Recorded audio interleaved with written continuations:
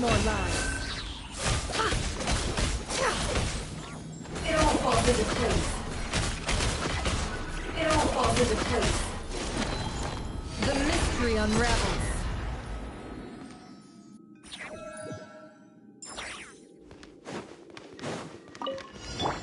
Yeah! Pew pew! Good luck! Forest, protect us.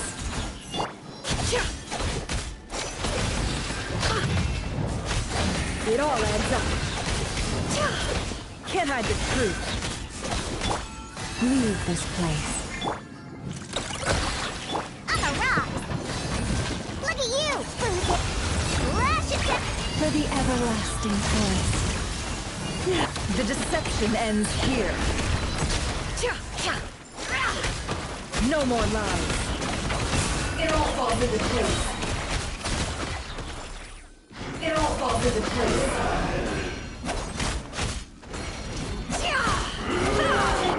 By the frostman of old, you poor... Shooting sun water ball! Can't have your drink! Huh! Pew pew! Can't hide the truth. It all falls into place. The mystery unravels. It all adds up.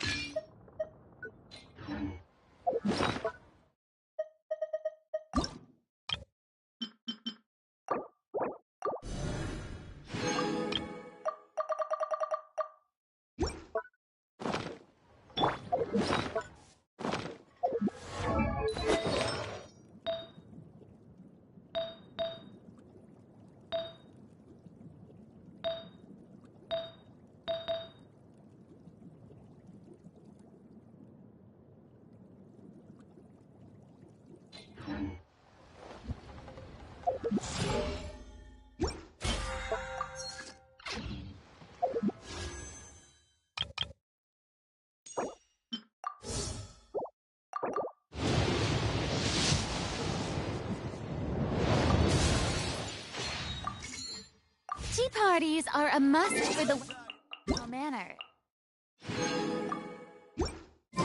If you'd like...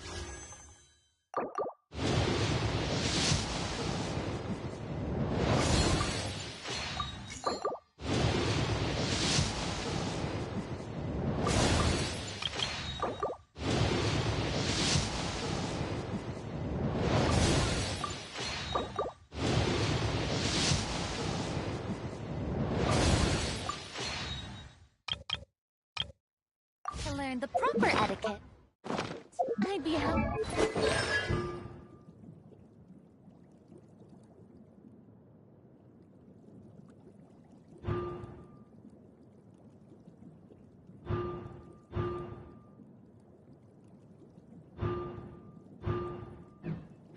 To teach you.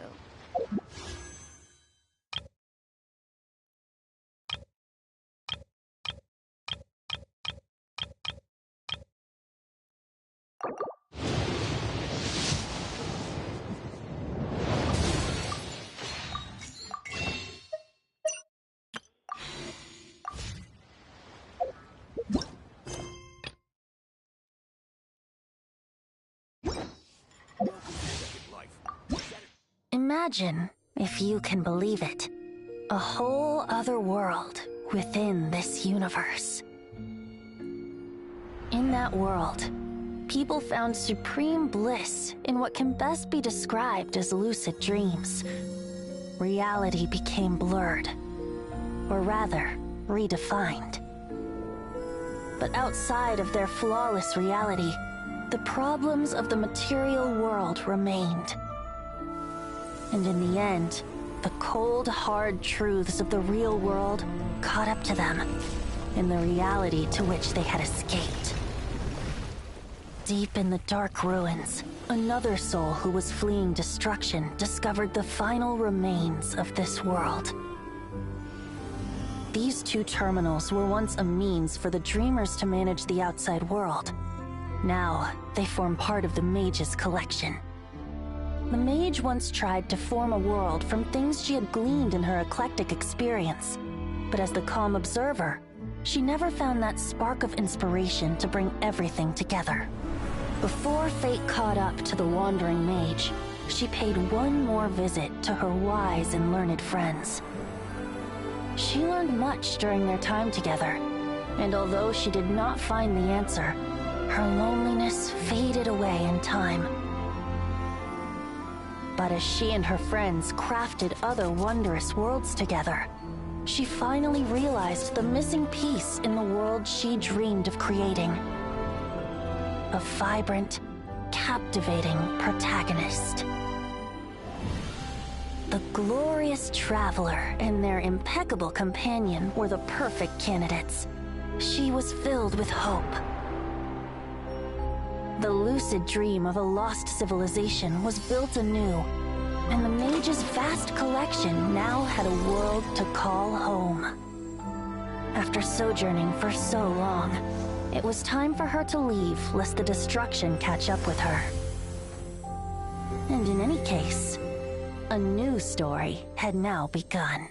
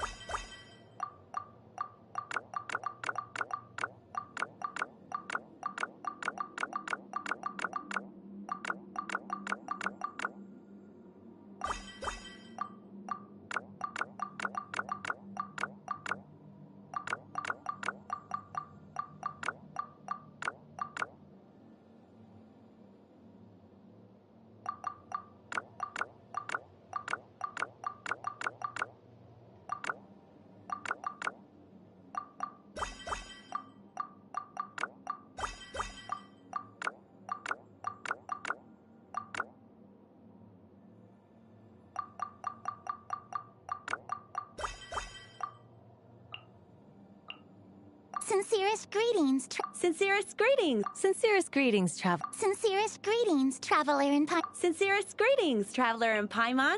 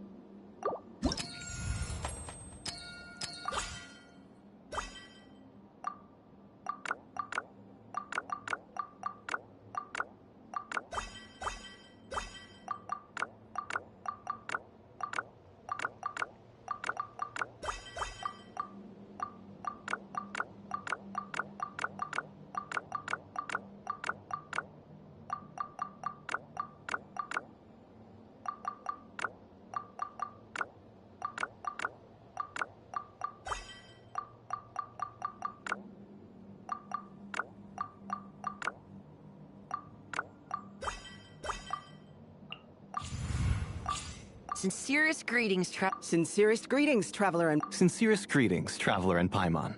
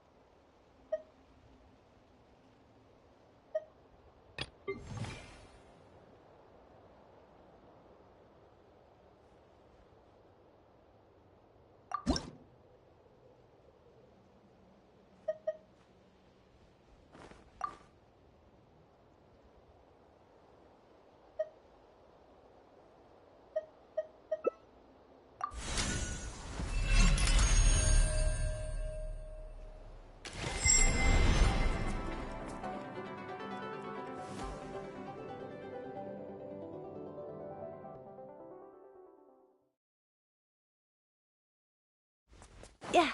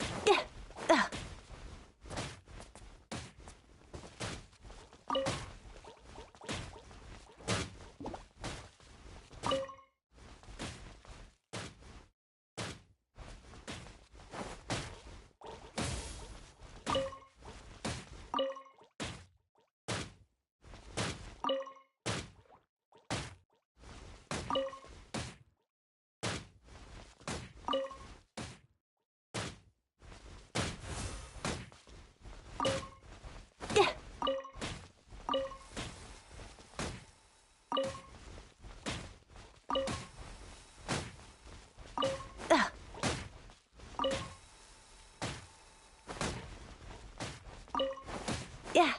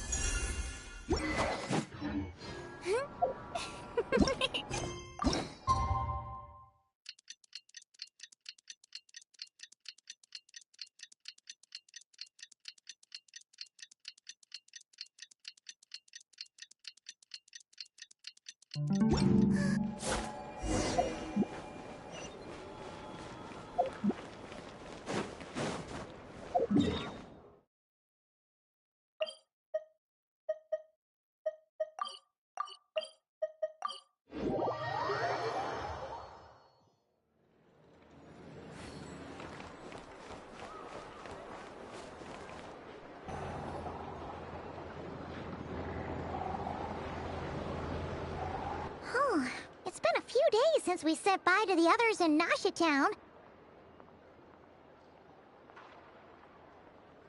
Still no news about Rarer, though. Where could he have slunk off to? If only he was gone for good. But with all the trouble he stirred up before, there's no way we've seen the last of him. Hello! You must be the traveler in Paimon? Mr. Flint has been looking for you. Unfortunately, there's been a serious wild hunt attack over at the quarry. He thinks it's time to regroup and figure out a plan. The wild hunt? Oh, uh-oh. We better get over there, right away! Come on, let's go!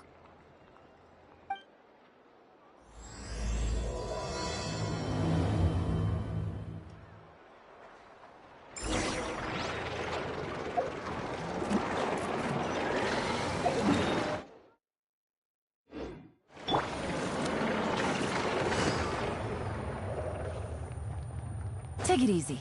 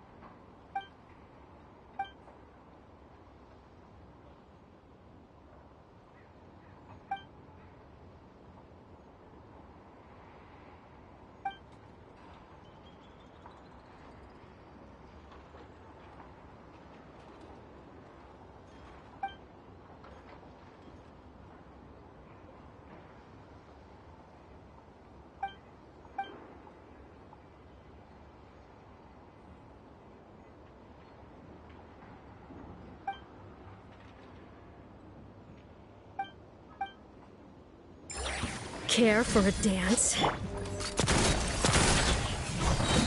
Busted. Gotcha. There is no escape! Dance with me! The show's only just begun. Here comes the catch. Inazuma shines eternal! The curtain falls.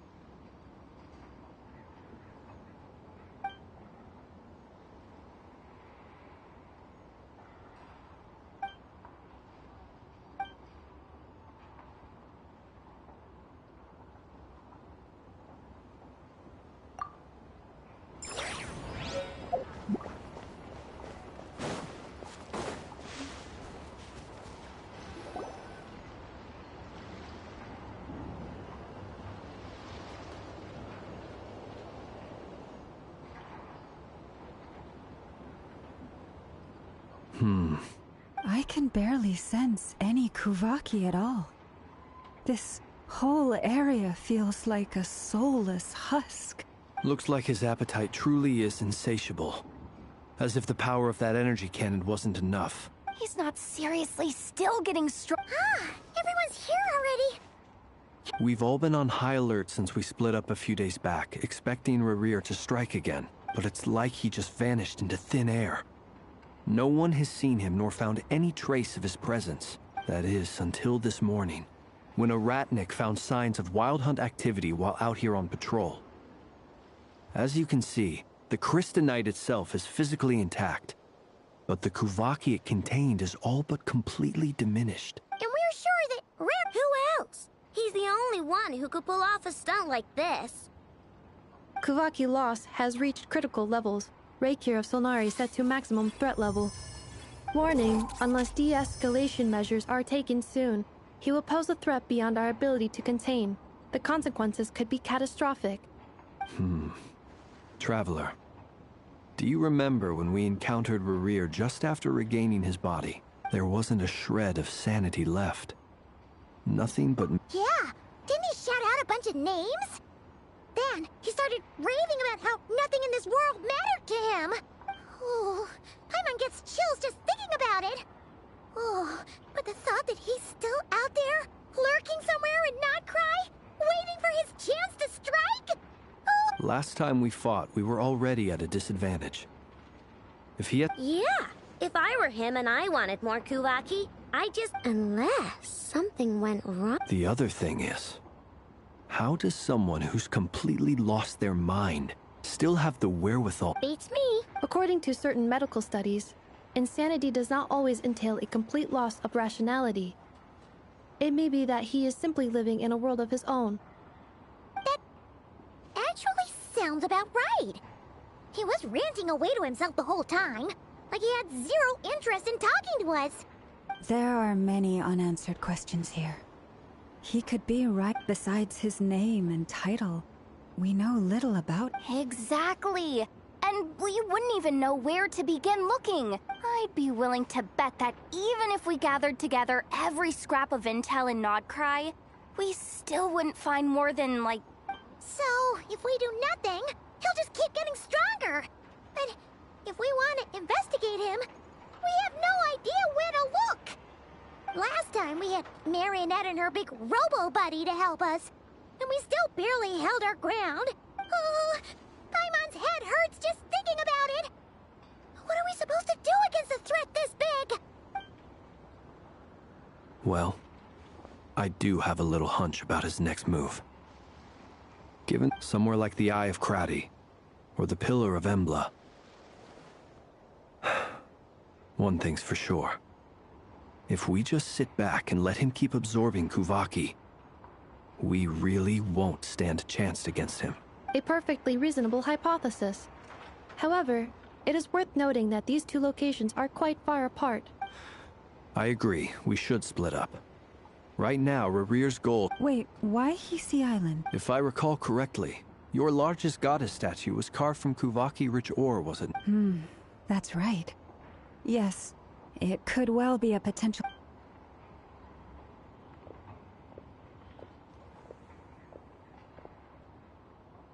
Splitting up's always gonna be risky. But I guess we don't have much choice, right? And if we do run it... That's when you follow the third rule of treasure hunting. Run like the wind. Didn't you say the... I don't know. Did I? Anyway... Agreed. If anyone finds so much as a trace of Rarir, do not pursue him. All right, we'd better get moving. Come on, Anetha, let's go.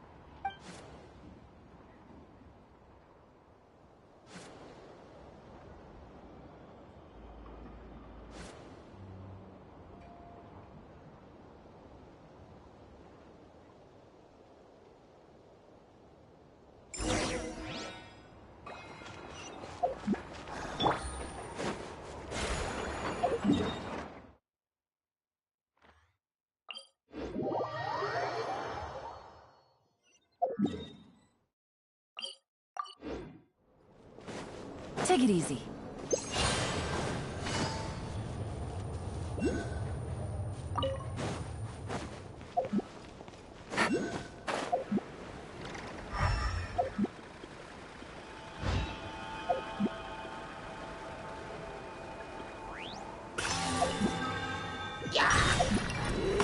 Quietly now. Shine down! Strike a pose!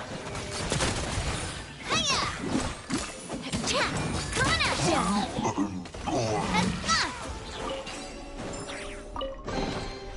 I'm loving this treasure hunt.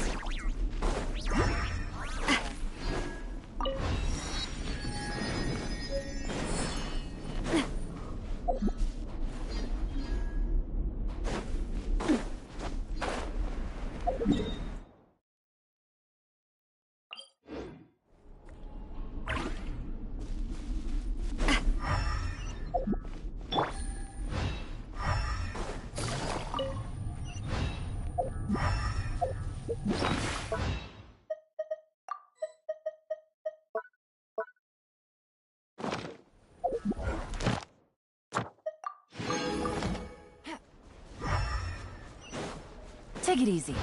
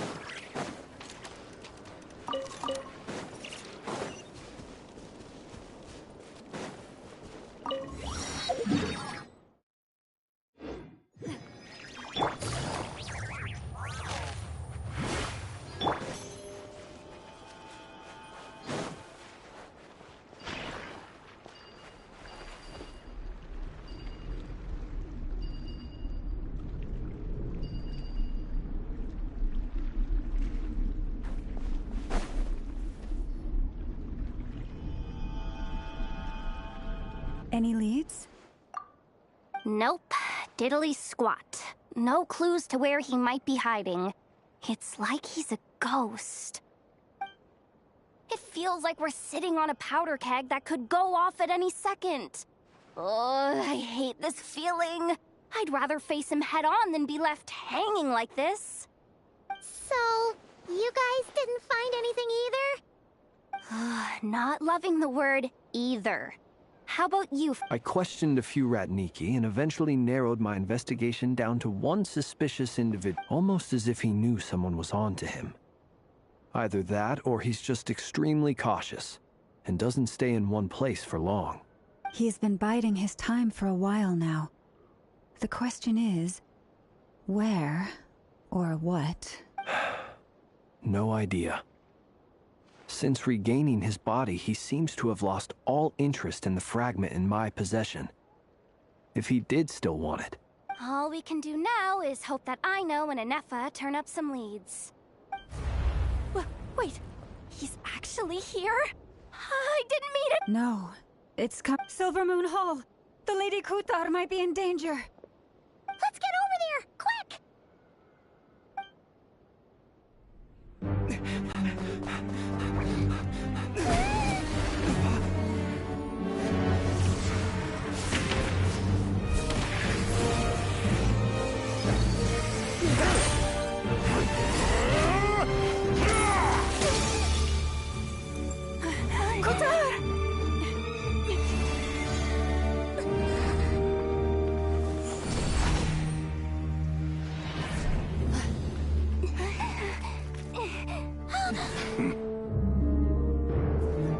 Why is he attacking the damsel elect? What's going on? No time for questions. Stop him!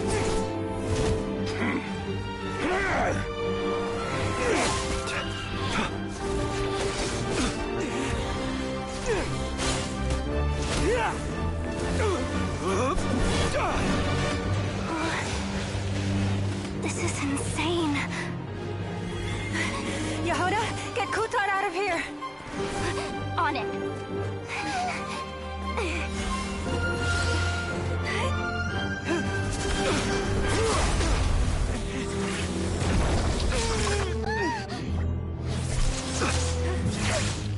Look where your feeble might has gotten you. Now, you shall plunge into darkness. Thalindus, soon, I will find a way. Watch out!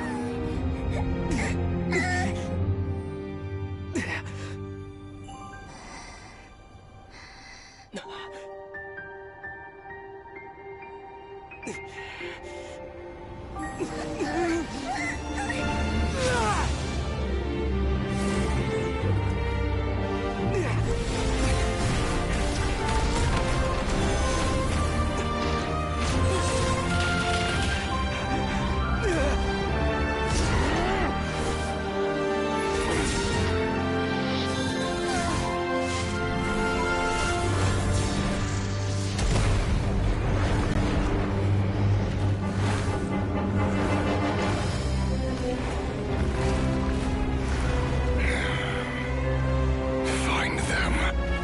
Even if it means turning this place to ashes.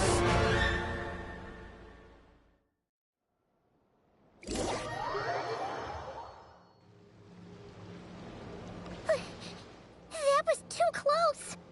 We barely made it out of there alive. What's that guy's deal? How'd he get so crazy strong? He's a threat to this entire nation.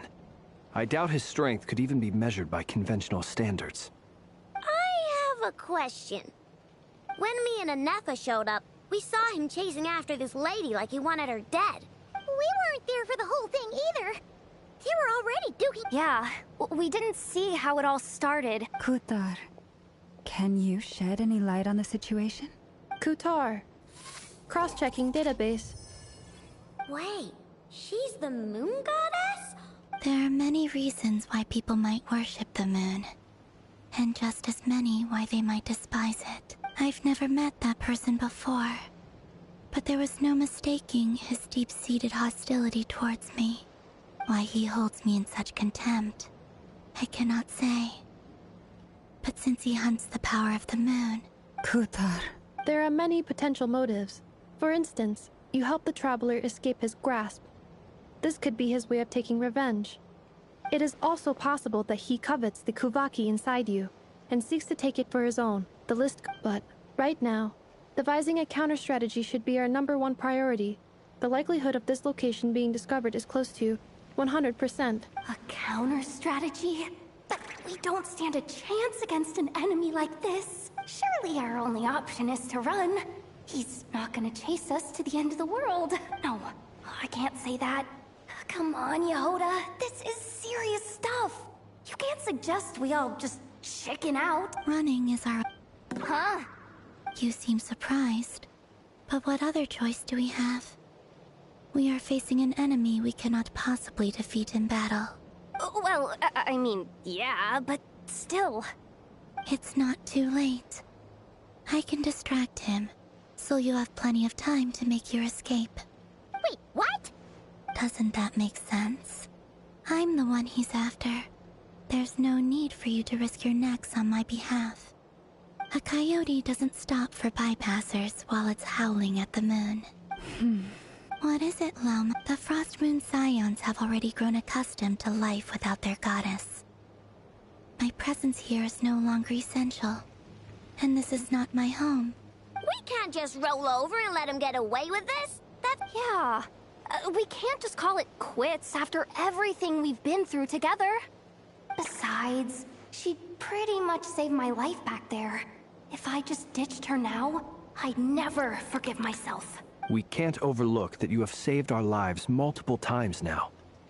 To talk of returning the favor would be a little crass for my liking.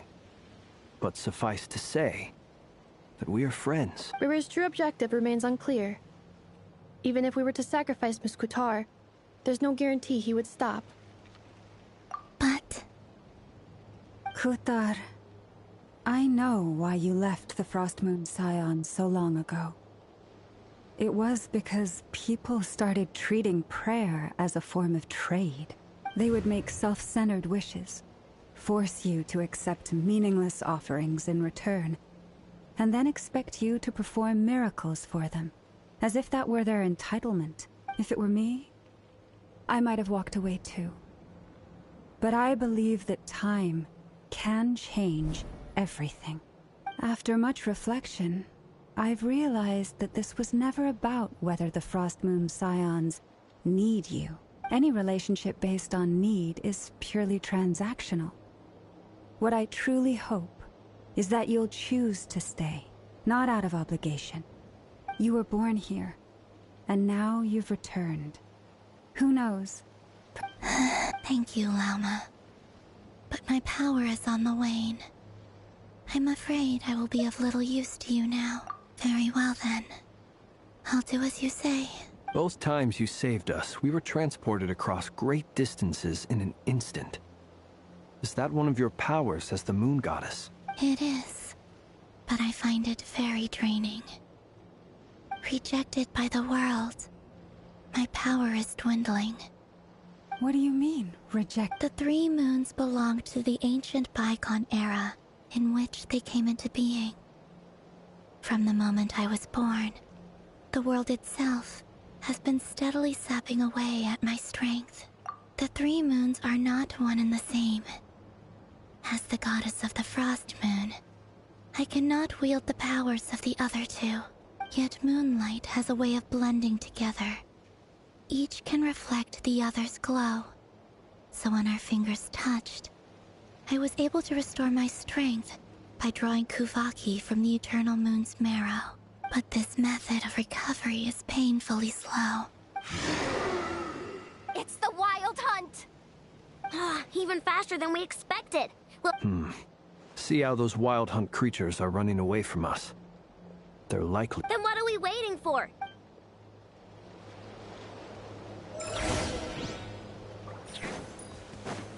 Installation chamber. Flores, protect us. Oh, they just keep coming! This is driving me nuts! Rear's closing in on us. We need to pick up the pace. There's too many of them!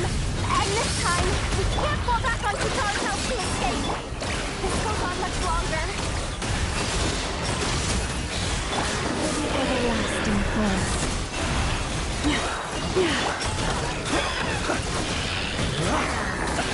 Annihilation mode. Defensive mode. Close your eyes. A observe. By the frost moon of old, leave this place.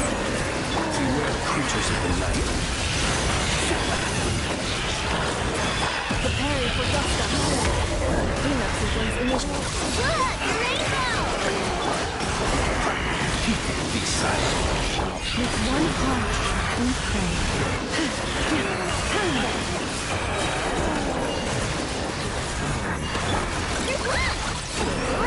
Ultimatum protocol. Installation. The night comes. Close your eyes. By the frost moon of old.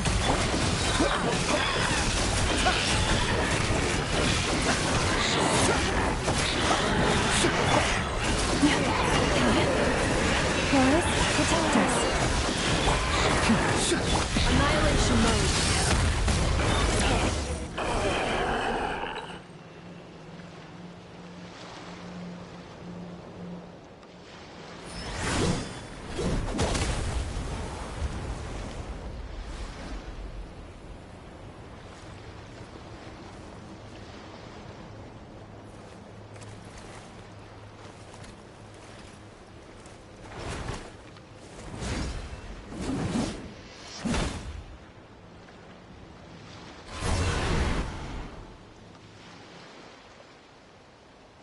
What's the matter? Bit off more than you could chew?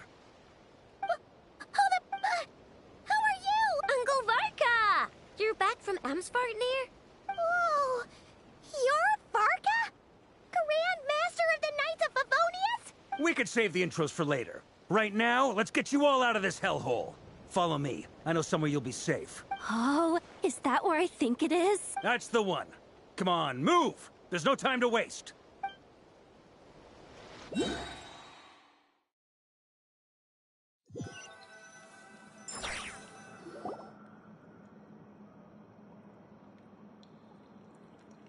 Wow! Where are we? This is so well hidden. Well, that goes without saying. This is the Knights of Favonius' meeting place in Nodcry, and a contact hub for the Northern Intelligence Network, aka the Black Market of Intel. No matter what faction you're with, it's the place to buy and sell information. Their headquarters are in Nodcry, but they've got contacts in every nation. As an expeditionary force on foreign soil, working with them has offered us the most effective way of getting our hands on reliable local intel. This is where we meet, so naturally, it's secure. Anyway, where were we? Folks from Nodcry should be pretty familiar with me by now. But I believe this is the first time we've... Allow me to introduce myself. I am Varka, Knight of Boreas, and Grand Master of the Knights of Favonius. We've heard all about you. You look way younger than Paimon expected. But you definitely have that Grand Master vibe. Well, I'm no spring chicken. Just not showing my age yet. Definitely feeling some of that back pain today, though. Rushed back from Amsvartnir without a wink of sleep, only to get right into another fight with that freshly revived maniac. Another? You mean you fought him before? Yep. He wasn't nearly as strong back then, but he was still a formidable foe. I brought some of the knights along to give him a little surprise, but he saw us coming from a mile off. My squad took heavy injuries, and I barely made it out alive myself. We knew it might have been our last chance, so we staked everything on it. But still, it wasn't enough to stop him. I tried tracking him down afterwards, but he didn't leave a trace. Even in his unhinged mental state, he's as cautious as any trained operative. So, I decided to come find you. And as luck would have it, turned up to find you being ambushed by the Wild Hunt. The rest, you already know. Is that why he's been frantically absorbing Kuvaki these past few days? Because he sees you as a threat? Maybe I'm part of the equation, but even if I weren't, I'm sure he'd still be gathering power. He's clearly working up towards something. Note to self, Uncle Varka's strength rating officially upgraded. Guess it's my turn to ask questions now. So, what exactly has been happening in Nodcry? Why is the Wild Hunt returned in humanoid form? And why is it after you? That's a long story, but I'll try to make it quick.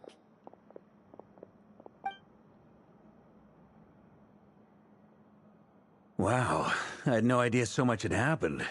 Sounds like you guys have really been through it. So, the Kutar is actually a Fatui Harbinger. And all this wild hunt activity in Nodcry is the work of the Raker of Solnari, one of the 5 sinners. Oh, that's a lot to take in. Need some time to wrap my head around it all. I'm truly sorry, Mr. Varka. You stood with us against the Wild Hunt, and did everything you could to stop it from escalating into a full-blown catastrophe. And then, the one time you're away, it all comes to a head and all your hard work gets undone. You've got nothing to apologize for, Miss Moonchanter. You can plan 100 steps ahead and still slip up. That's just life. No one knows what tomorrow holds. You can't predict which way the wind will blow next. And, to be perfectly honest, I can't say I'm surprised. For all the times we've defeated the Wild Hunt in the past, we've never been able to completely wipe it out. Turns out, we were just delaying the inevitable. But now that a new variable has come into play, fate may well take a different course. A new variable? You mean... us? Who else? And in a strange way, I think his resurgence might not be an entirely bad thing. The Wild Hunt is like an unrelenting force of nature, but Rerir is an individual with an agenda.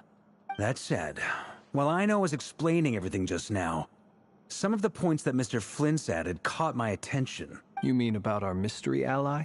That's right. From what you've said, not only did they lead you straight to some key files, they also shielded Hisi Island from a lethal Kuvaki blast. I don't know who or what could pull something like that off. Heck, even Miss Columbina doesn't have a clue. I hadn't heard the story about those files. Would you mind repeating their titles for me? Wild Hunt Phenomena Log. A Nodcryan Ratnik's Field Journal. Oh.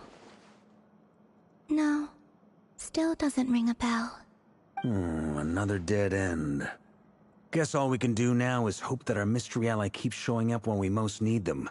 Still, it's safest to assume they won't be intervening again. From here on out, we'll have to resolve this crisis by ourselves. Your intel also explains something else I've been wondering about. The reason I led my team to Amsfarnir was because we'd had reports about a possible source of the Wild Hunt showing up there. But once we looked into it, it turned out to be a red herring. I don't know who was behind it. I doubt it's by chance that he happened to make his comeback while my attention was diverted. And from everything you told me, it sounds like his scheming began well before his return. So maybe... But is it even possible that he orchestrated all of this by himself? The Moon Maiden and the Raker of Solnari. Nodcry of all places. The way everything is unfolding, it can't be a coincidence. So, what do we do now? Got any idea? Right now, we've got at least 3 things to consider. Let's go through them one by one. First, we need to figure out how to take down Rerir. If we can't beat him in a straight-up fight, the rest won't even matter. To my knowledge, the bulk of Nodcry's fighting force is already gathered here. But even with everyone united, we're still no match for Rerir in his current state, let alone with his power still growing. What if there was a way to tap into a new power of our own? How so? Have you thought of something, Columbina? 3 moons once watched over this world.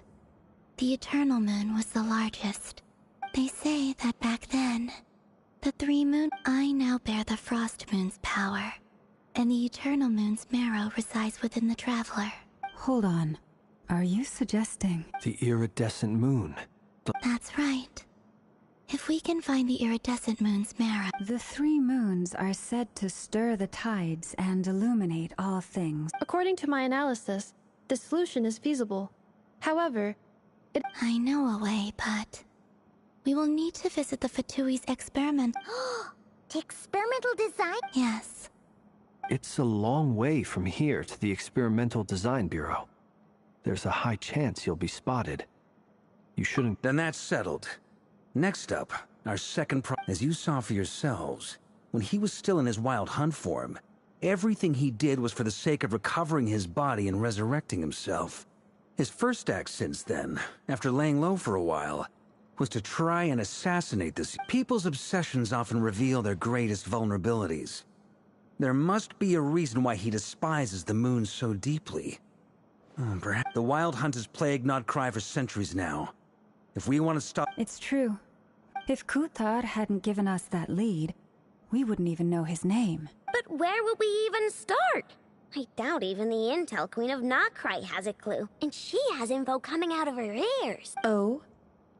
That's a rather hasty conclusion for someone who's so painstakingly meticulous when it comes to dealing with machines. Ah, she heard me.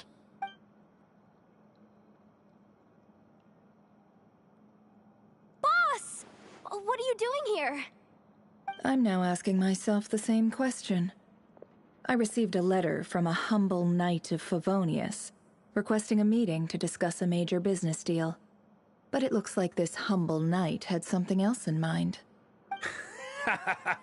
Details. Miss Neffer, the important thing... Since his failed ambush, I've been racking my brains trying to come up with a plan to fight Rarier.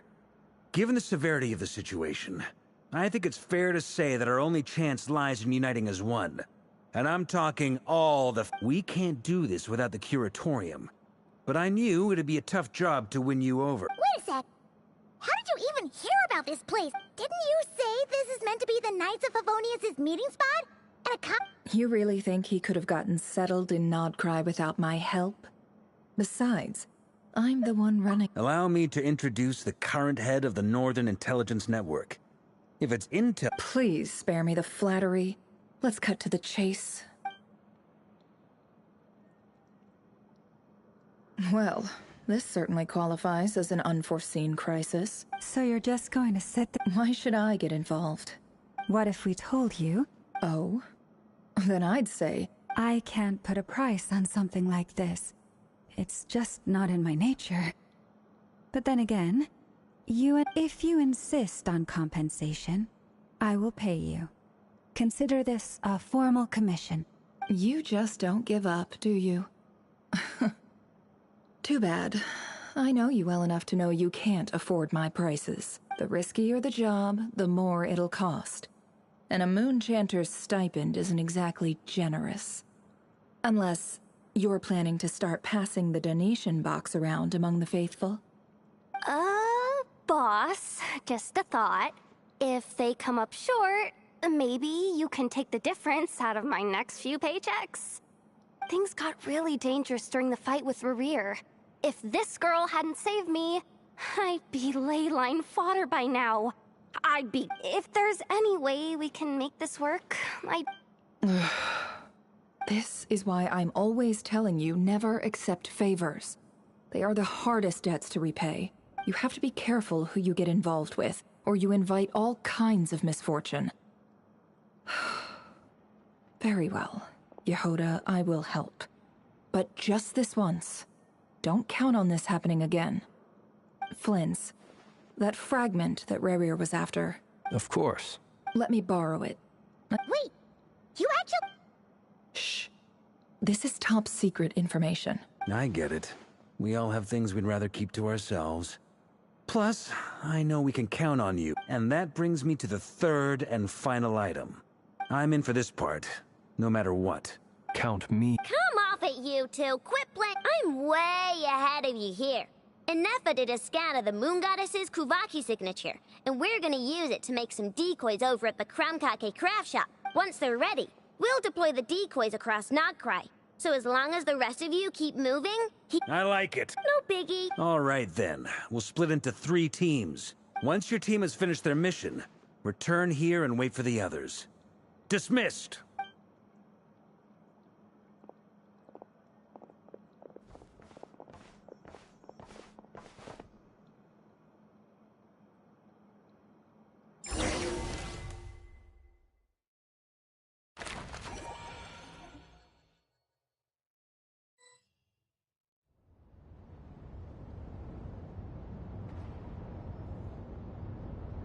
Lady Damselette.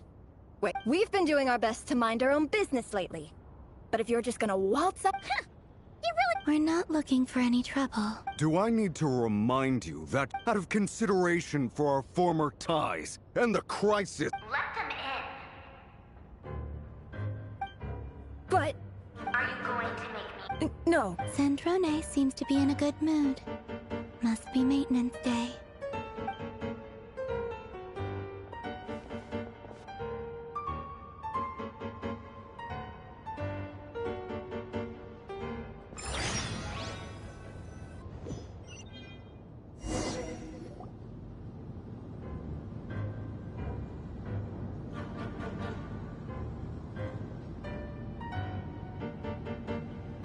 So tell me, to what do I owe the honor this time? Actually, before you answer that, just so we're clear... I promise it's nothing big.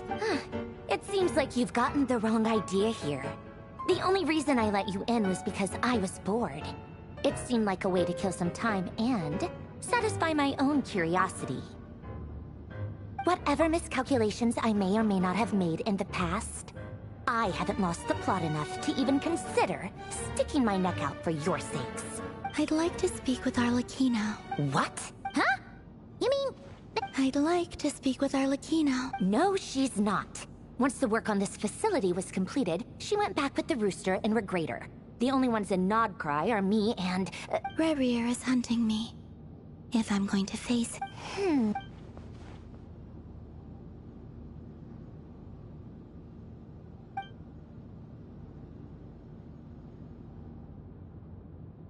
Is that a no, then? As if I need reminding. I was this close to settling things with him before someone decided to whisk me away to their weird little garden.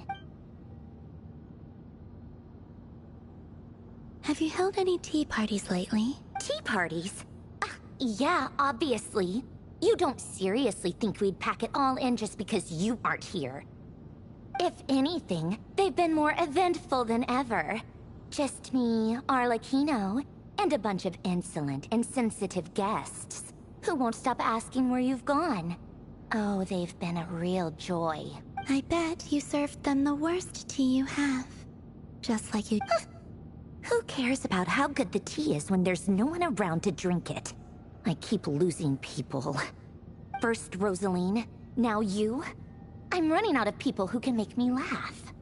Honestly, what could be more ridiculous than the multi-centenarian goddess, who's only ever had the plain herbal tea she received as offerings? You'd always brew a different type of tea for me each time.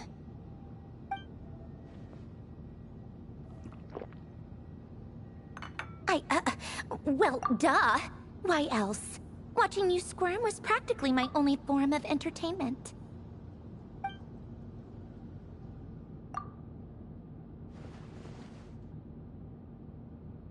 Oh, yeah.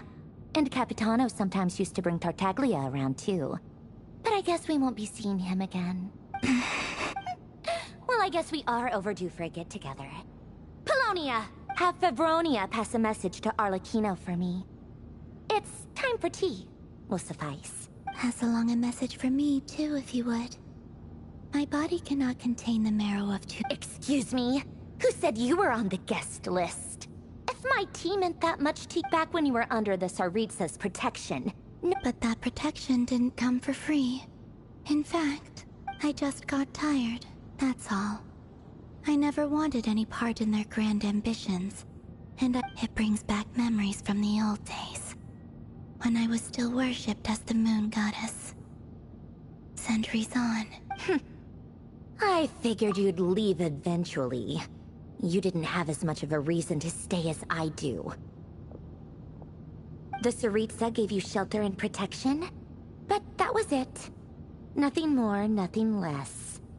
Meanwhile, the Fatui demanded everything from you in return, until it was more than you could bear. I get why you left. And frankly, I have no interest in dragging you back just because the higher-ups told me to. But if you keep hanging around with this riffraff, the next time we cross paths, we might be enemies for real.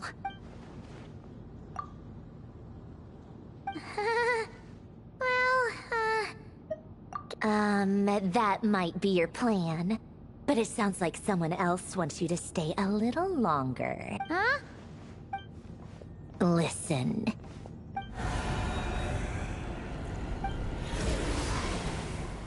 My lady, it's the Wild Hunt. A horde of monsters is headed straight— Another uninvited guest trying to crash my tea party. Clear the area! I'll handle this. Wait, what? You want us to leave you here by yourself? You'll be lucky to make it out of this alive. You really think you can afford— Go on, get out of here! You may have stopped Polonia from crushing him last time, but I've made sure that won't happen again. Stay and watch if you want, but it'll be at your own risk. Don't tell me what to do! Look, if you're leaving, make it quick, or you'll just get in my way. There's a secret passage on the second floor. It'll take you right to the plains out back. Stare all you want, Columbina. You're not getting another invitation to my tea party. I know. But thank you anyway, Sandrone. This is exactly why you shouldn't hang around with those people. All their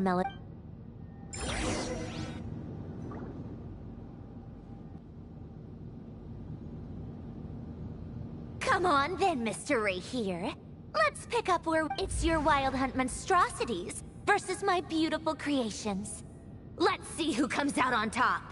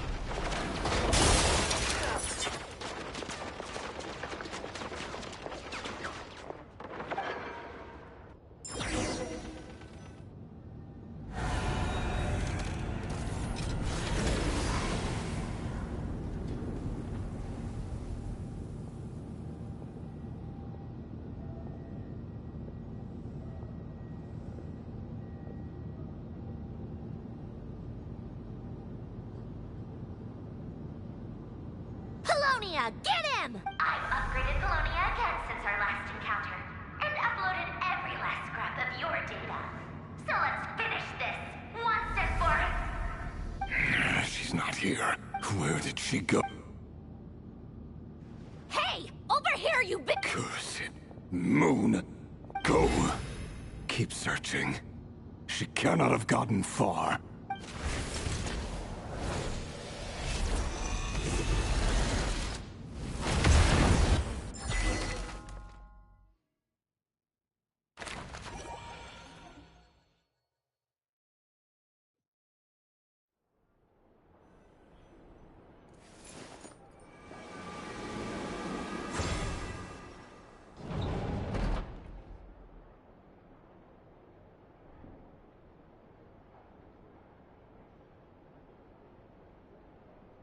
So this is your method for investigating Rarir's past?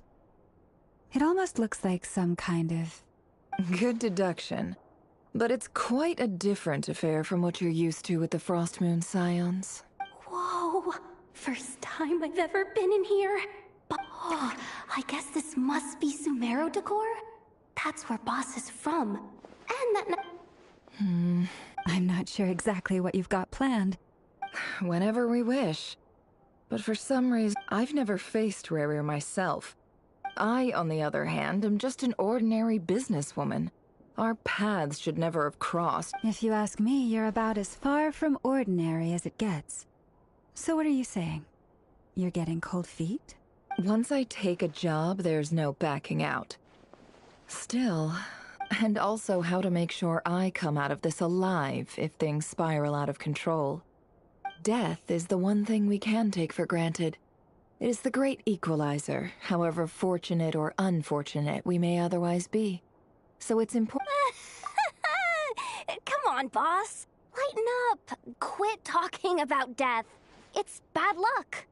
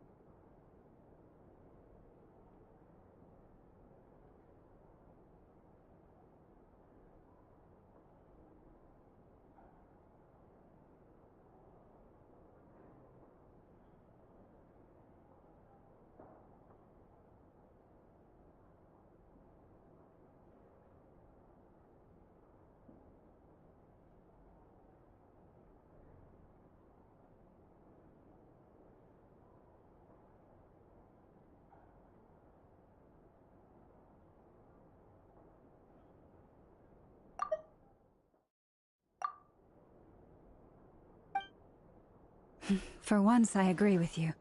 When you're up against a foe like Rarir, There's no such thing as being too prepared. Is there anything I can do to help? That won't be necessary. I've already made up my mind. Time to cash in a precious favor I've been saving for a rainy day. Yehoda, I need you to find someone for me. The sooner the better. Eh? Find who? That shady merchant who sold you an overpriced treasure compass the other day. Come on, boss. You're pulling my leg again. In what way is she shady? She showed up when I was completely lost and sold me a neat little gadget that was exactly what I needed. Trust me, she's a good person. Anyway, I know who you're talking about. Don't go anywhere. I'll be right back.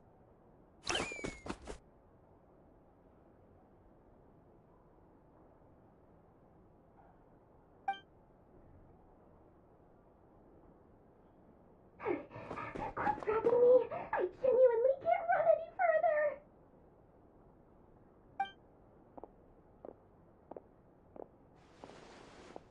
Hey, aren't you? What is it? What's the big rush? You dragged me out of a dream where I was literally swimming in Mora. I'm charging double my usual attendance fee. See, look how easygoing she is. After that rude awakening, she could have completely snapped at us. But instead, she kept it together and just asked for an extra fee. Dori Sangama Bay? I never would have pictured you two doing business together. If you want to make it big in Nodcry, it's all about connections. Lady Nefer just so happens to have a lot of intel that interests me. And she also did me a big favor in the past. It was back when I first arrived in Nodcry. My trusty assistant, the genie in my lamp, had an adverse reaction to the Kuvaki and fainted. And when you know it, that's when I suddenly find myself in a life-or-death situation. Good thing my compatriot was there to swoop in and save the day. I've been giving her a 30% discount off all of my goods ever since. Now, so that no one here feels left out, I'm willing to extend a 20% discount to fellow friends of Boss Nefer. Plus, any other friends you send my way will enjoy 10% off. What can I say? The great Lord Sangama Bay is nothing if not generous. So, let me guess. You've run into some trouble. I've got everything you could possibly need, and the more you buy, the more you'll save. You guessed correctly. What have you got in the way of survival gear? The one type of gear I've never been short on. What are you looking for? A jetpack fresh from the Academia's labs? An ancient suit of armor dredged up from the bottom of the sea? At the very least, I need to know what kind of opponent you're dealing with here. If even you're worried about staying alive, it must be pretty serious. What if I told you it's someone with the power to bring a nation to its knees? Is that so? Then we really are talking top-shelf treasures. I don't have anything like that in stock right now. I'll have to ask my supplier. Your supplier? A powerful woman, make no mistake. I can't reveal her identity, but luckily for you, I hear she's planning to visit Nodcry in the near future. If you're willing to wait, I can ask her when she's here. Can't say exactly how long that'll be, though. Then, let me put it another way. What would you do if you encountered an enemy like that? Roll over and serve yourself up on a silver platter? Of course not. I have a handy little trinket from one of my generous suppliers, which... Hold on. What exactly are you getting at? No, this is for my personal use only! Let's just say I'm borrowing it, all right? Just for insurance purposes. You'll get it back later. Favors are the worst kind of debt to owe, and now you've got a chance to repay one. A win-win situation, don't you think? Fine. You can borrow it for 5 days. No, make that 3. And for every extra hour after that, I'm charging you 1,000,000 mora. Deal? Deal.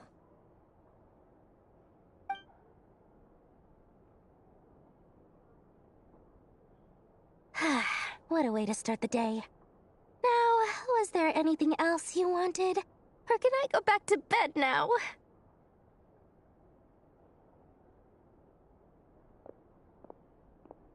That will be all. Take care now. Don't trip up on your way back, friend. See you later! You're my favorite shopkeeper.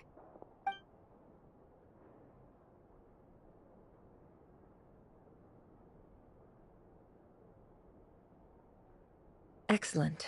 Everything is well and truly ready. The ceremony can now begin.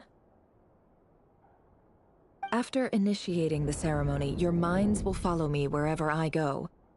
You will see many strange things in your mind's eye.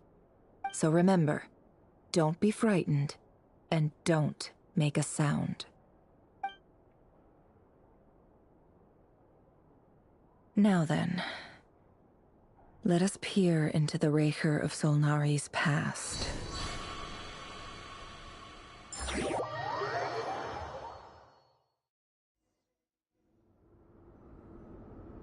I made it. I don't recognize this style of architecture. Must be Conrian. Simple furnishings, table and chairs.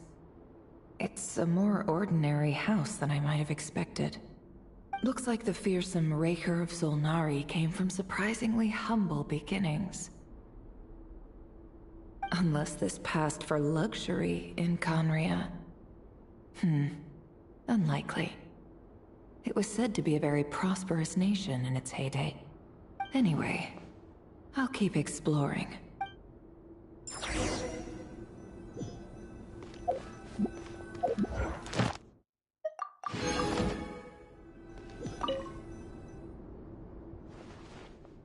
Hi, Reverie. Since you're working extra hours tonight, I thought I'd keep myself busy by checking out that new... I'll test it out, and if it's as good as everyone's saying, let's go back together sometime. P.S. New stash from the Universitas Magistrorum. I brought some goodies home. A few teacups and a pin... They didn't sign their name, but they must have been...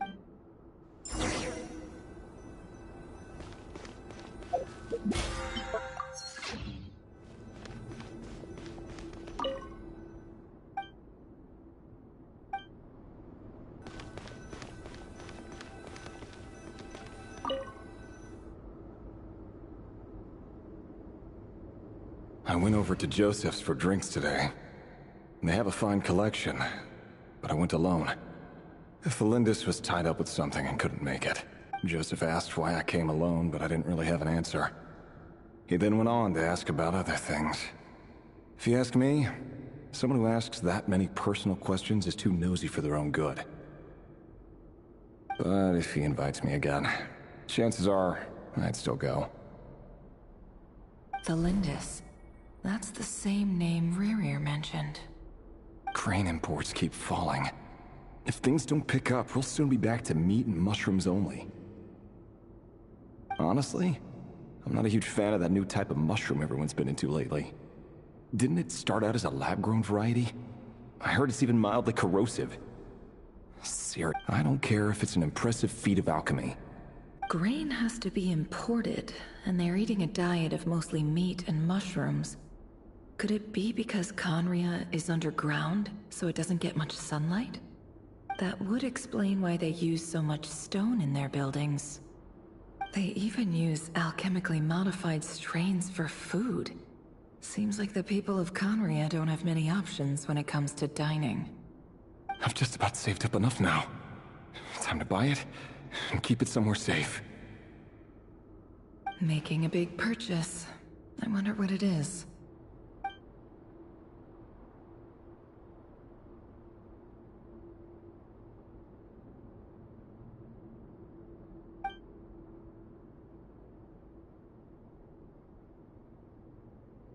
He really is a professional, despite what he's become.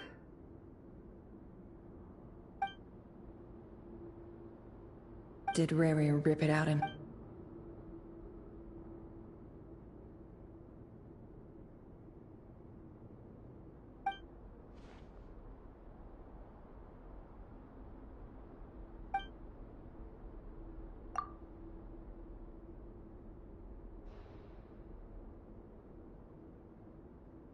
Before I met you, I was the burial place of a fallen moon.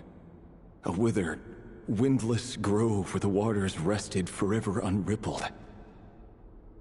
It was you who helped me see that my heart hadn't entirely withered away.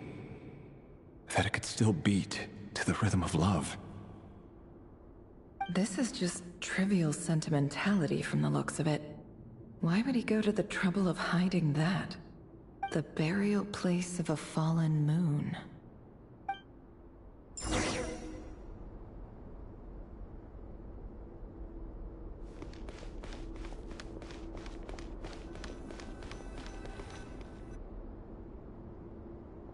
Reverie! Dane! Oh, and, Vediflin here? Hello there, Reverie. You need not address me so formally outside of court. He doesn't get that much free time, so I invited him over for a drink. Even the court prophet deserves a break every now and then, right? So, what are we discussing today? Hey, don't look at me. As far as I see it, we don't need an excuse to have a few drinks. Come on, don't give us that. Didn't you say you were about to pop the big question? Who does... I just didn't expect you to be the first one to settle down and get married, that's all. Yeah. If you told me that a few years ago, I wouldn't have believed you either. So, are you planning to come clean about your... Sure, I'll have to tell her at some point. But I'll need to pick the... Come on, stop being such a pessimist. For all you know, she could be thrilled. I bet she'll be much more a member of the King's Guard. Quite the cover. Of course he does. Anyway... Me? Same old, nothing much to... Huh? What's up, Ved? It's nothing. Vediflin, Dainslift's elder brother. Renowned throughout the court of Conria as the Visionary. And said to possess a wisdom far beyond the reach of... And yet, despite the gulf between us, he seems to... Does he even know me? Does he see me as a friend of... Why did he react so strongly? Was it really to do with what we were talking about? Brown, curly hair and brooding blue eyes. Perfectly normal. As frightening as this monster is in the present, there's something even...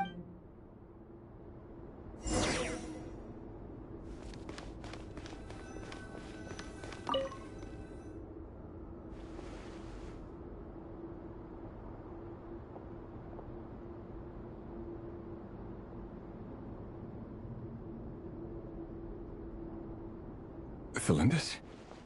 You're back early? Our equipment's being serviced today, so I got off earlier than usual. How's your day been? Aw, why the long face? Is something the matter? Went for a drink with Dane and the others after work. Isn't that a good thing?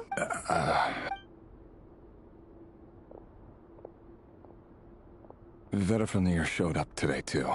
Ah, Mr. Vediflin. Yes, I've heard of him. He overheard Dainslift mention that I'd recently proposed, and seemed to have an issue with it. So, you're worried? We're nobodies. Why would the Visionary be... I'm sure someone in his position has... Maybe you're right. You worry too much, Reverie. We've been together for ages now, and everything's been going so well, has it not? So, you do... Like I said, I need some time to decide. You can't just rush into things like this. All right. Take your time. Nobodies. Sounds about right. In the eyes of... Can someone whose gaze is so fixed on a far-flung future even see the present clearly? Besides, the dynasty's fate rests with the king and his inner circle. Whatever I do, it won't make much difference. Meanwhile, every idea they come up with and every decision they make, it affects everything. These days, the king is lost in his research, and the purge of the Crimson Moon bloodline grows ever more intense. The opposition tried to speak out, but nothing came of it.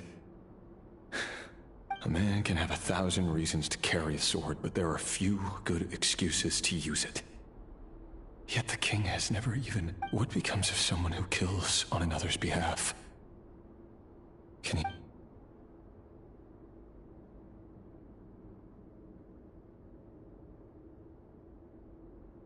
Felindis?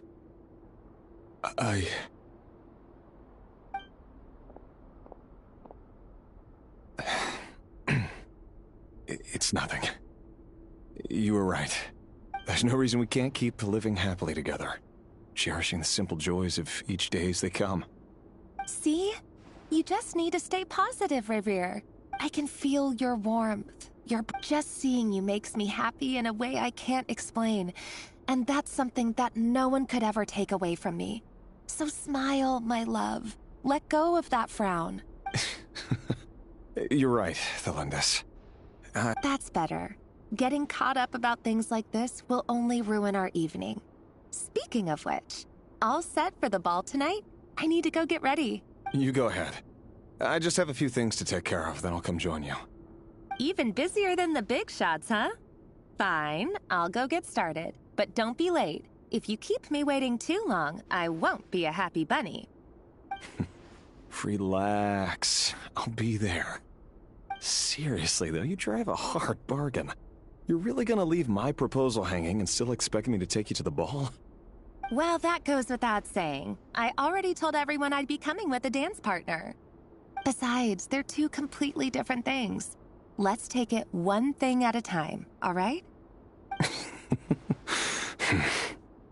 All right. White outfit it is. It seems like Rerir was deliberately hiding his ties to the intelligence services by giving the impression that he was just an ordinary member of the Venster King's Guard. He clearly doesn't want his would-be fiancée to know about his other life. Then again, that's hardly surprising. People in the intelligence trade rarely do. Who'd have thought we were in the same line of work? Let's dig a little deeper.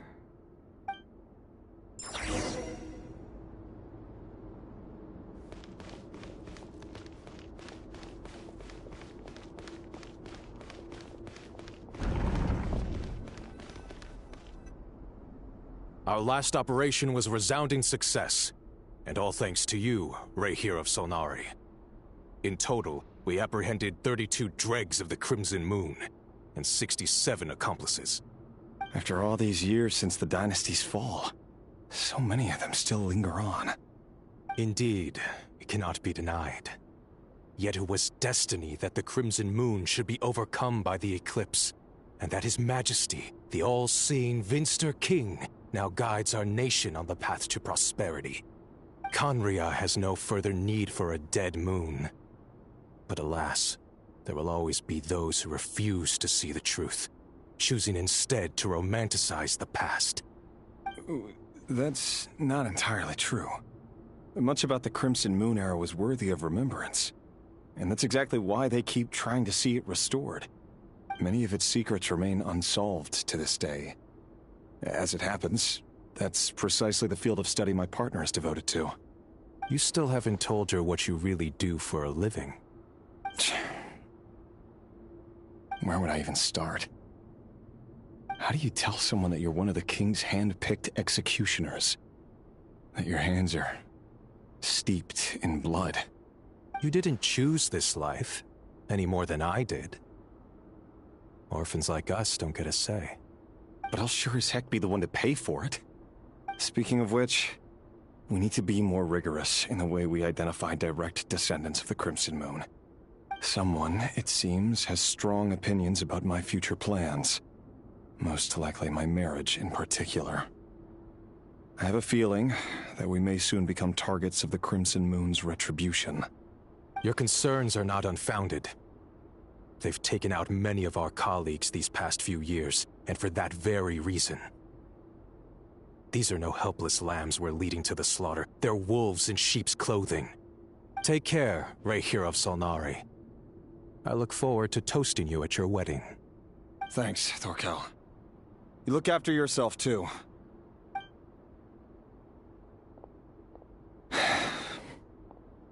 Felindis, I never wanted to keep this from you.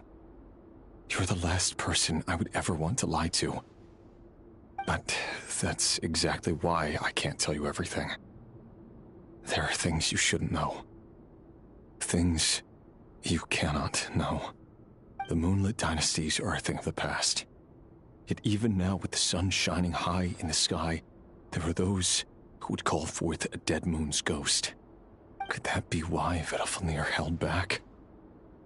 Or was it because of some court secret he's not at liberty to share? I have to get a clear answer from him. No matter what happens, I will protect the Lindis.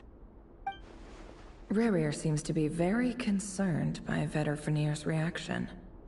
Vedalfnir and Dainsleif, the Visionary and Twilight Sword. So that's what they were really like. I've investigated this whole area now. There doesn't seem to be any other memories here. Should I try somewhere else? Wait a second. What's this black smoke?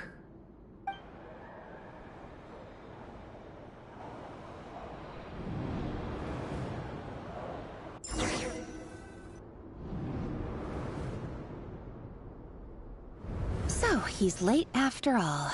Just you wait, Rerir. You're in for it. Big time. Are you waiting for someone, ma'am? Could I tempt you into buying some flowers? Oh, sure. Pick me out a pretty bunch if you would. Thank you. But I'm afraid none of them are as pretty as you. For someone so young, you sure have a way with words, don't you? I'm only telling the truth. Look me in the eyes. You'll see I'm not lying. May we have a word in private? Who are you?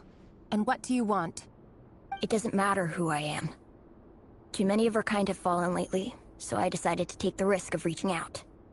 Not long ago, the Ray here of Solnari led an assault on one of our strongholds.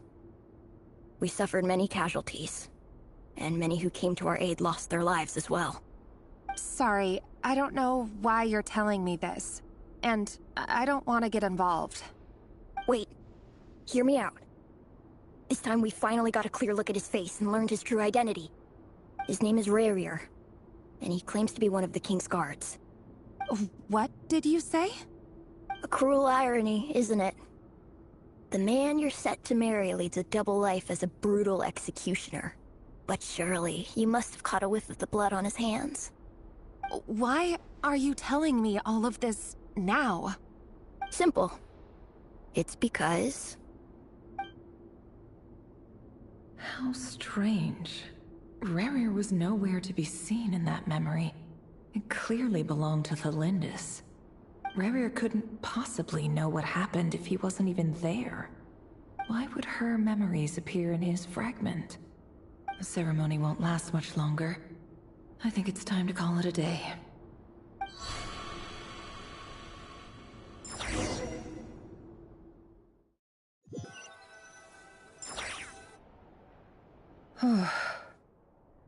So that was your doing? Did you just pull us inside Rerir's fragment to spy directly on his memories? Any more questions, and I'll have to start charging. I had no idea you could do that, boss! Seriously, that was amazing!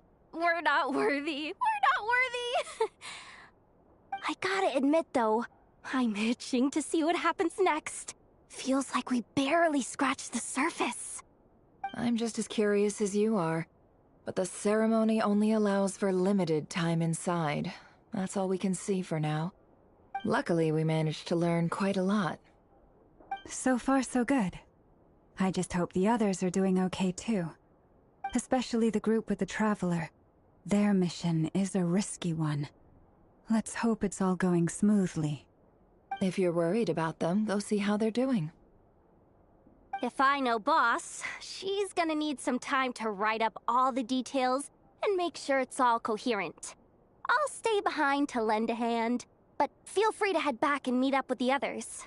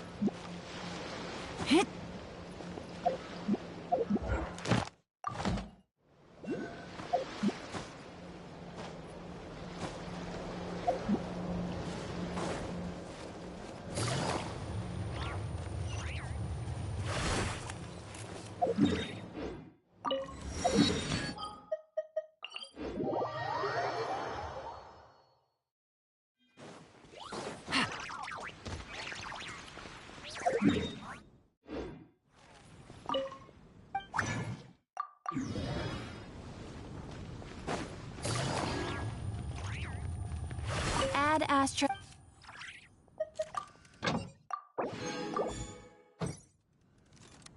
Add Astra. Thank you for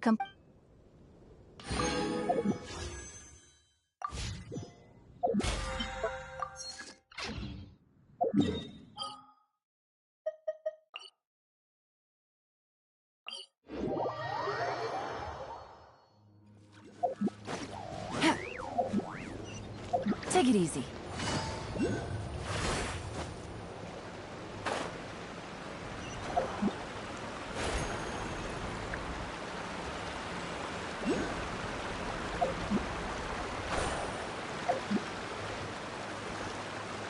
Oh, they've been prowling around for nearly 2 days now.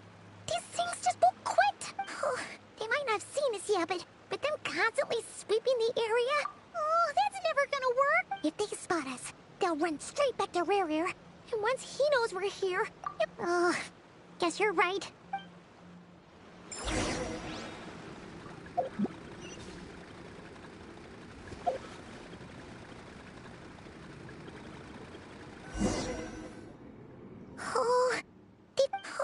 They might not have seen us. Oh, that's never. If they spot us, they'll run. Oh.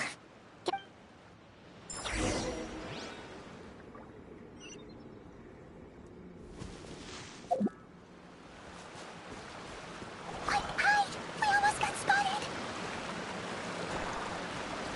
Phew. That was a close call.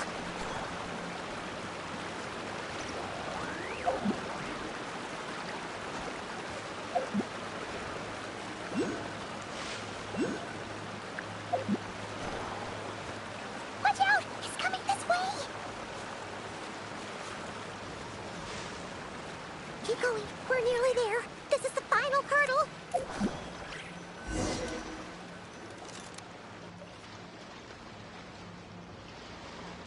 Oh, there's no end to these things!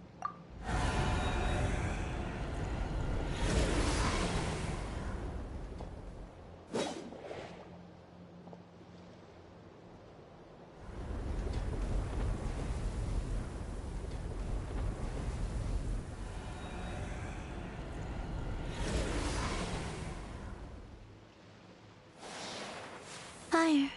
Fire? Wait, what's that smell? Oh no! There's a fire!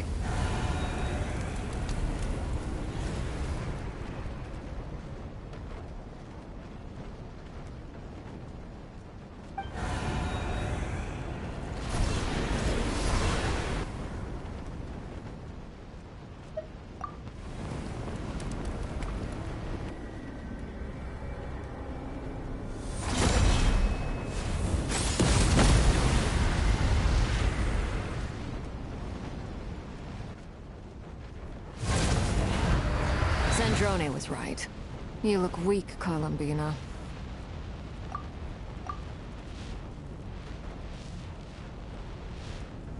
The old you would never have let such lowly creatures bar your way. Word has it that you did something for the Tsaritsa, and that's... Freedom comes at a heavy price, doesn't it? It's Arlic! Hello again, Columbina. And greetings, guests of the House of the Hearth. It's been a while.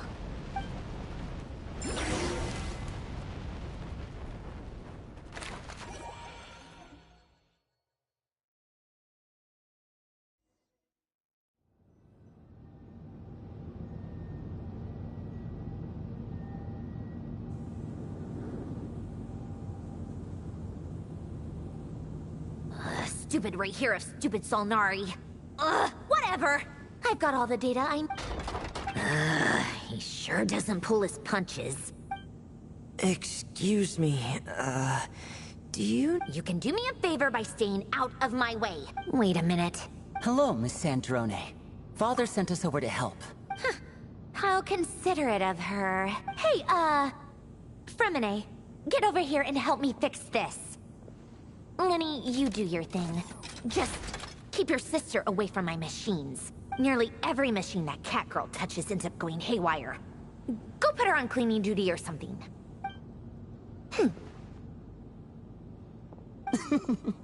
Then let's start downstairs. You've got it. Wait a second. Pretty sure there's still some tea in the cupboard. If you want some, you'll have to make it yourselves.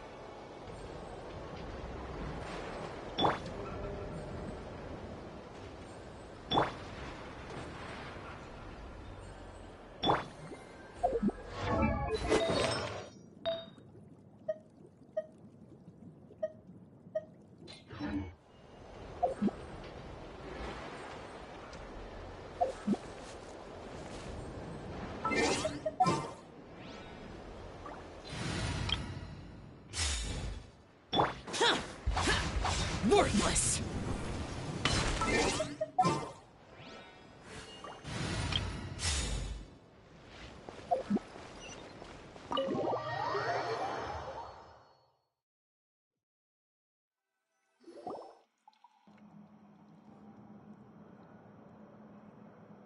It's a relief to see you all made it back in one piece. Huh? Feels like there's... I returned ahead of them. Flint is helping Aino and Anefa to set up the decoys and buy... Boss is still wrapping things up on her end. She sent... I see. But first, who do we have? Greetings. I was invited here to help as a longtime Tea Party companion of Columbina's. You may call me Arlecchino. Surely it can't be. Those eyes. Oh, where...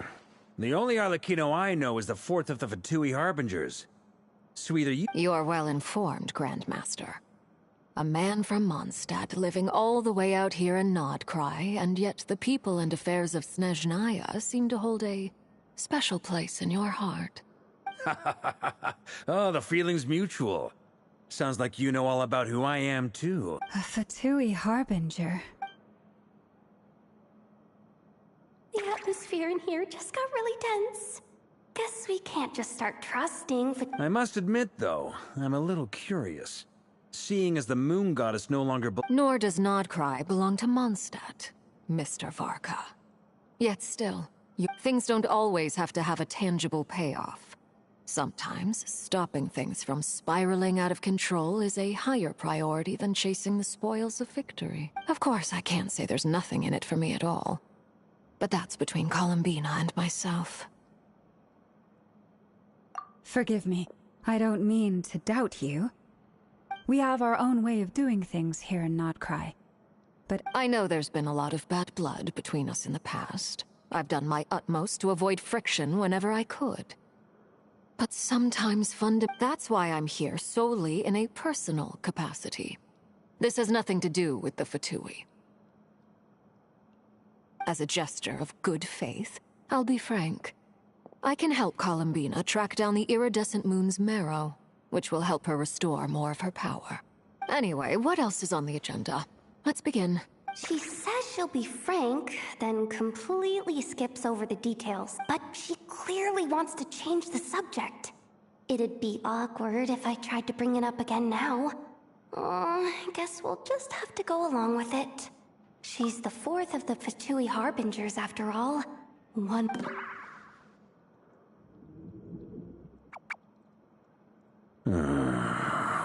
Well, since Miss Arlecchino sounds confident in her ability to handle that, we'll All right, listen up, everyone.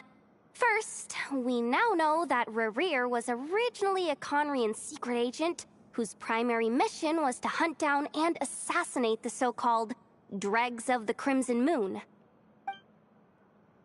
The Dregs of the Crimson Moon? Mm-hmm. In the memories, there was a lot of talk about the Crimson Moon and Eclipse, and a whole bunch of other stuff from the time of Conria. To my knowledge, those were the names of two different Conrian dynasties. Long, long ago, it is said that the people of Conria worshipped the Crimson Moon, drawing a mysterious power from its reflection. But one day, a coup saw the Crimson Moon eclipsed, hence the name of the new dynasty that replaced it, and how it became the new emblem of Conria. Still, long after the Crimson Moon dynasty had fallen, the last ruler of the Eclipse dynasty, the Vinster King, still coveted the secrets it left behind. So, he sent the Rehir of Solnari to secretly hunt down the Crimson Moon's few remaining followers. In those days, Rerir showed no signs of madness. In fact, he was as normal as any other person. What's the matter? Verfnir, Freindaughter, Flinders.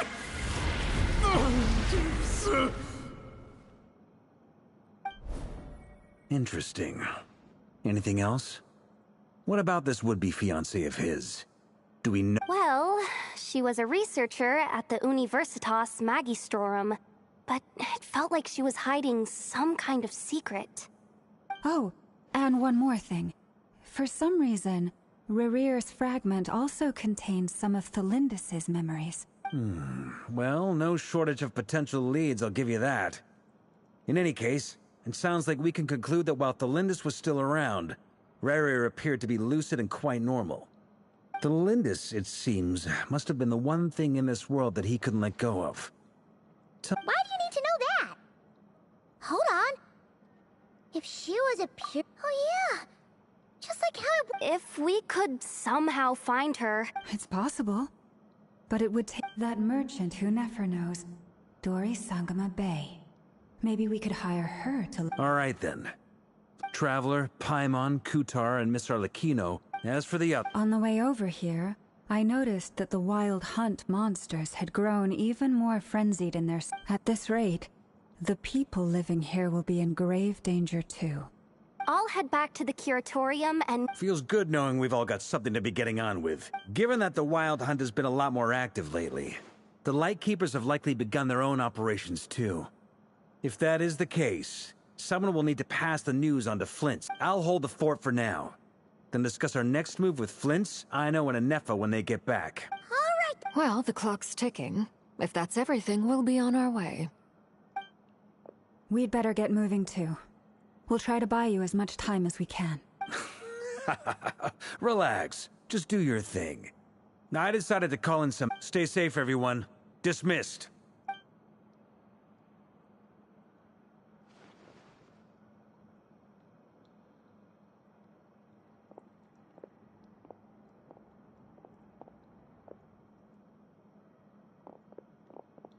We're back.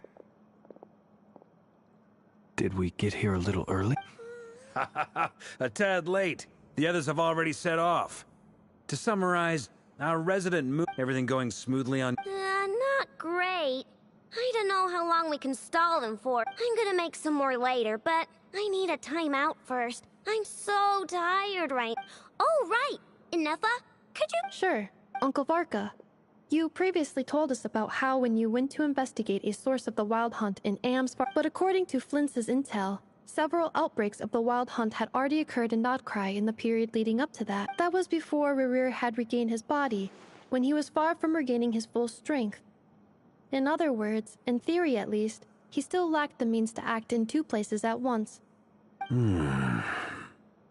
Flins, with everything that's been happening, the Lightkeepers across Nodcry are rallying to fight back against the— I know, I'm sure you're capable of coming up with something far more effective than decoy. And Effa and I will head back over to Amsvartnir to see if there's anything I missed.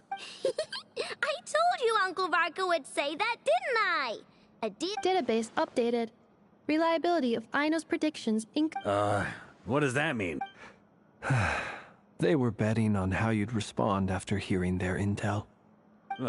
It's the obvious choice, isn't it? That's hardly worth betting on. We already decided that Anefa should go investigate the situation over at Amsvartnir on her own. You might as well stay here and keep watch. Someone needs to hang back and oversee our strategy meetings. And besides... So I've ended up with the easiest assignment.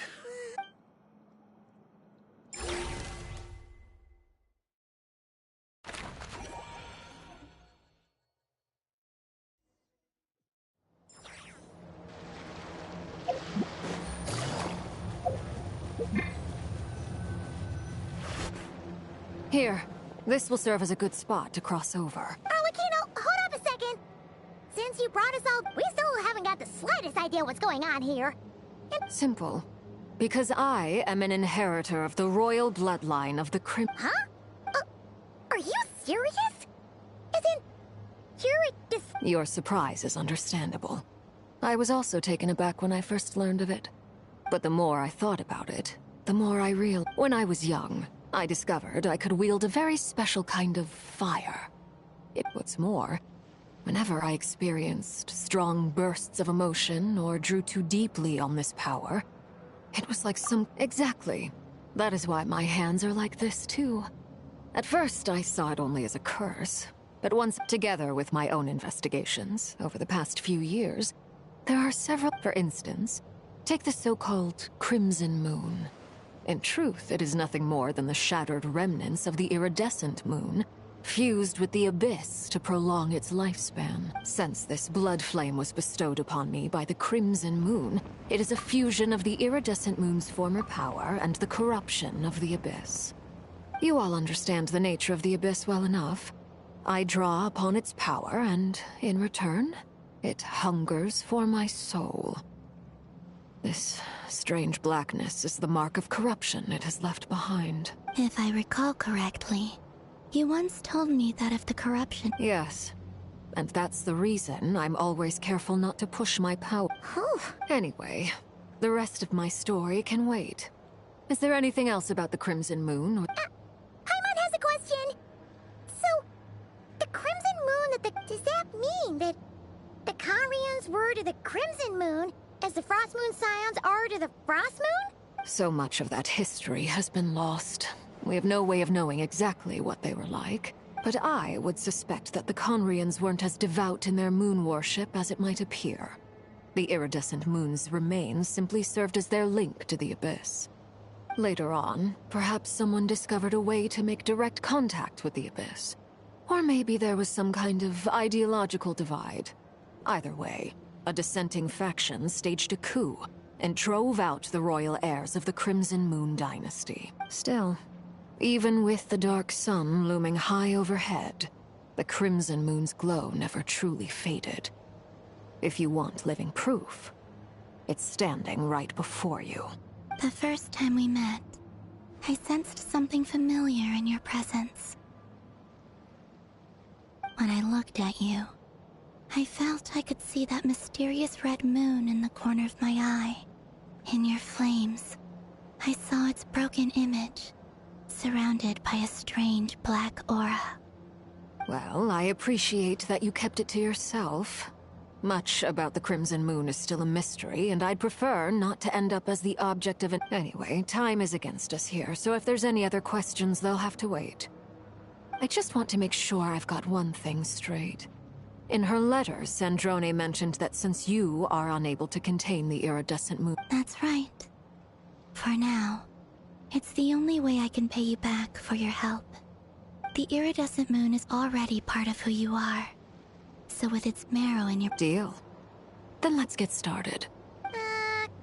Get what started? When I first became a Harbinger, the Jester gave me a book called Paranhari, also known as Leobranto Innamorato. You should be able to buy a copy next time you're in Fontaine. It's a love story set in the Crimson Moon era. In the Crimson Moon era, or so the story goes, there was an orphanage that received children from beyond the bounds of this world, and subjected them to a peculiar induction ceremony. Beyond the bounds of this world? For real? And what kind of induction ceremony? The Crimson Moon sages looked beyond this world for beings with powers that surpassed the gods.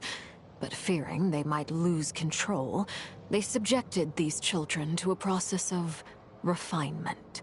They made these children crawl up a fireplace and kept asking them, "Have you died? Did you see it?" Until they finally admitted to having died and seen a crimson moon. The adults embraced the children who passed the ritual, telling them, "Within the fireplace, you have traversed the flame." The book leaves much unsaid. But I suspect that this was their way of branding the children they had enrolled, leaving... That explains why I can't sense the Crimson Moon's marrow in this world. It makes sense that it would be sealed in a... But there's no fireplace here.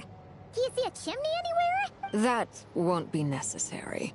The fireplace is purely symbolic. The key to the ritual is crossing the flames between two worlds. In other words, the flames that burn within me. Those burned away by such flames leave behind a kind of ghostly afterimage in the world. In the days of Conria, people believed they could be used to bring... In short, I can open a passage to that space for you. The catch is I'll need to stay on this side to keep the passage open. So I won't be able to come with you. Once you're inside, you'll have to find your own way.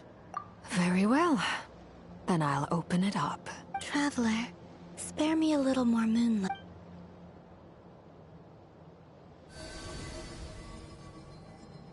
Thank you. I feel like I've recovered some of my strength now. It should be an...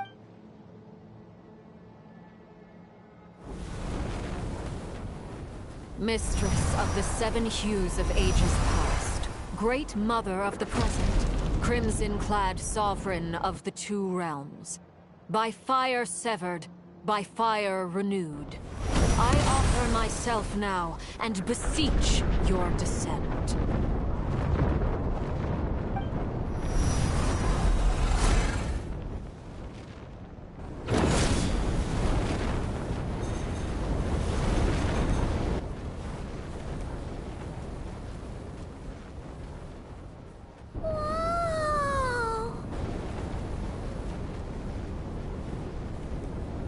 One word of advice.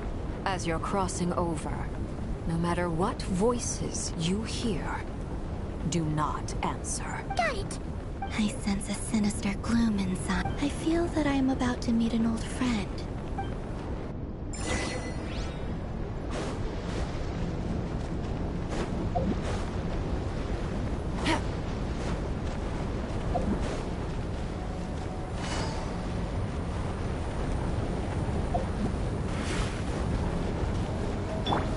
Escape!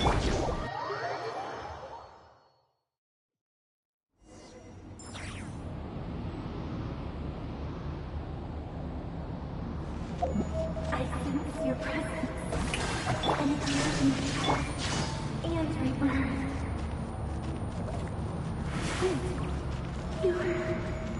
Why are you? You have crossed over from another world. Transcended fate itself. I have no right to... Hey! Look up at the sky! A red moon! This must be the spot, right? Is that the abyss? It's practically filled... What a tragic sight. Fragments of your broken body, seized by the abyss, and hung up aloft like mummified remains. Careful! There's something spooky about this place. Paimon's right behind you. Whatever you do.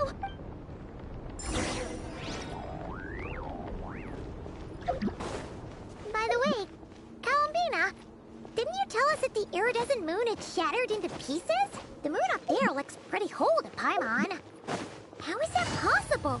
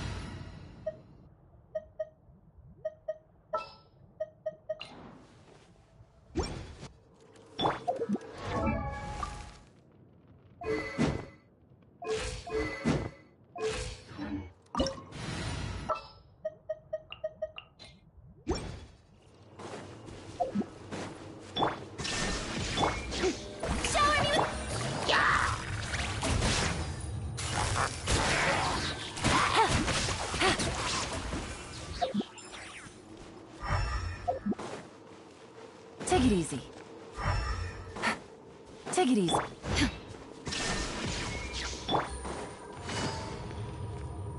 Just like I thought. It was only a facade.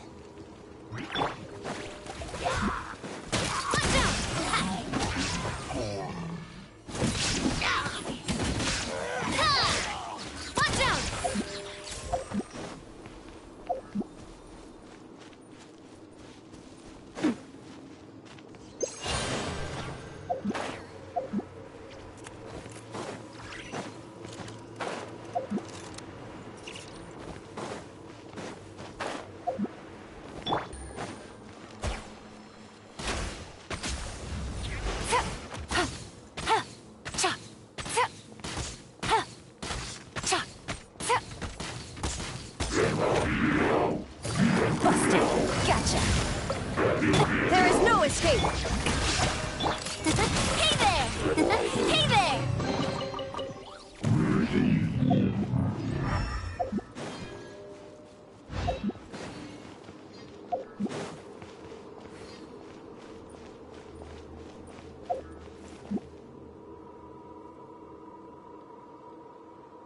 Huh? Huh? For real? That's way too high! No. It's coming from under the mountain. Let's see. Ah! There's some kind of weird shadow over the water. Wait, see that? Looks like a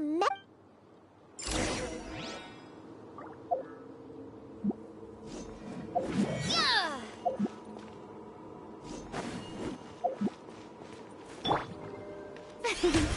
May I...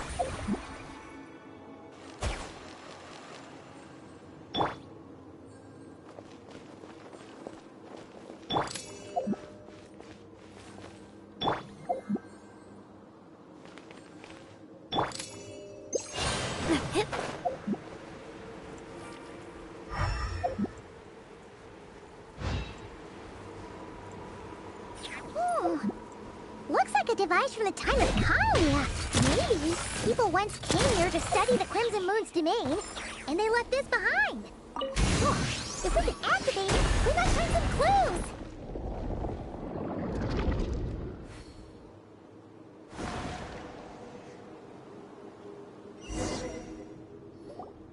Hey, look at that! Now that the mechanism's running, the shadow in the water looks different. Do you think these mechanisms might be the key to... Felindis, we'll leave the rest of the research in your hands. I hope this isn't ruining date night. Mind your own business. Just leave me some snacks on the table. Felindis? Is that Rear's girlfriend? Oh yeah! So the Abyss has made this space extremely maybe that's why some of the things she said and did were preserved here. Whenever I see this view, waning moon, oh lifeless damsel, weeping on the mountain crest, mourning still in wistful tone, her fragile soul now laid to rest. For me, of all people, to be here investigating the mysteries of the Crimson Moon space, is it a coincidence?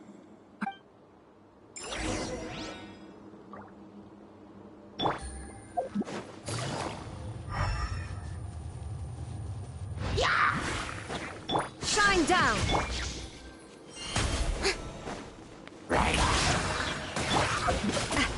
coming at ya!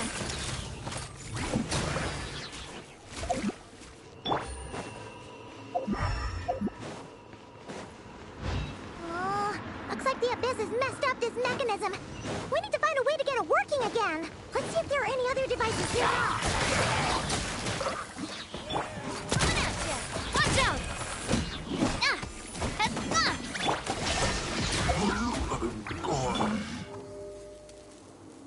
Watch out!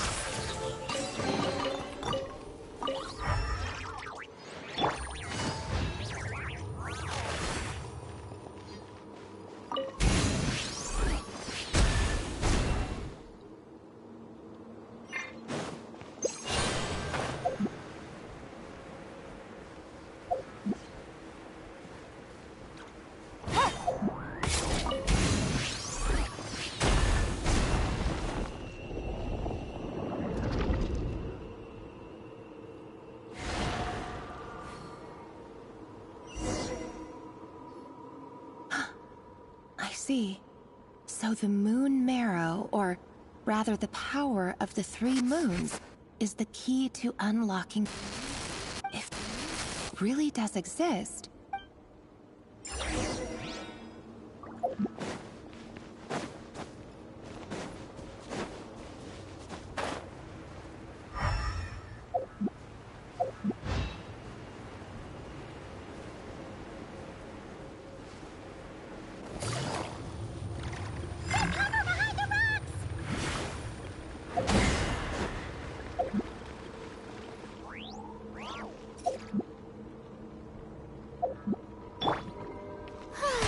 The show begins!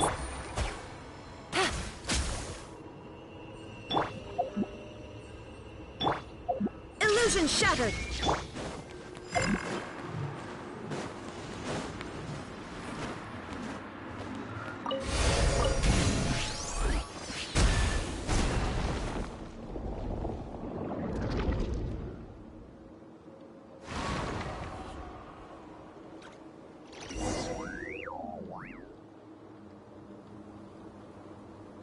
With the Abyss inhibitors in place, I should be able to access... Oh, Rerir. With every step you take, you're drifting further from what you truly desire. But you're not the root of the problem. Ever since that out... If only I could get my... Hey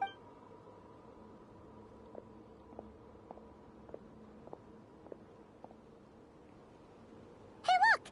The moon's reflection is back to normal! Elindis' voice mentioned a chamber with the moon marrow. Do you think maybe it's hidden in the moon's reflection? It must be. For within it, I sense the fragile aura of a dying soul. Then there's no time to lose! Let's go!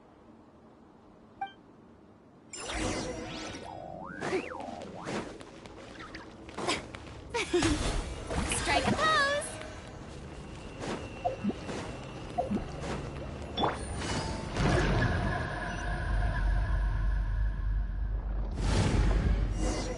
There is no escape! These things are so creepy!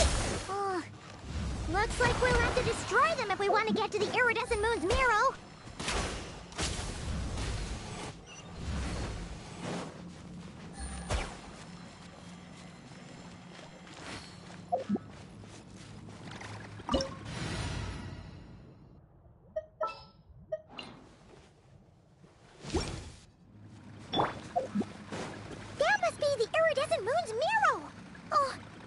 to destroy these things before we can reach it!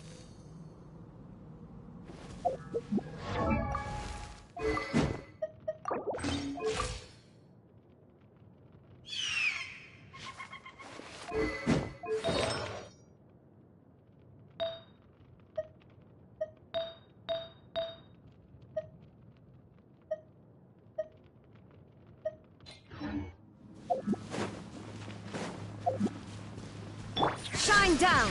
Shower me with the... Quietly now. Busted!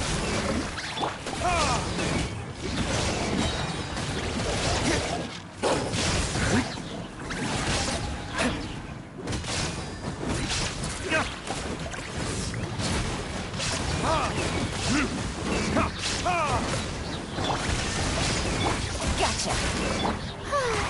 May I...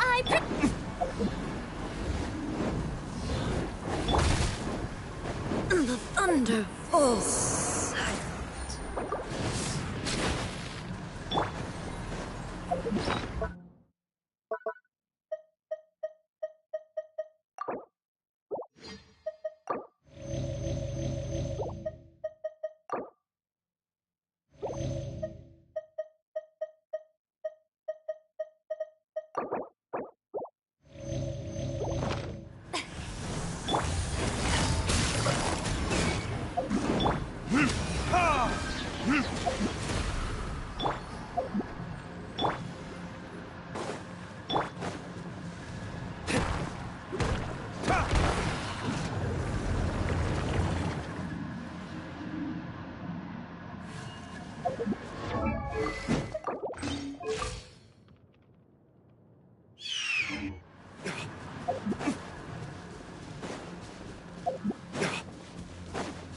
Illusion shattered!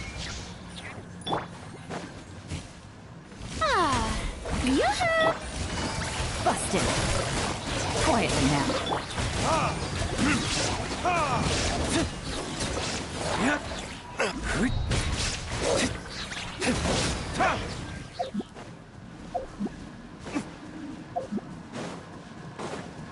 There is no escape!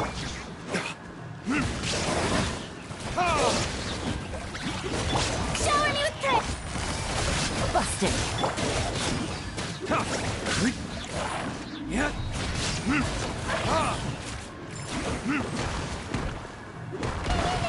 We're so close!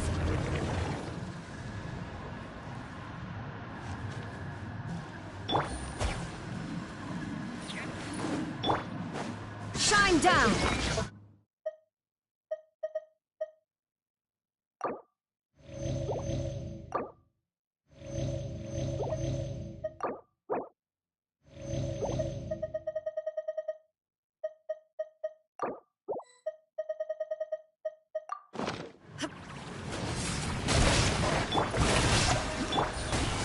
Gotcha! Quietly now. You are about to get it. Let my name echo in song! For the disc?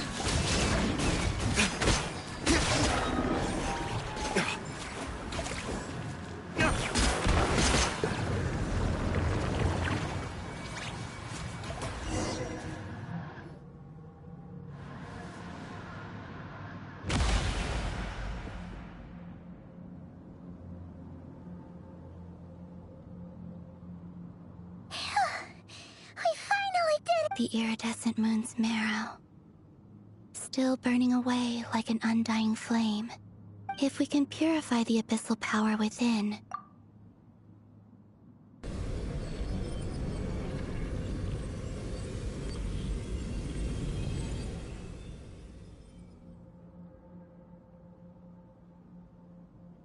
so...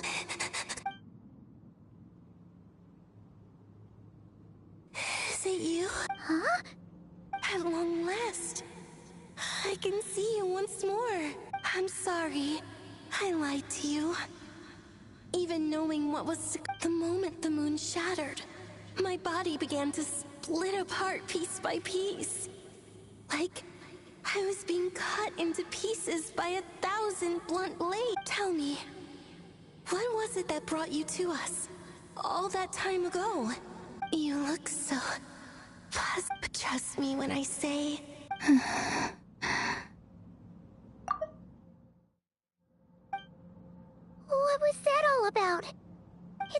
she was speaking to a long-lost friend. Perhaps. She took me for the goddess of the frost moon she once knew. For a fading soul like hers, our auras must be too... But anyway, we've got the iridescent moon's marrow now. Alright, time to...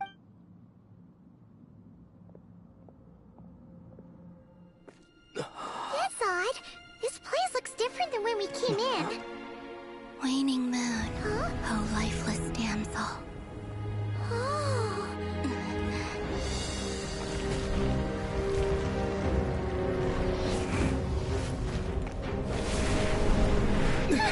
Hurry! The place is collapsing! It wants to trap us here. Who's it? The Abyss? Now we've taken the moon marrow. All that's left here is a dark will. It will show us no mercy.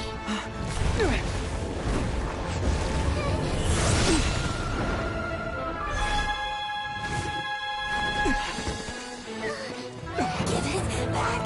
The Crimson House! My marrow! My heart!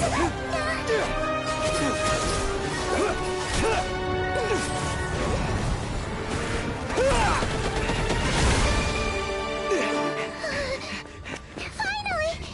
Huh? Oh no! The exit's blocked! They're back!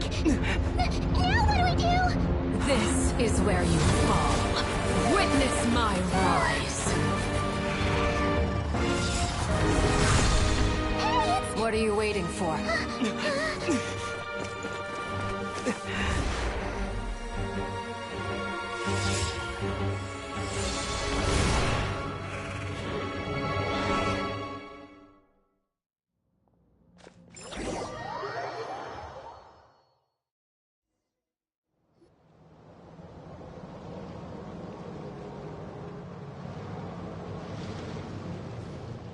Oh, we made it! Was that you, Arlecchino? Wait, your hands! Oh, this? Don't worry. It's a small price to pay. The Abyss wanted to trap you inside, and I defied its will by bringing you out. No wonder it's a little angry. No. I have paid the price, albeit a small one, and it cannot be undone. My hands have already fused with the Abyss. Purification would simply destroy whatever's left of them. Oh, we're so sorry. As much as I'd like to call it a favor, the truth is, Yes, you did your part. And as promised, I will leave the iridescent moon's marrow in your care.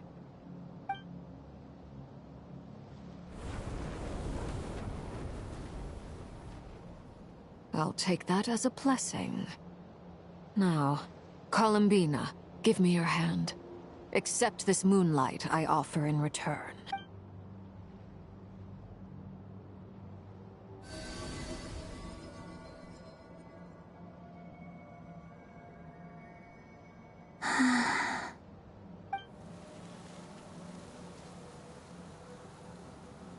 Feeling stronger?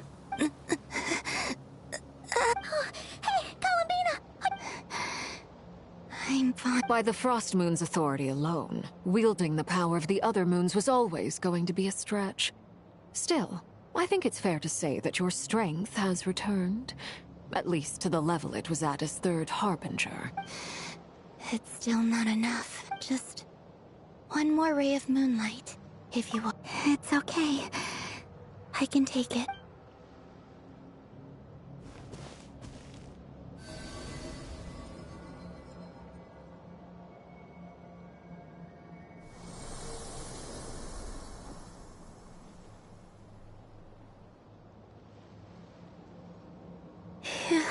How about now? At the very least, I won't have to stay hidden like before. I want to see him gone from Notcry. The Ray here of Solnari and his wild hunt must be sent back where they belong. Well, it's good to have something to aim for. When I first met you, you didn't strike me as a ray of moonlight. More like a wisp of fog drifting in from who knows where, ready to scatter at the first sign of a breeze. But now, you're full of vitality. Just like the Frost Moon, Once the brightest of them all. Thank you. Look after yourself too, Arlecchino. I know you have plans of your own, and that's why you're always seeking to grow stronger. But whatever you're after, don't let the Abyss take a hold of you. I appreciate the concern, Columbina. Although perhaps... I knew Nick... Kutar, the Moon Maiden, Columbina, they're nothing more than code names. They describe who she is and the roles she's played. We often use code names in the House of the Hearth, too. But it's knowing your real name that keeps you grounded. All I'll say is this. Once you've defeated Rerir, give it some thought. All right, that's it from me. I'll get you back safely first, then go meet up with Sandrone. You're the best! I appreciate the gesture. It speaks to your good character. Anyway, let's get going. There are more urgent things to do right now than trade compliments.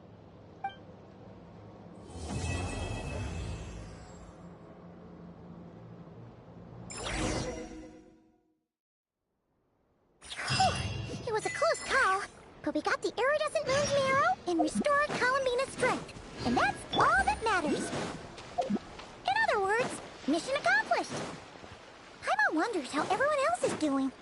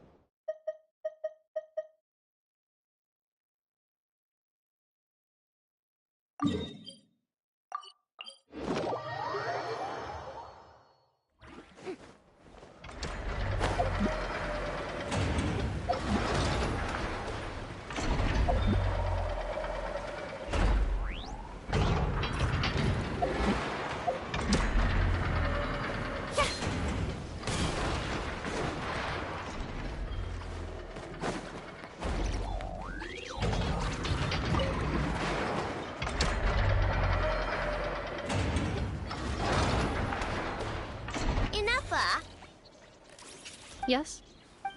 Do you like kittens? Based on previous established patterns when you asked me. Do you want a kitten? Don't you think Ashrio's a total... I know. We have discussed this before. I know that. I don't want a cat or... But say, Inefa... I think cats are very cute. However, it would be even cuter if you could make me... I'll make that for you later. But before that, Inefa, do you... I know, I do not understand. What? Inefa's gonna... Traveler? Paimon? Are you here to play? Gotta say, your timing is perfect. Paimon loves snacks, but maybe she... What? Hey! When did you get a snack intake calculation module installed? Oh, good thing Paimon ate before coming here. Otherwise, that's because I heard some stinky brats gossiping and saying stuff like, "Ooh, Nefa's always wearing the same thing. It's so boring." They're the boring ones. Nefa looked, but I, gave it more thought. So, you want? Well, it's nice to change your clothes once in a while, right? But I'll only give Nefa what she wants. The body you made for me is perfect and convenient. I pay such aesthetic concerns no. If I hear something terrible, I will simply delete it or deactivate my auditory systems. So when Aino nags you about making No. I listen to everything Aino says because she's an important member of my family. And what you say is also of great importance to me. My current records indicate that a majority of conversation topics between Aino and Paimon include eating various types of sweets, or the last record occurred in the middle of the night, so I must recommend you two eat less. Oh, you don't have to keep that sort of record.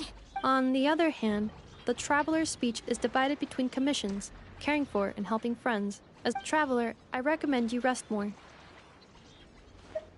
Well, you've got no work to do now, which means I'm going to make a nice kitty outfit for Nefa.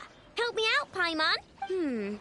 And I can make one for you. Don't agree on Paimon's behalf. Well, unless it looks good, then Paimon thinks that wouldn't be so bad. All right, then we're all set. Nefa, make us some Let's see. I've got my wrench, my pliers, and my crumb cut. Ooh, and here, you can have this as a souvenir. It's just It probably does something, but I can't really. The most important thing right now is to make super cute cat outfits.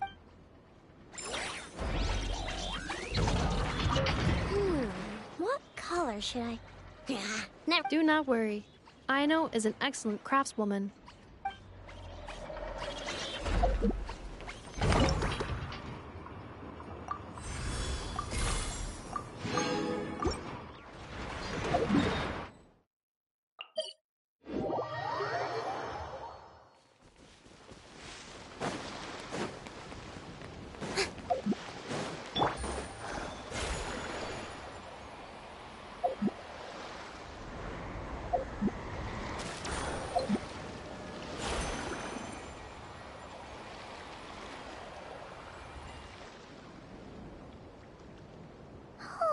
Do you think the others are making good progress?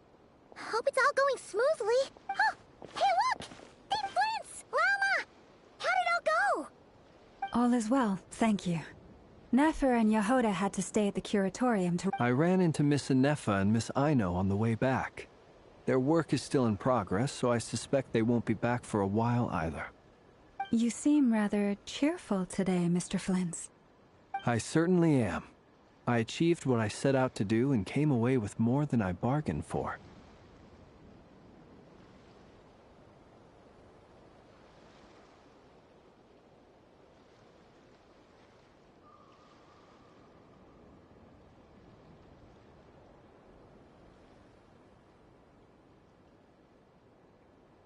Fighting alone can get quite tedious, but I had the good fortune to run into a pair of brave young warriors. We meet again. How have you been? Albedo! What are you doing here?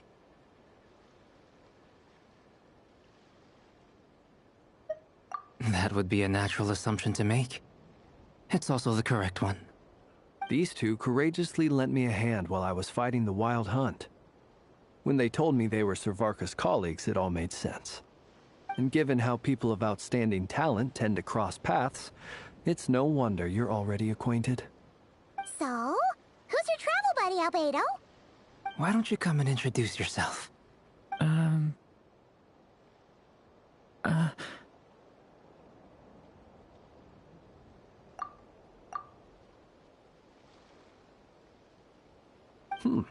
A gentleman of few words, I see. It's nice to meet you.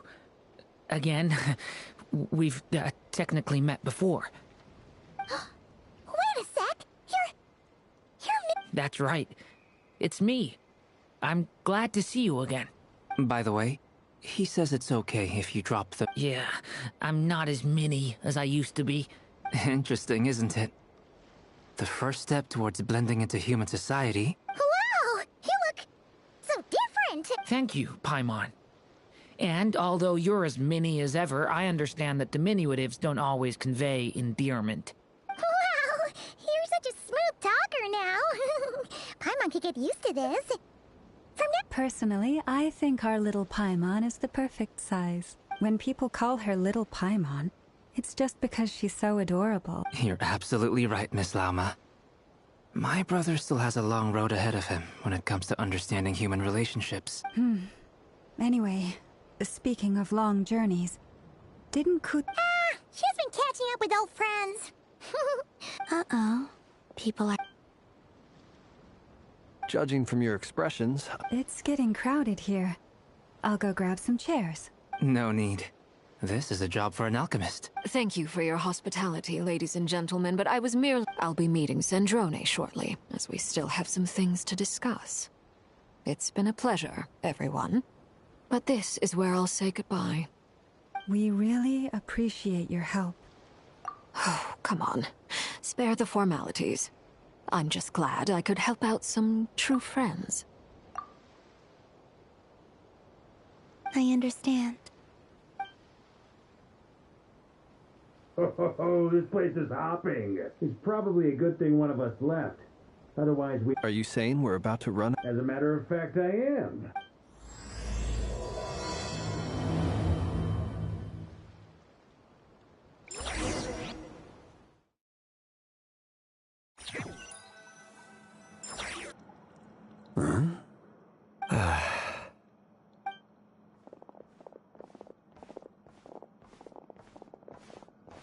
I overheard your little chit-chat outside, by the way. With Miss Columbina's colleague gone, we should... Though, it looks like we have another new face. Someone else managed to... Frankly, you and Paimon are the only people I know here. This here is Deanslip, colleague of Tibet's greatest guide, Paimon. When someone else jumps in to do the announcing, you know you're speaking to someone important. Let's hear what he has to... Note to self. Once Paimon knows your name, the rest of the world will soon follow. When he comes looking for us, it's usually something... From the looks of it, you're about to hold a meeting. If I were to say... As the saying goes, the enemy of my enemy is my... Though, I can't promise the same for everyone else. After all this time apart, Grandmaster Varka's first order is to rustle up a couple more chairs. Is he being sarcastic? Hey, he's your brother. Why are you asking us? I've still got a lot to learn about the nuances of human conversation. Trying to decipher Oh, good point. Paimon gets you now. Don't sweat it. There are people. I wonder what's taking... Perhaps you should go and check in with her. If anyone can... I just got back from the curatorium. Besides... Miss Nefer doesn't strike me as the type to share secrets. And since gathering intel is her special under such circumstances... Oh, but it's fine for me to impose. What can I say? You have an unrivaled ability to garner people's affection, Miss Moonchanter. All right, then. Impressive. She barely fought back at all. As I'm sure Miss Lauma will realize soon enough, the trick in life is to always pitch in with other people's responsibilities so that you can be selective with your own. Another trick is to simply hide in the background. Spoken like... Anyway, looks like we've got some time to kill before the meeting. Let's take a little break and feel free to chat amongst yourselves.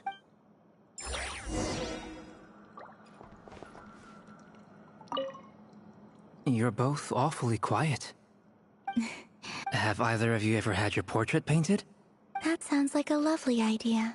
I dabble occasionally. He's an excellent painter. Table... I'm flattered. If I ever get the chance, I'd like to give it a try myself. I'll bear that in mind. Anyway, how about you, Durin? Oh, I'd be whatever style feels best. Very well. You can replicate any style I can try, if you show me... Thank you. In that case... Is there something you'd like... Yeah! For starters... If you think back to our previous interactions, you may recall that that's hardly out of character for me. You do have a point there. Oh yeah, you'll need to find somewhere to stay the night too, right? Sure. Great! Paimon! And in return, we can get Dainslift to be our very own personal... If that's what you had in mind, you should have said so sooner. I'd be happy to help. Oh, okay then. Anyway, since we're all here together, we might as well watch each other's backs. That's just what friends do. Indeed. Is there... Yeah! You do have a... Oh yeah! Sure. Great! Paimon! And in return... If that's what you had in... Oh, okay then. Anyway, since... Indeed.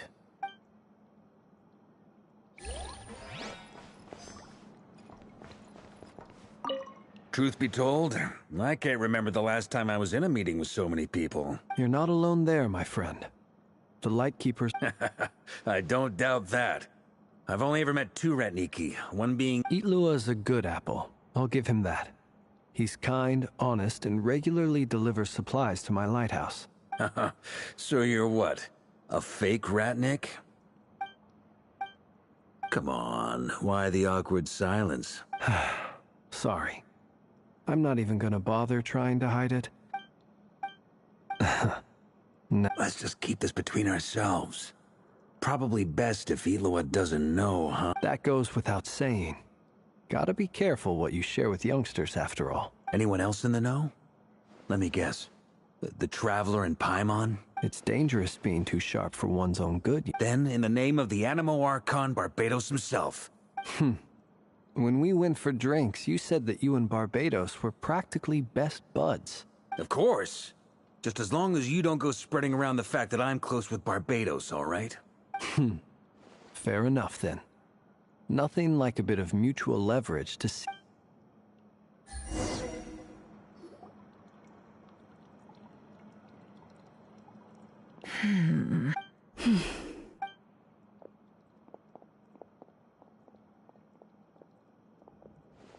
Ah, Miss Nefer. You made it after all. But what about Yehoda? I'm here to give you an update on how things are going on our end. Once this is over, I'll be heading straight back to continue my work. I left Yehoda back at the Curatorium to watch over things while I'm gone. Huh. So much for just this once.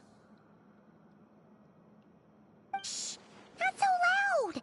We're on a... Did you... Huh? I didn't say anything. Right, Flints? Must have been a frog. Anyway, before we begin, there's a few introductions to make. Let me start by saying, first up, we have Miss Lauma. As Moon Chanter, she's the leader of the Frost Moon Scions, a local religious community in Nodcry. Then there's Miss Nefer, boss of the Curatorium of Secrets, an intel gatherer extraordinaire. Nefer is leading the investigation into Rerer's background, assisted by Yehoda and Lauma. From the little I've heard, they're making some great progress.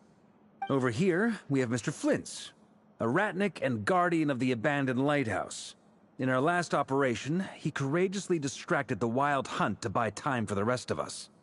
For those of you who've never met, this is Mr. Albedo, a renowned alchemist and captain of the Knights of Favonius investigation team. By his side is a new face for us all, myself included. Mr. Durin, who has come to lend his aid.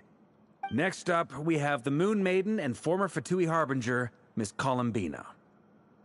Then we have the Traveler, who's earned more titles than I could possibly hope to list out, so I'll spare you the rundown. And Paimon, the ultimate travel companion and quite possibly the best guide in all of Tevat. Wow! That's a lot of people! Miss Nefer, it looks like you might have another job coming your way. You think I haven't got enough on my hands as it is? That would be me, Miss Nefer. I have a commission for you. And you are... Who I am doesn't matter right now. What does matter? Well, it's not as if we never take on anonymous commissions. But in your case, I'll have to decline. It's my eyes, isn't it? Conrian, I assume. And what's with the mask? Are you trying to hide your identity? In any case, the fact that you're even still alive raises an awful lot of questions for me. My name is Dainsleif. And yes, I am from Conria. As I'm sure you... Really? Then you must have been quite an... You flatter me, but none of that matters anymore. My point was simply to clarify... So you're both from Conria, and it sounds like you used to be friends? I'll tell you everything I know. The history of Conria, the names and identities of the five sinners. I remember it all like it was yesterday. I have never spoken openly of this before. But the truth was exactly as people say. The five sinners were each driven by their own desires, and it was by playing upon these that the Abyss tempted them to their fall, tearing Conria apart in the process. The visionary, Vedifenir, who wished to foretell the future. The wise, Haroptatir, who sought limitless knowledge. Gold, Rheindotter, who desired to create life. The foul, Sertologi, who pursued supreme strength. And last, but not least, Raker of Solnari, Rerir, Ravager of the Moon. Of the five, Rerir is the only one who remains a mystery to me. He never harbored grand ambitions. So what changed in the space of a single night? How— In other words, you're saying that his change came as a shock to you, and you have no idea what actually happened? That's right. You mentioned how the Abyss tempted them, which led to their fall. But what did that look like in practice? And what other context can you give me about the events of that time? The more detail you can give me, the better. Strangely, now that it comes to it, I hardly know where to begin. The fateful night took place during the era of the Eclipse Dynasty. One day, my elder brother, the visionary, Vedifenir, was summoned to the palace by the Vinster King, only for the king to gouge out his eyes and cast him into the dungeons. When I came to hear of this, my fury knew no bounds. I gathered together every ally I thought I had. Centuries on, the memories of that night still haunt me like a never-ending nightmare. We broke through the palace gates, just like we had planned, each striking towards our separate targets. But then, I was betrayed.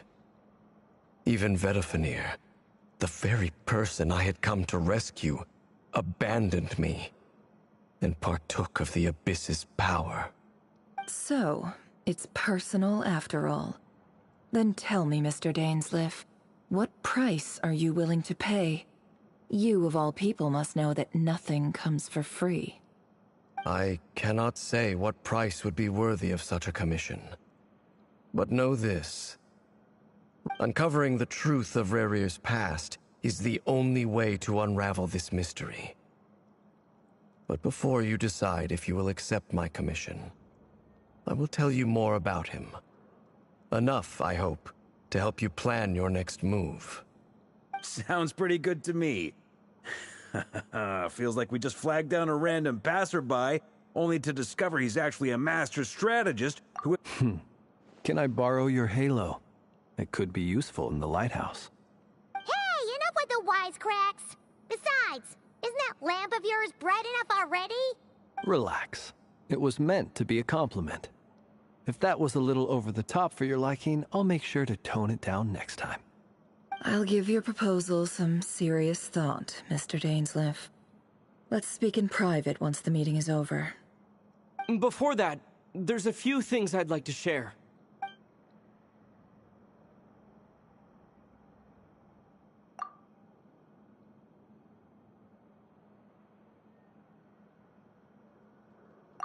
Now that we've united the hearts of the three moons, your power should be greatly enhanced.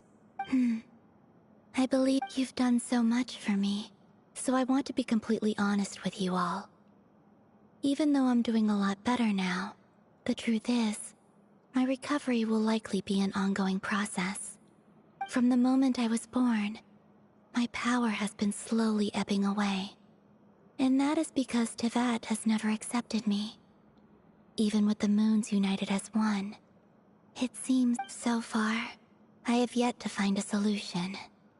It may turn out to be a problem that will plague me until the day I finally leave this place behind. Even so, I will do everything in my power to help you drive out the Rayhir of Solnari. As Arlecchino put it, this is not about chasing the spoils of victory. It's just a gesture of heartfelt gratitude. Kutar.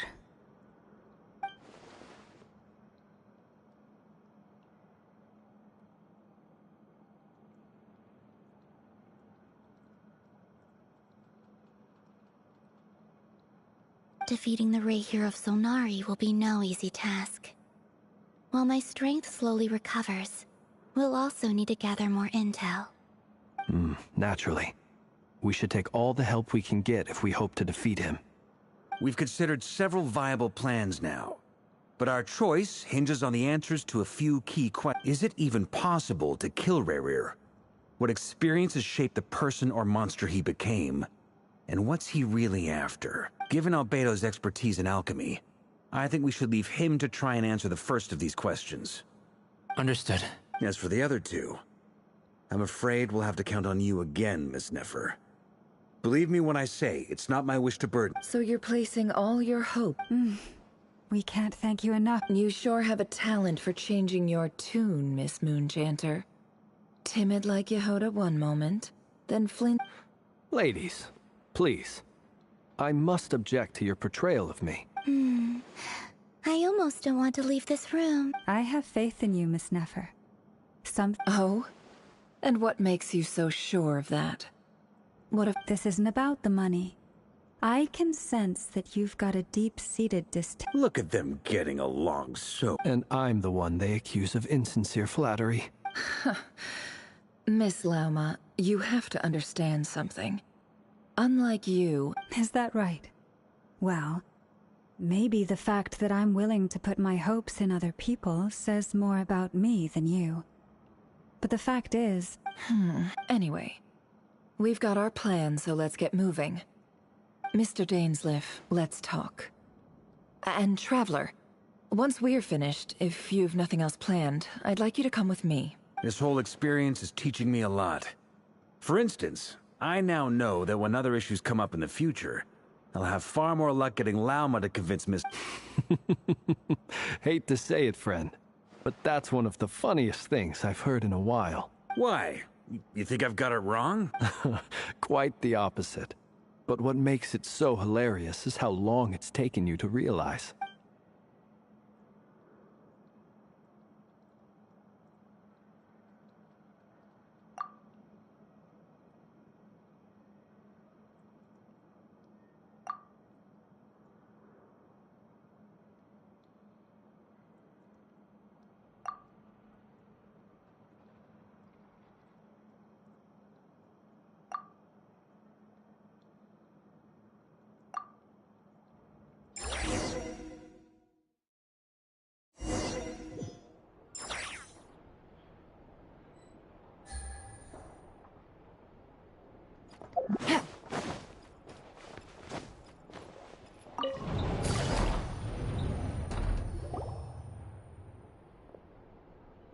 Thank you for waiting.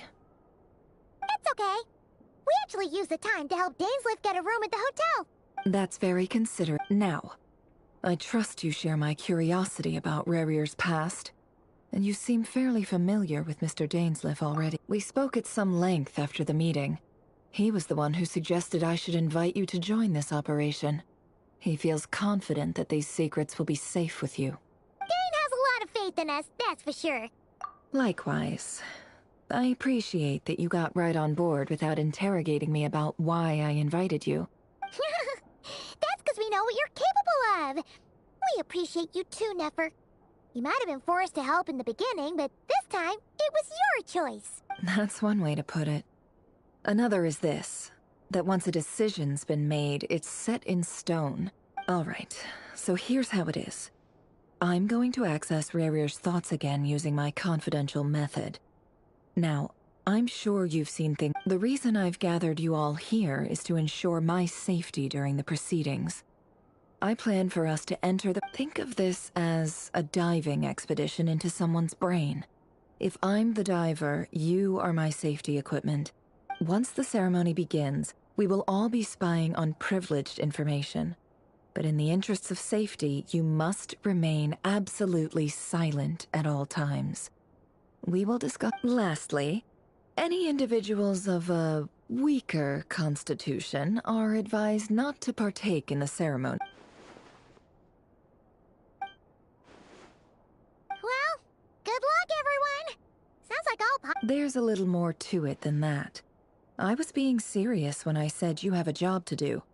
While the rest of us are in the event that something goes wrong, you will be our first responder. I second that. This is a dangerous operation here, and you're our whole rescue team. That's pretty much the most important. So, Paimon's like... Good. Please.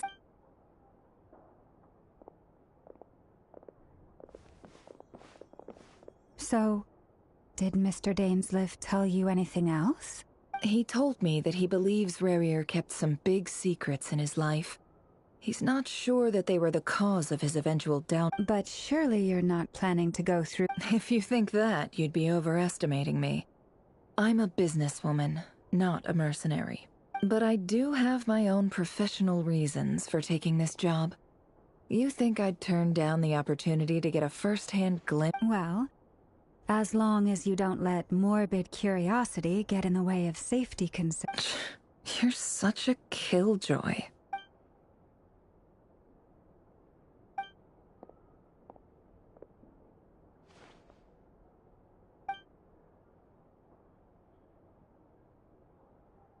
All right, I'm good to go.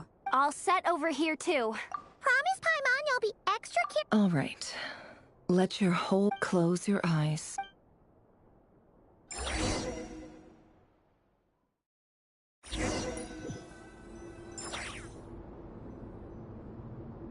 Phew. Could this be his office? Pretty standard setup. But according to Dainsliff, Rerir used to be an intelligence operative. Is this where you keep your secrets, Rerir?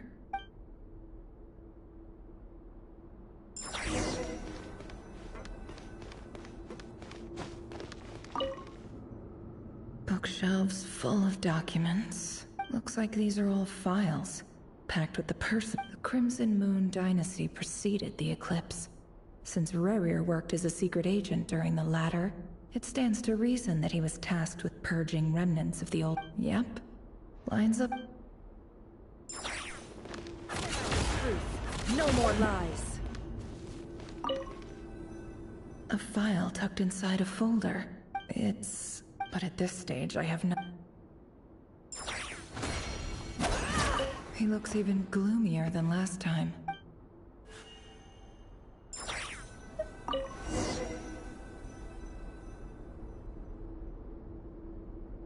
Today's files are in. Time to wade through them, just like usual.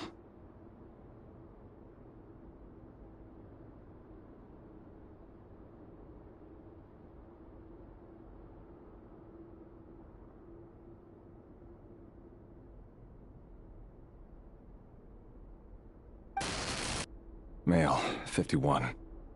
Occupation, cook. Confirmed Crimson Moon descendant. Has maintained frequent contact with other descendants. Neutralized. This one should be archived under Purged. Female, 23. Occupation, office clerk. Neutralized. Another one for Purged. Sounds like she was that other man's daughter. Never mind. Male, 40. Occupation, neutralized on... Just another nobody for... Come to think of it, I remember surveilling this man. A case like his never would have been considered a priority in the past. Huh. He barely even interacted with other Crimson Moon descendants.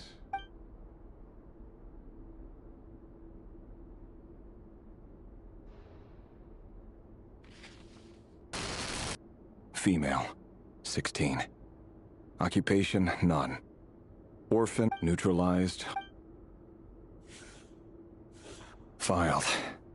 I have no recollection of this girl. None whatsoever.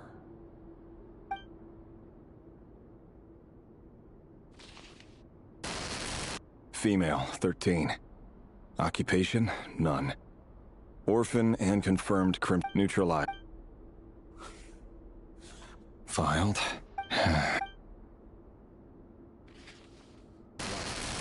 Male, 11. Neutralized.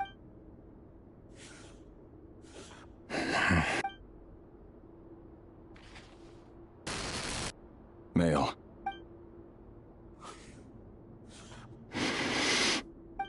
It's funny, isn't it? Your job is becoming both harder and easier at the same time, depending on how you look at it. Sooner or later, the Crimson Moon descendants will be completely wiped out. But as their numbers dwindle, they become harder and harder to track down. That's not how it is. Fortunately, however, most of the able-bodied adults have already been taken care of. The remaining weaklings will be increasingly easy to deal with. No! No. My job is to ensure the survival of the Eclipse Dynasty. And the only way to do that is by eliminating any and all potential threats. It's a perfectly legitimate... Every single one of my colleagues can attest to my fairness. And if my friends were aware of the facts, I know they'd back me up too. Assuming, of course, that they were aware of all the facts.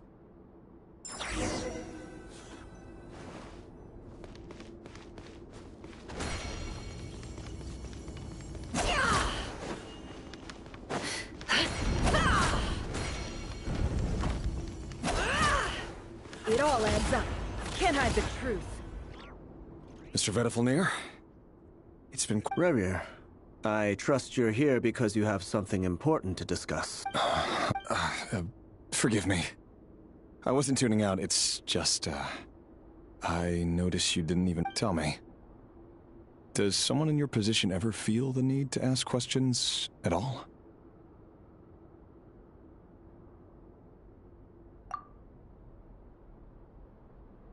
It is indeed within my power to foresee certain things. Things like your arrival.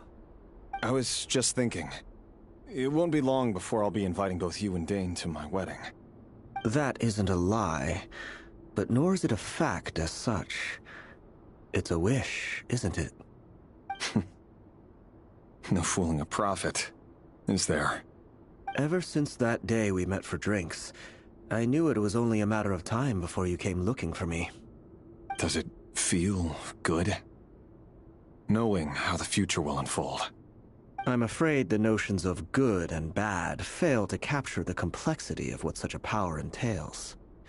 Once you've seen what will come to pass, it can be all too easy to succumb to fear and melancholy. Unless, of course, you learn to abandon these feelings.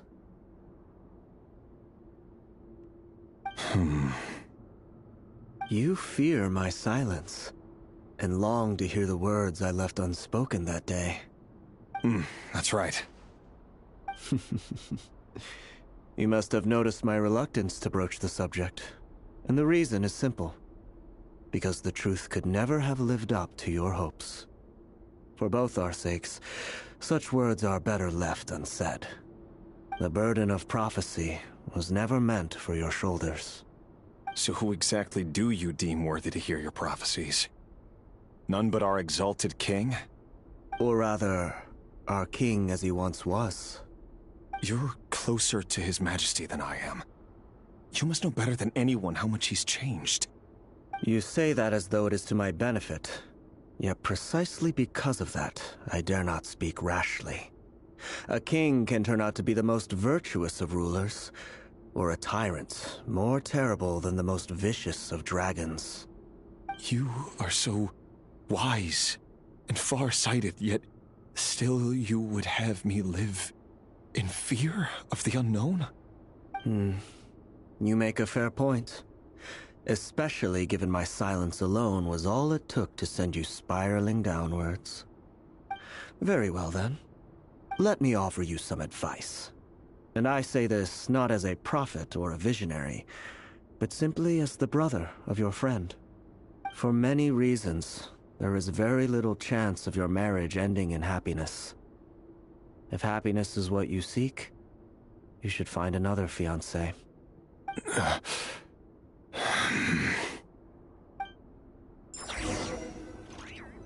Hold on. There's that same black fog again. Could this memory belong to Thelindis? Guess I'd better tread carefully.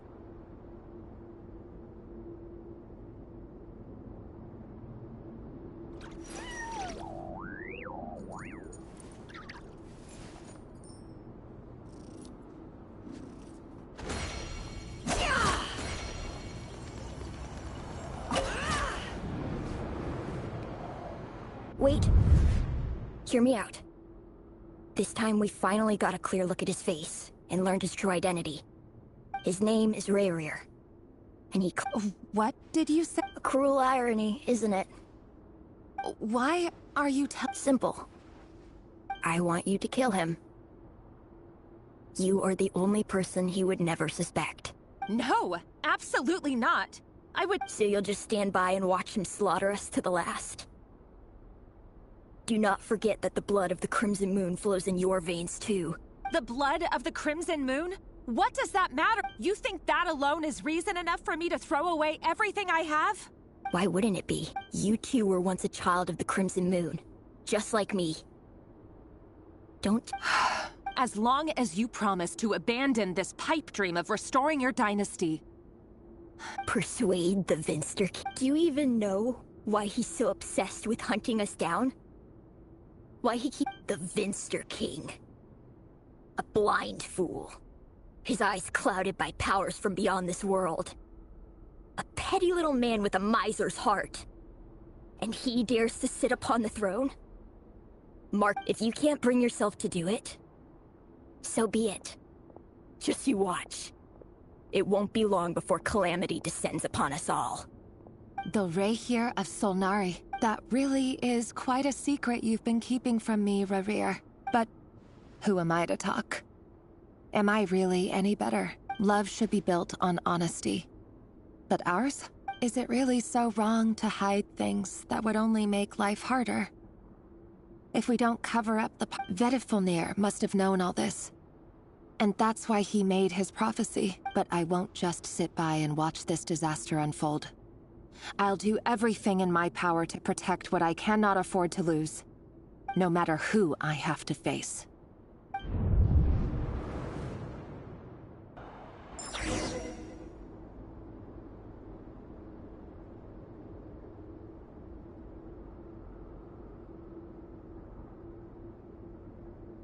Why does Ashru's... Huh?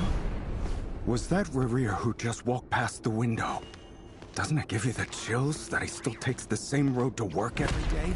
As if nothing ever happened. Those people at the deli. Enough already. They're clearly pretty taken by their own disguises, so just smile and play along. Pull the rug from under beasts like that, and you'll risk having your throat torn out. Deli? Oh. They're talking about those people from the opposition. Right. I'd almost forgotten I used to run a deli. But surely you can see he's not the man he pretends to be! We're not going to survive this, are we? But... why does it have Thelindis? Sorry, Freether. I heard you, though. He's just following the King's orders. He's a secret agent, and it's his job to hunt down... By the time you first met him, he'd already taken lives! No. Rayrir has no idea I have anything to do with the Crimson Moon. My family are only truth be told. Apart from my teacher, Pretty much no one. But as Orlog said, who could possibly talk sense into that raven? I'll work something out. Trust me, I'm with you all. But for now, don't forget that Rerir is an Eclipse operative. You need to be extra careful when he's around. And when I am too. For now, don't come looking for me. And if anything happens to me... If even you can't escape this, what hope do the rest of us have?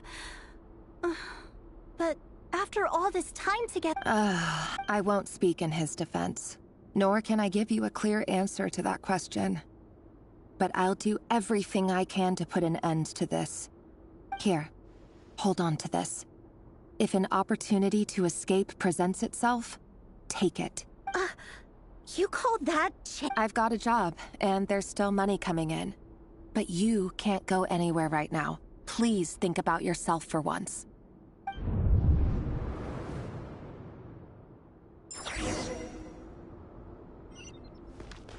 No more lies. Can't hide the truth.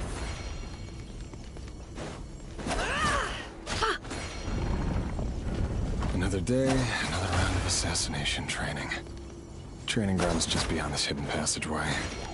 When you kill a person, doesn't it bother you when you end up covered in their blood? Why would it? Aren't we all just walking blood bags? But not everyone was accustomed to hunting down others like prey. You've been a hunter for so long now, you seem to have forgotten that most people don't just go around killing one another. Make sure you have a firm grip on the handle, and choose your angle well. Keep your movements light and brisk. And pray won't sense a thing. I doubt that. I'll bet no one will die of quiet your hand. I work clean. No traces.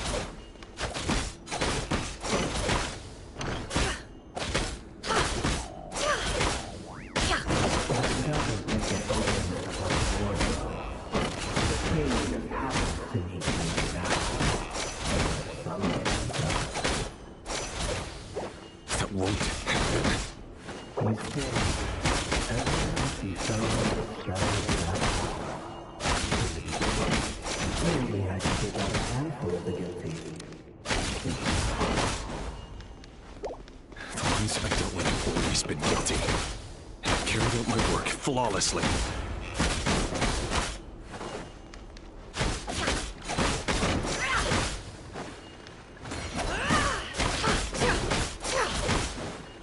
Can't hide the truth.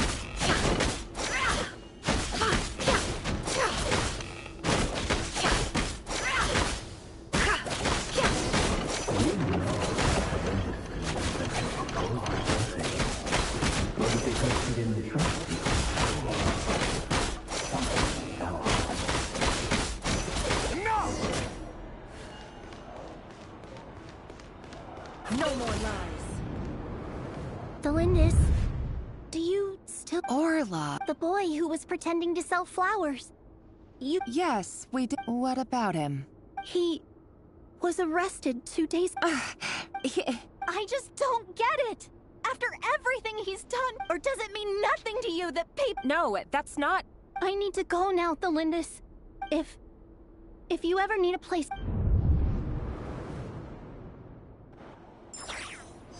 Can't hide the truth. It all adds up. Author, Thelindis. Over the course of this week, the research object was subjected to interference for a total of 47 hours for experimental purpose. All subjects of observation that were sent inside have now... The situation within is proving more problematic. No progress whatsoever. Things are getting worse by the day. But... if all this research comes to nothing, what then? But... could he really bring himself to kill me? No.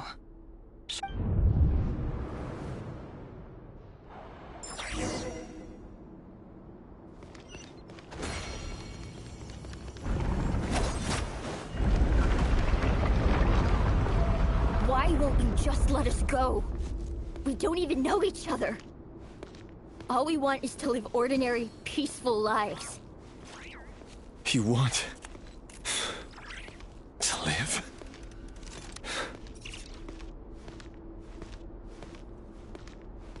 Yes. I just want to go on living. Is that really such an unforgivable crime?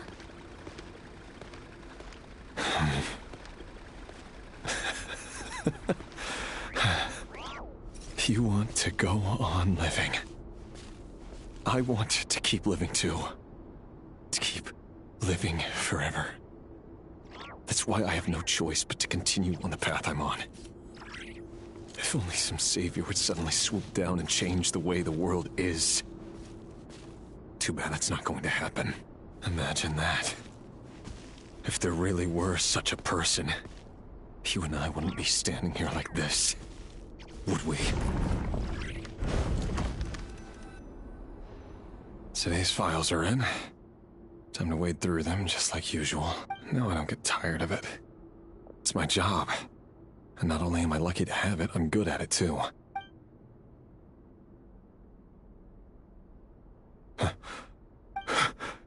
Thalindis? No. No. Why? But you bear no mark of the Crimson Moon. How could you possibly have anything to do with them?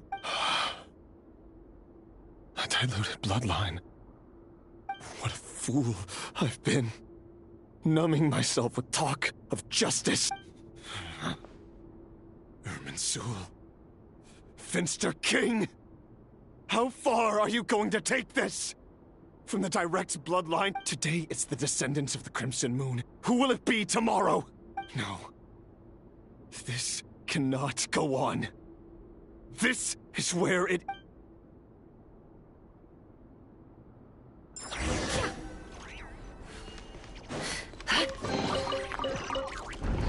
Can't hide the truth. It all adds up.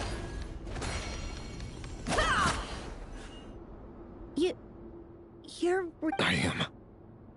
As long as you can get... Don't worry, I'll be extra careful, but... If you let me go, you won't be... Good point. No, please! I just... want to see the up... Go on living? Yes. If I let you leave, what will become of me? Just kidding. Go, now. But remember, don't let anyone know you were... Even shadows in the dark must live by a code. But you can't save everyone. You've been whispering in my ear for days now, Vedifilnir. I only say this because you long for an answer to your problems. Let her go, Rerir, or you risk losing everything. I will not abandon Thalindis. Then you'll need a little more vigilance and a lot more power. The world is changing, Rerir. Keep your eyes peeled for your moment of opportunity. That voice used to be so unclear. But now he won't tell me how to actually resolve any of this, but he keeps trying to manipulate me like a pup. Tell me then, what will this moment of opportunity... And... no answer. So, the Eclipse Dynasty was purging, well, massacring the descendants of the Crimson Moon. And the king's obsession with abyssal power left the future of Khaenri'ah hanging in the balance. No wonder every aspect of Rerir's life was so... And it looks like this Thalindis, Rerir's would-be fiancée, herself belonged to a sub-branch of the Crimson Moon Dynasty's descendants. It almost defies belief that a couple like them could hide the truth from each other for so long. If the Vinster King hadn't intervened in such a drastic way, they might have gone on deceiving each other for the rest of their lives. And why does Vedifilnir, Daneslif's older brother, keep talking in Rerir's head? This guy... The human mind is like a vast desert of shifting sands. When you follow the flow of someone's memories, you only ever see the part. Time for something... We've been inside Rerir's mind this whole time. There's already enough clues on the board to start reading between the lines and map. Now, we can finally begin to put the pieces together. Sure, once we've built up a cognitive profile, we just need to cross-check the logic behind his actions. And then we'll be able to take a sneak peek at whatever it is that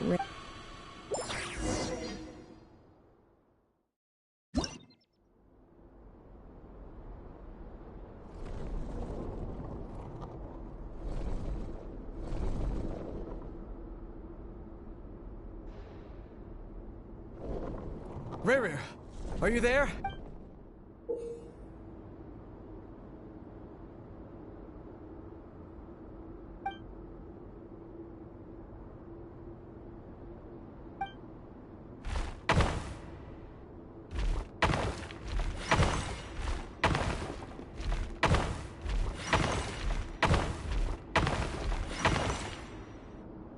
Hey, Rerir! Dane?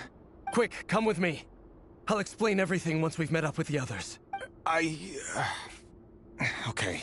All right then, but make it quick. I've never seen Dane so worked up before.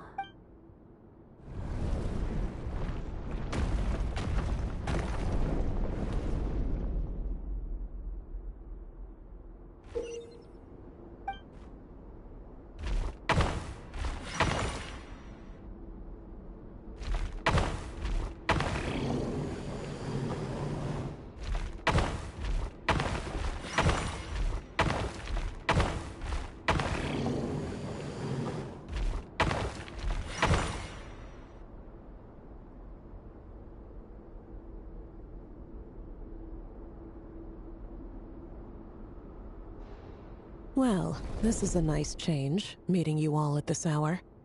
When men and women of ambition can speak face to face in broad daylight. Don't be ridiculous. We do not fear the day. Why? You might ask your blade that same question. The word on the street is that Sertologi only strikes when he has an unfair advantage.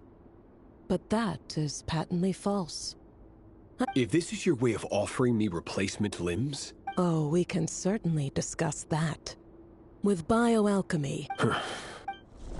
Roptatir, what brings you here? Why, Dainsleif, of course. Please, cast aside your apprehensions, Miss Rhindaughter. Whatever the rumors may say, I am but a humble servant of the king. Well, the Universitas Magistrorum won't stop fawning over you. So at least some of the rumors must be true. You're clearly doing well for yourself. You're president of the Universitas Magistrorum, the chief royal mage known as the Wise by royal appointment.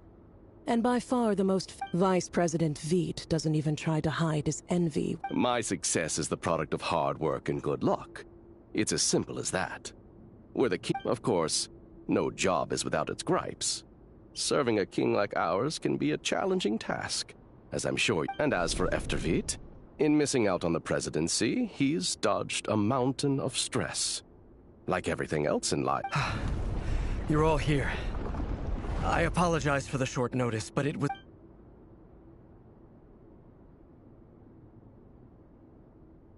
You must be Rerir. Mr. Sertologi. Yes, I handled your case file during your sentencing. Nothing personal. You're clearly a person of substance if you've been invited here. But Dainsleif... It's my brother, Vedalfenir. After he spoke at the court this morning, the king was so infuriated by his words that he had him Vedalfenir in prison? Strange. I thought the king... Does this mean the king's circle of trust just got even smaller? It has nothing to do with trust. It's about what the king wants, which is as clear as day to anyone paying attention. I simply appease him, because it's in the best interests of the Universitas Magistrorum. And also because you're slimy. Vedalfenir, perhaps less so. But still, a visionless visionary? It rather inclines me to think that qualifications are not what get you ahead. Do you honestly think this is an important discussion to be having right now? Dane, what are you planning to do? Rescue Vedalfenir, I assume. Correct. It will mean storming the palace by force. That's far too dangerous. And don't forget, Dainsleif. I have no desire to commit treason. But whatever critique the king may have of Vedalfenir, disfiguring your most loyal subject for putting the best interests of his court and nation my blade will force the king. So, Vedalfenir's prophecy enraged the king. I'm sure it wasn't what he wanted to hear, but if he won't take counsel even from the visionary, that the extent of His Majesty's madness is now all too clear. You have noble ambitions, Dane. But I'm afraid they don't do much for a guy like me. A letter of pardon? The chances of the Vinster King issuing a pardon for anyone connected to the Crimson...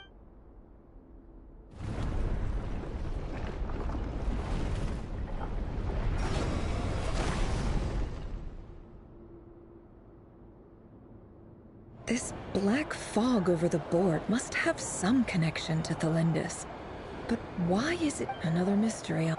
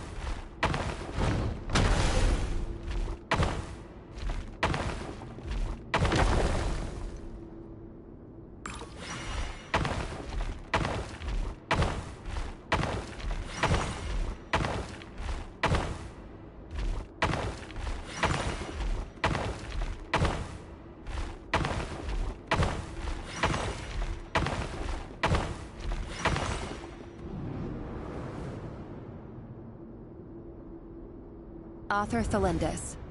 Over the course of this week, the research object was subjected to interference for a total of 60 hours. For research dating back to the Crimson Moon Dynasty has established 2 points regarding Moon Marrow. Firstly, its origins have something to do with a god's power.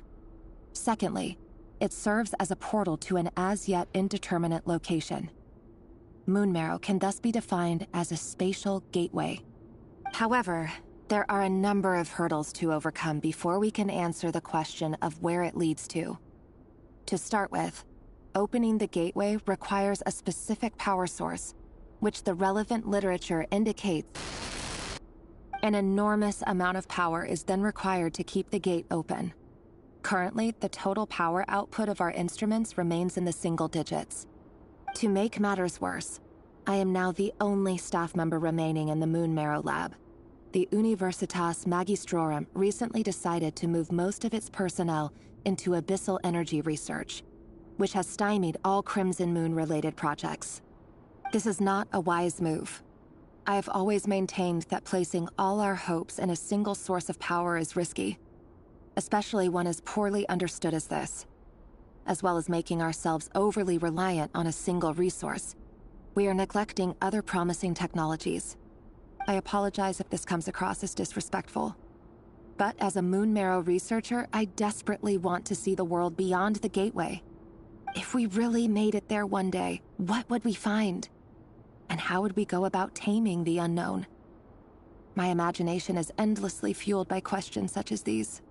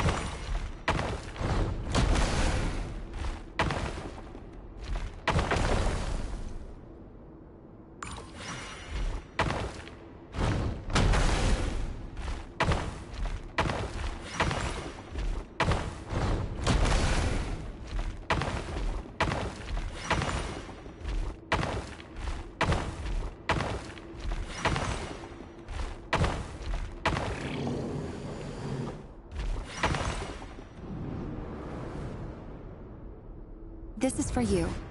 I heard you're gonna leave the city with your parents. The Lindis. I've heard nothing. Rerir got back very late last Friday, and he was acting a... You never saw him, and I don't know what he did. And this conversation... What if he finds out that you pried into his... Don't be silly. I don't know what secrets he does or doesn't have. All I know is he's... Are you scared of him? I don't know. The Rerir I know doesn't match the person you... Logically, I should be scared of him. And yet... But enough about that. You should get going, and be careful with... What's in it? A piece of the moon. All you need to know is that as long as you keep it safe, then in the future... A red moon? That's right. Our moon. I promise the Lindis... The Crimson Moon bloodline will never die out. It's light. The color, no matter how long it takes.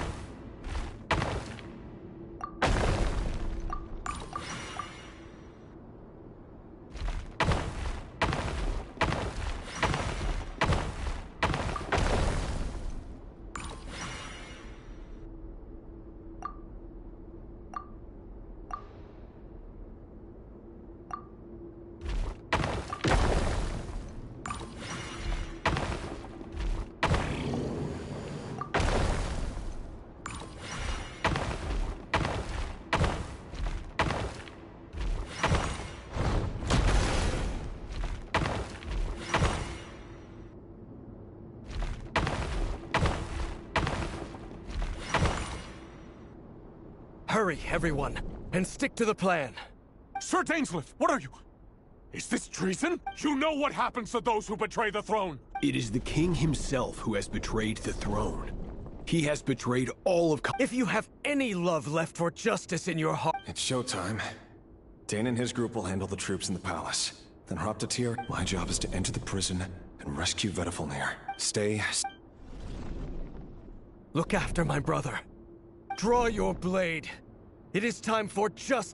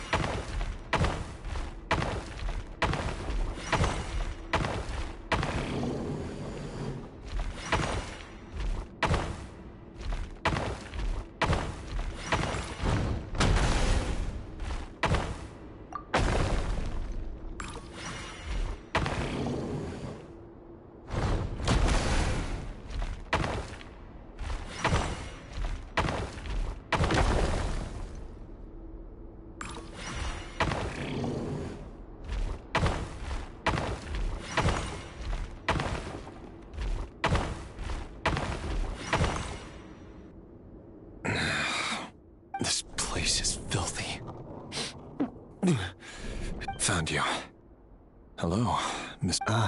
Surprised? Oh, wait. I certainly felt some surprise in the moment when I was blinded. Surprise at the king's sheer ignorance. Surprise at just how... I'm curious. What did you... It wasn't a prophecy. It was a word of... The king has forsaken all reason in pursuit of his obsessions. I simply told... But he didn't listen. Worse still, he stabbed you in both eyes and... Dane asked for my help. The court is in complete chaos now, but I'm sure you predicted that.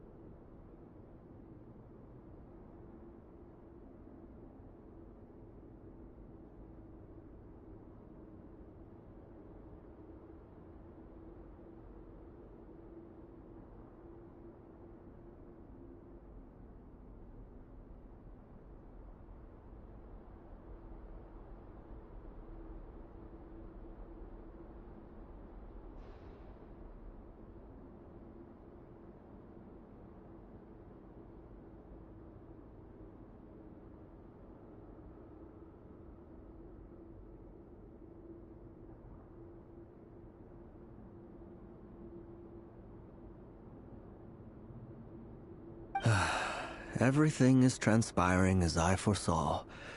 Yet I am powerless to change it. Fate is an immutable force. I can but lament as the inevitable unfolds.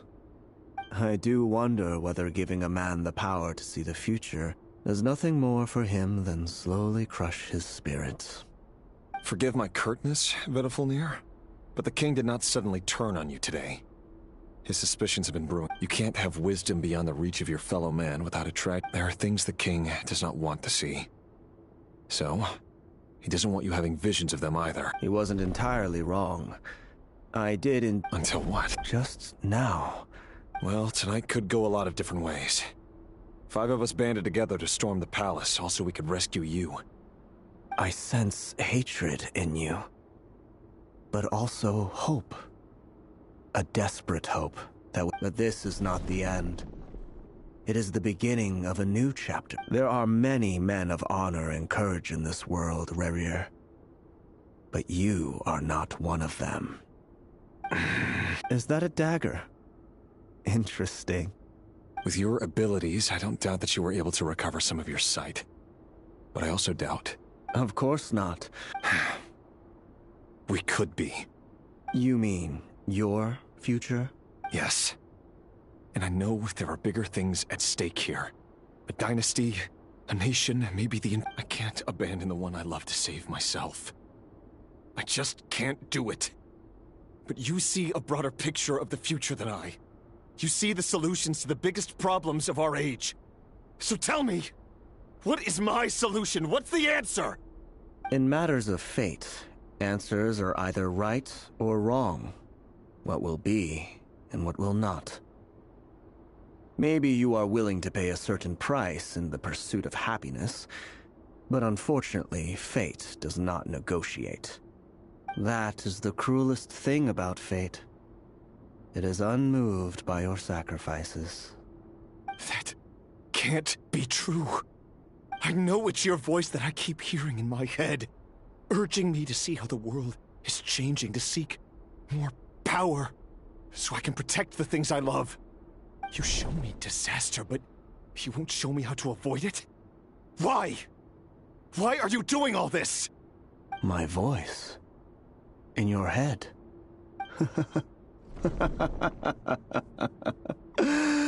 So, you hear it too. The voice that steals your mind, gains your trust, and drives you crazy. It turns out that we are not so different, you and I. Vedafulnir just broke into the strangest smile I've ever seen in my life, as if he'd discovered some monumental secret. But then he suddenly switched to looking extremely weary. Very well then. My advice to you is as follows. You must persevere. Whatever trials and tribulations you may face, be steadfast in the belief that they are your path to the future. For as long as you live, your story with Thelindis shall not come to an end. That is the only chance you have of fighting back against fate. It is up to you whether you believe my words. Regardless, that is all I will say on the matter. I have no right to intervene any further. I will hold you to your word. Thank you for setting me free. In return, I will tell you one more thing that you cannot afford to ignore. Just then, a strange wave of energy rippled through the city. We had no idea what it could mean. If I were you, I would head to the Universitas Magistrorum. The Universitas? Oh no! I'm sure we'll be seeing each other again very soon, Rerir. Whatever Vedafulnir said, I didn't catch it. I didn't even help him out of the prison. There was no time to lose.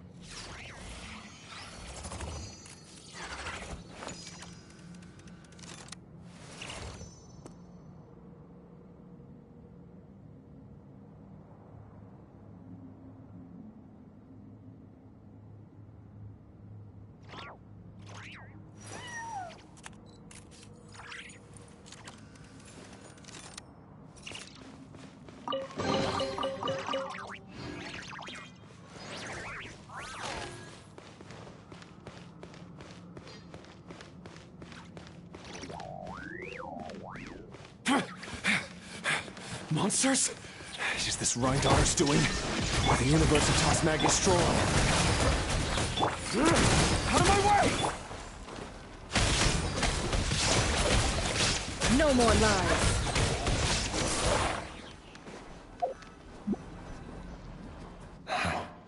The Universitas. That reminds me of a rumor I once heard. Allegedly, the king installed secret mechanisms in the palace and around the city. No one knows where they are or what kind of power they hold. But if they were ever gonna activate, it would probably be on a night like tonight. Help! Help! Hold on! Don't let them anywhere near you! Save me! I can't! Ah! That sounded like an explosion. So, the rumor is true? The king really went through with it? What other means does the king have at his disposal? They must run on power from the Abyss. And given it's a major center of Abyss research, anyone over at the Universitas will be in grave danger. I have to hurry!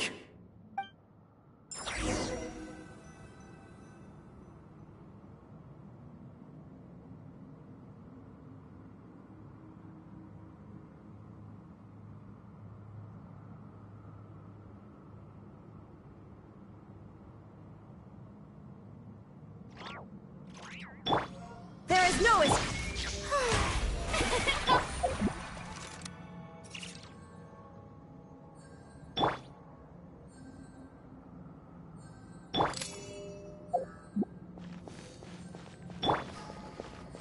Illusion shattered!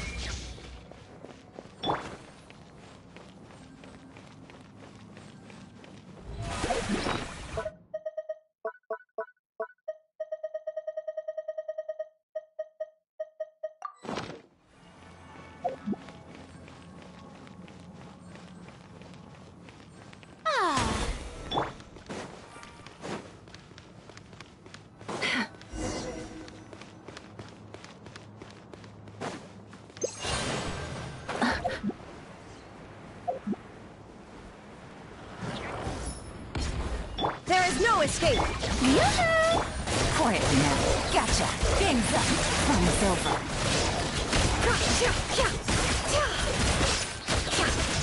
Can't hide the truth.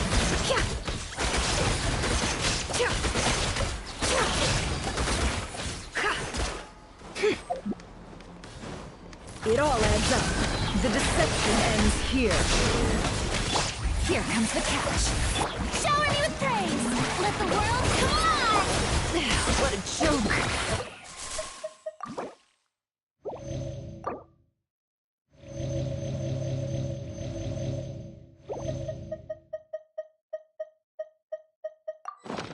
Can't hide the truth. Let's see what you're made of. Illusion shattered!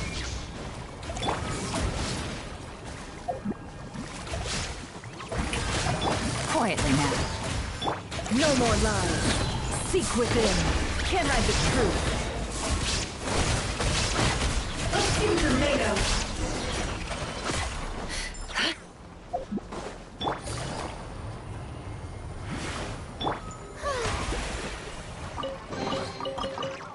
The show begins!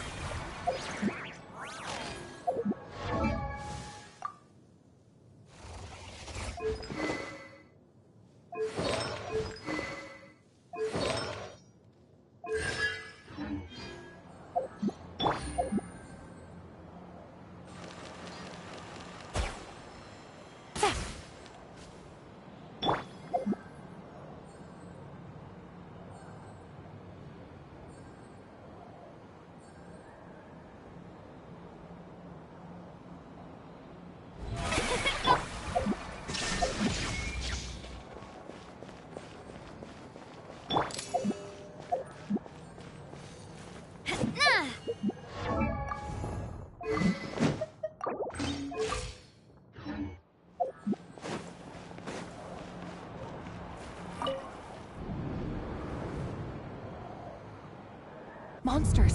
At the Universitas Magistrorum? Oh no! It's no use. The table won't hold out much longer. Of course. All the lab equipment was upgraded after... I'm done for.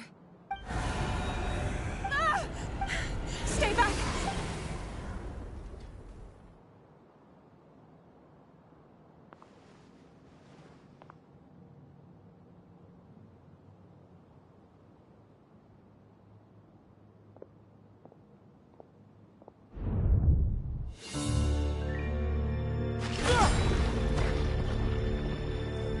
What's that? Reverie! So the rumors about your work are true. What? No! Listen, something happened at the palace tonight. We have to leave! You don't need to lie to me anymore. What do you mean? I know why you're worried, and I will respect the decision you've made. But it's okay, because I found a solution. I know how to end all this. You can have it back. The normal life you so desire. But until then, I'm afraid our wedding will have to wait. Felindis? No, don't do it! Felindis! Felindis!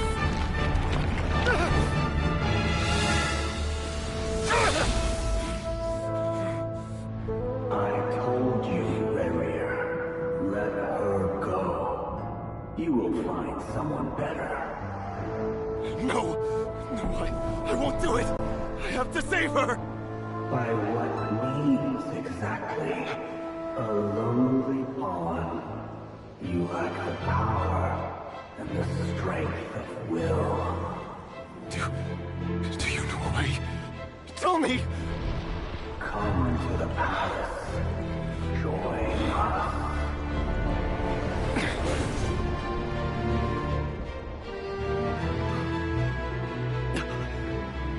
Reverie, thank goodness we... Step forth and take your share. You made it. Not you too.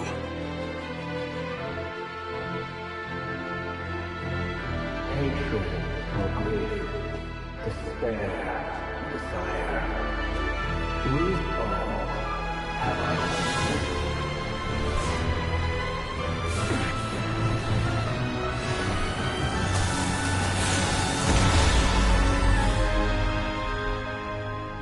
Reverie. Reverie. Felindis? Were you daydreaming?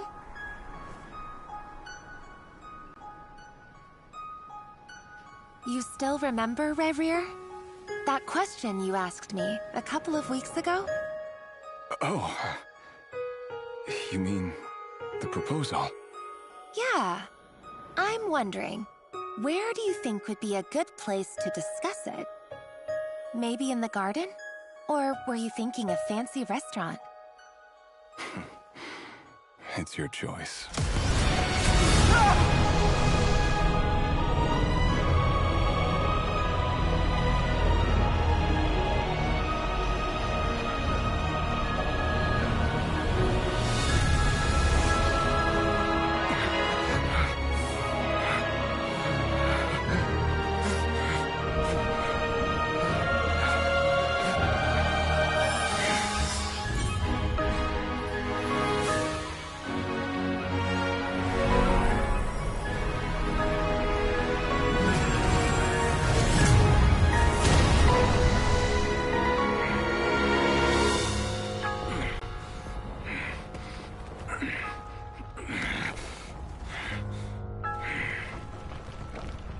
I will find you. And then... you can give me your answer.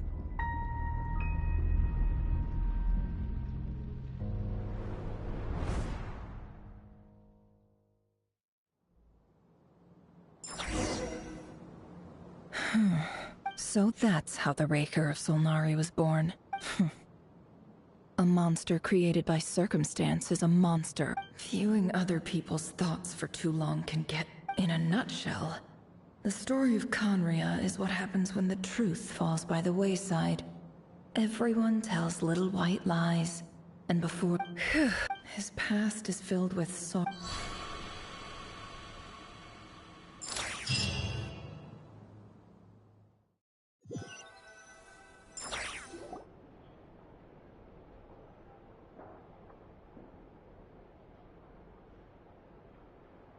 Everyone, I'm back. Can I get a standing ovation? Never! How are you holding up? Feeling okay? She's fine. Boss is a pro. Yes, I'm fine. You will have seen the events of Rerir's life through my thoughts. It's now clear that he is just a regular nobody, driven by personal tragedy, as he said himself. I mostly agree. There's only so much we can know about him from his memories alone, but they did give us a clear glimpse into his life in Conria. However, I would not consider Rerir to be a nobody. He was deeply involved in the events of that era. Yet, when the catastrophe of a generation strikes, nobody is safe. Sounds to me like you're speaking in riddles again. Is this you urging me not to abandon the people of Nodcry in their hour of need? That's not what I meant. Although I do hope you choose to remain a part of the plan. Without you, the mission ahead will be all but impossible. Then try to remember that I respond better to the carrot than the stick. And I don't appreciate being bossed around. Now, as for you, Missy, you were excellent. You stuck to the rules of the ceremony and kept your mouth shut the entire time. Bravo. Cool. So, can you fill me in on the deets now? Most of what I saw went right over my head. Patience. You'll hear the whole story, don't you worry. But let's meet up with the others first. It will save me narrating it twice. Yehoda? Yes, boss! Let me get that door for ya. That's more like it. For a moment there, I was worried you'd forgotten about the first clause of your employment contract.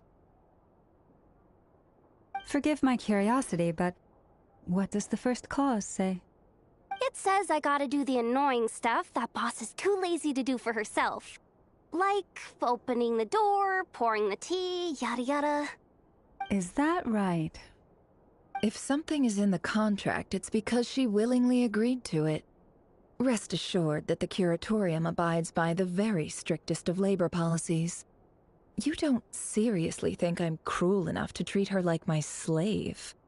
In any case, I've hardly shied away from my share of the work today.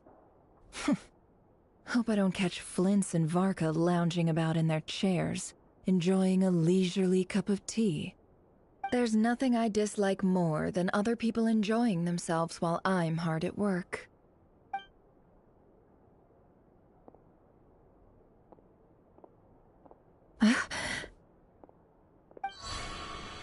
Oh no.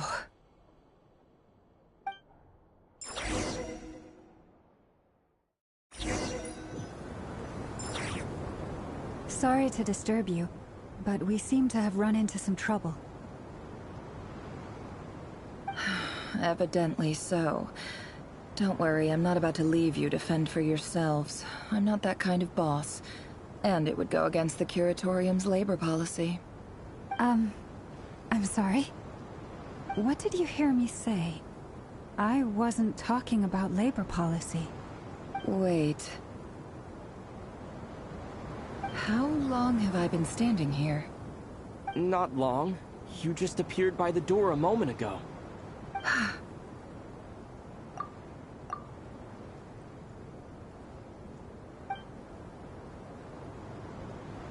Boss, what's wrong? You look like you've seen a... We've been tricked. We never left at all. Somehow I hallucinated that whole scene back inside the office. Hallucinated? But how? How indeed. This place should heed my will alone. All thoughts and actions that occur in here are just a result of pawns moving across the chessboard in a carefully calculated manner. And nobody has access to this chess set but me. So you control everything in here? More or less. But... has anything like... only once. It was the first time. Is there any similarity between what happened? I suppose my thoughts are a little turbulent. Is there anything I can... The first clause of your contract clearly states that I only need your help with things that I'm too lazy to do myself. Meaning, you're not... Meaning, this is not something Yehoda can help with. The chess set is a personal Boss, it's fine. Oh, listen to you. What? Yes, really. Where would I ever find another employee as obedient and servile as you? Oh, okay. Well, anyway, I was thinking I suggest everyone finds someplace even though all this chess malarkey doesn't exist in a physical sense, mentally speaking, it's all real. You don't want to dismiss mental fatigue. Just because it isn't physical doesn't mean it's any... Don't I have the best? If we can find a suitable time, I'd love to borrow Yehoda for a... Oh, Lama. Have I ever told you just time to rally, everyone? Follow me. As we continue our journey, the same rules will apply. That means stay focused and no talking no matter what we encounter. And don't disturb the chess pieces. You have my word that I will get us all out of here.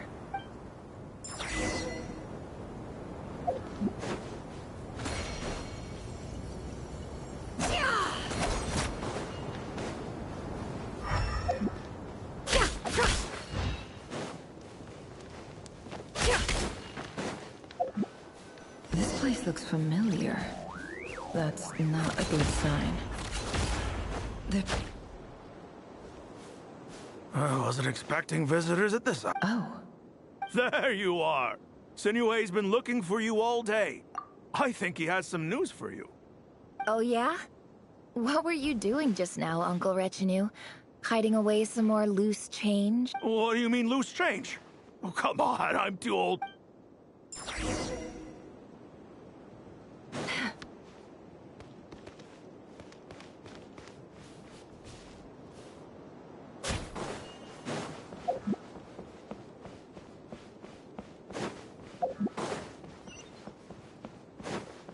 Can't hide the truth. It all adds up. Hey, kid. Mind telling me what Sinuhe's been up to recently? Get in his good books? Why? What do you want with my dad, Uncle Apepi? I've written a new song. I was hoping to showcase it at the next festival, but I'll need his approval. A new song, huh? I'd love to stay and listen, but unfortunately... Well, there's plenty of time and I'm not going anywhere. See that pile of stones? I'll be sitting there warming up my... Pile of stones. Got it.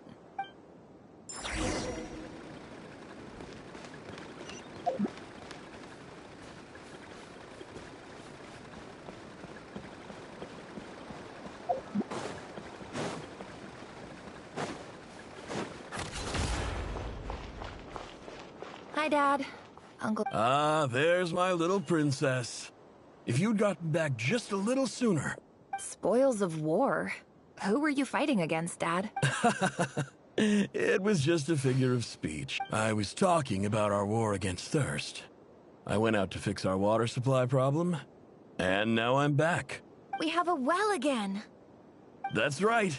I found a new one and brought back as much water as I...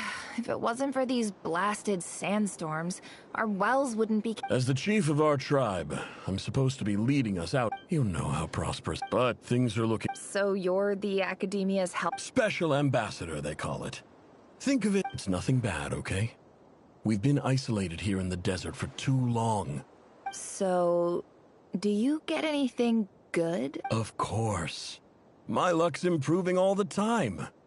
One day, I swear I'm gonna lead us out of this place. We'll find somewhere new.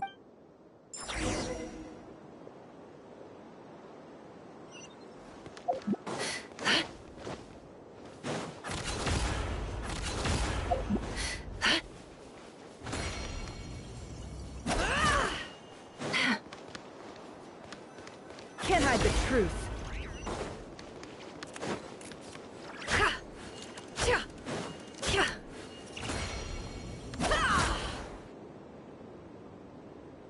That's our well, and you know it.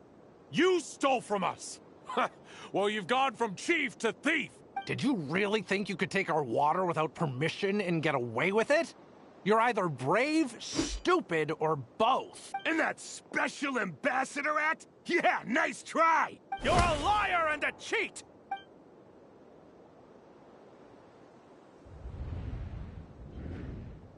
I heard Yehuda gasp, but I don't blame her. Corpses strewn across the ground. The wounds are clearly from scimitars and daggers. The desert dweller... There's a handwritten note on the ground. Halil, this is Sinuhe, chief of the Shimti tribe. Surely you remember me. This is my second time writing to you. I assume my last letter must have gotten lost, and I'm writing to you because I need some help. That sandstorm the other day completely blocked up our well, forcing me to look for another water source in Iab and Unut territory. Praise the gods. The well of the Iab tribe was intact. It was my last resort. I drew what water I could and left, but not without being spotted. You told me to write to you if I ever needed help. You said I urgently need you to formally recognize my title of Special Ambassador and send some of your people to assist me for a few days. It's the only way I can convince them that this is an emergency. Looks like this letter never got sent. The writer died a grisly death, and the letter was trampled into the ground. What a ridiculous lie the surviving Shimti tell. Their whole...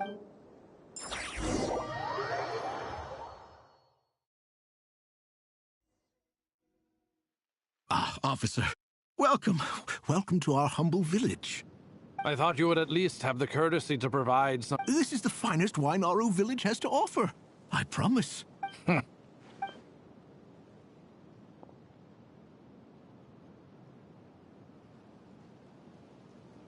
The Academia has agreed to reserve a single space for a candidate from your village. But I remain skeptical of this... Please, have faith. If not in us, then in our god. The child we found shows great promise. I beg you, take her away from the... I don't recognize... She showed up here a few days ago, and we took her in. So, where are you? Nowhere special. Just a sand dune. What about the rest of... Just the one. Correct. So, no brothers, no sisters, no mother or father? Any who have slept on a bed of sand, I call my brothers and my sisters. Apart from that, I have no family. All right. Get over here. Sign...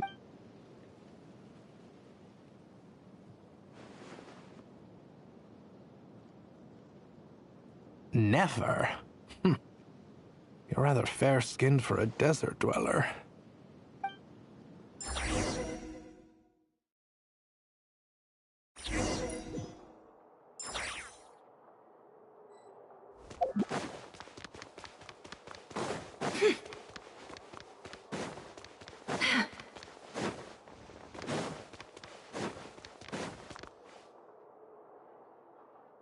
Nefer, this term's assignments have been issued already.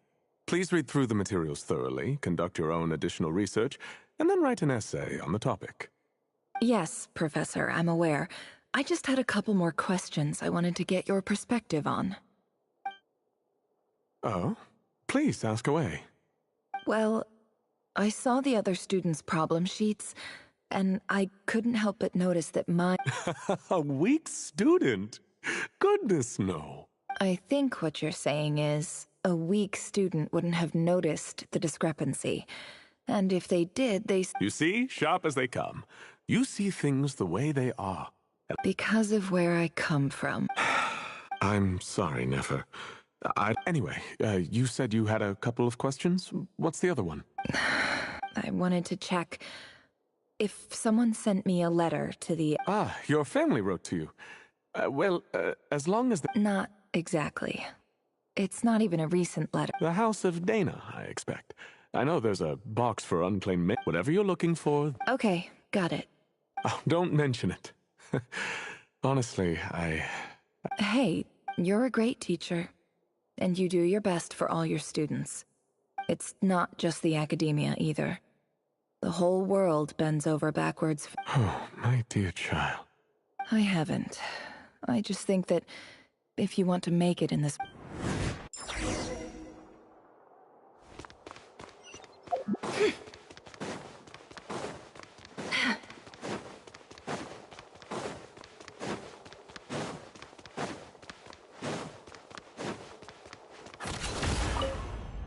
This must be it. A big cardboard box full of unclaimed mail. Let's take a...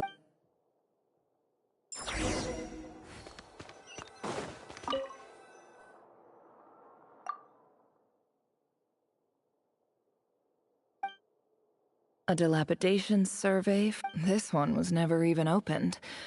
I guess the recipient didn't care what the... Who was it addressed to? This one is addressed to the Immorta Sage. In clinical terms, these symptoms fit the description of incense poisoning. The Immorta Darshan strictly prohibits the use of hallucinogenic substances, but I believe there are still people getting away with it. For example, my neighbor who always breaks out into song and dance after using incense.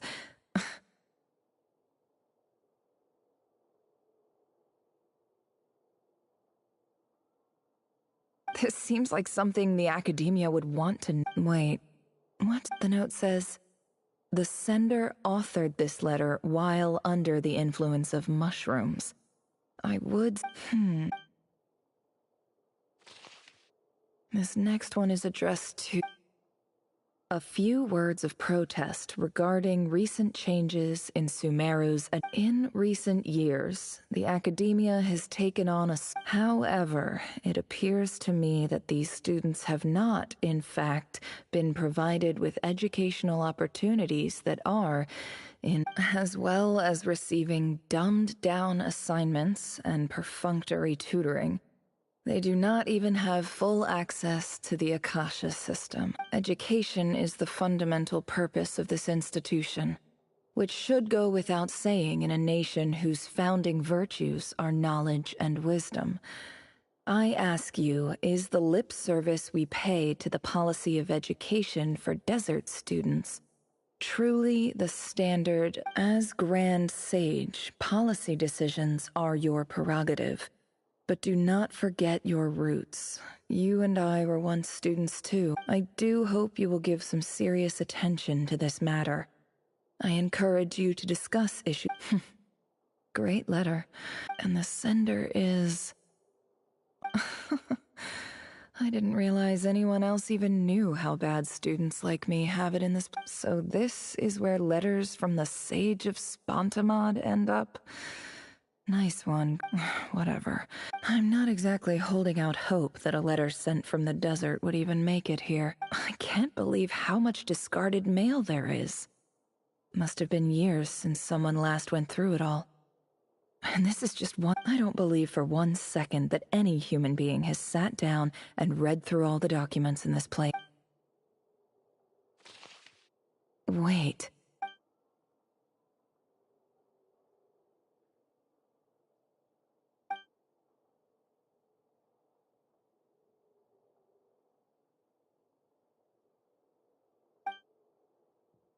Greetings, Halil.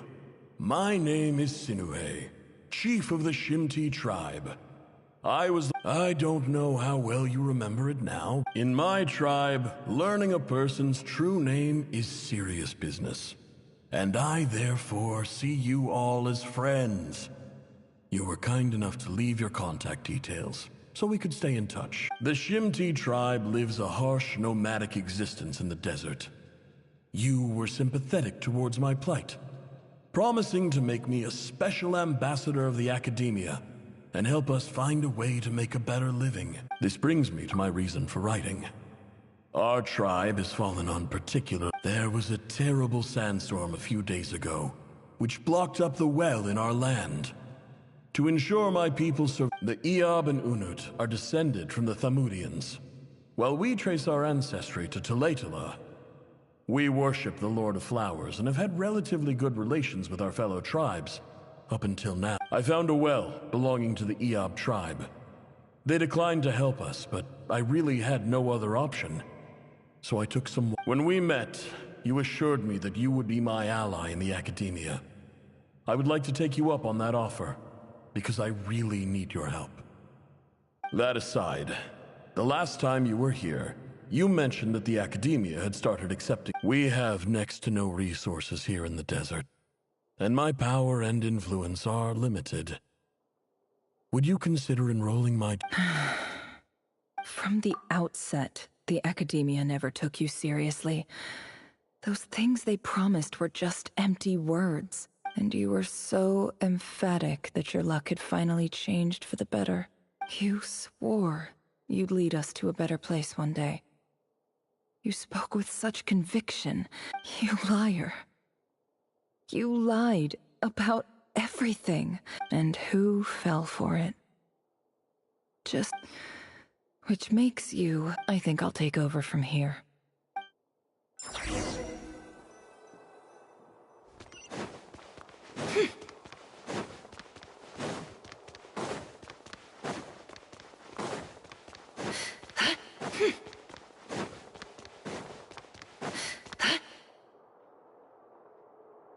I just came to say goodbye. Nefer? I'm quitting. Something's come up in my home. Huh?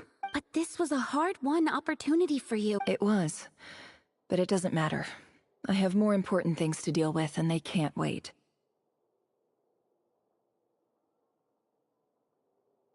Oh, and I didn't want to overfill my bags, so I left some... What's wrong? I thought you liked incense. Although, I did read somewhere in the House of Dana that it has hallucinogenic effects. Isn't this the stuff you brought from your hometown?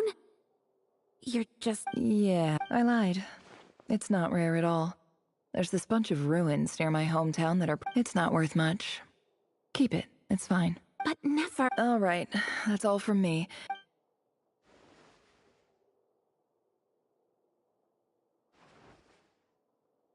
Don't forget me, okay? I mean, we're more than just... Yeah, I lied again. That incense is worth a fortune. And as for remembering her, I have far too much. I'll be lucky if I even make it through this alive.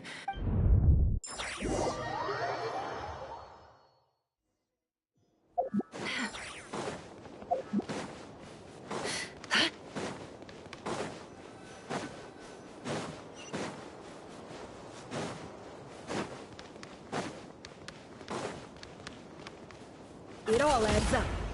No more lies.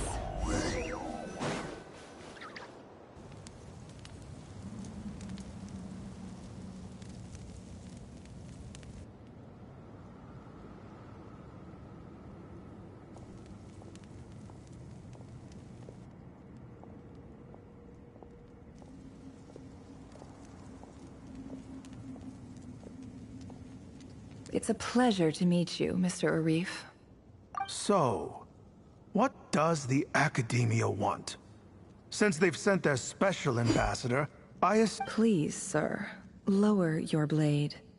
You're lucky I'm the one they sent. The ever-shifting balance of power in the desert reduced the once great civilizations of this region to rubble and sand.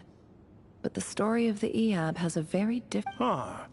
So, you do... This well is the perfect symbol of your strength, is it not? You're not wrong. But I'm sure you'd... Of course not. I came to bring you some records uncovered by the Vahumana Darshan show that a certain well currently under Eob control is built on top of some ancient ruins. These ruins... I checked the map carefully on my way over here, and I'm confident that this is the well in question. 50 million? No, wait. If these ruins are as important as you say... Don't get greedy, Eob. We know far more than you think. We know that you seized this well by force. Wasn't that the first step in your rise to power? So what if it was?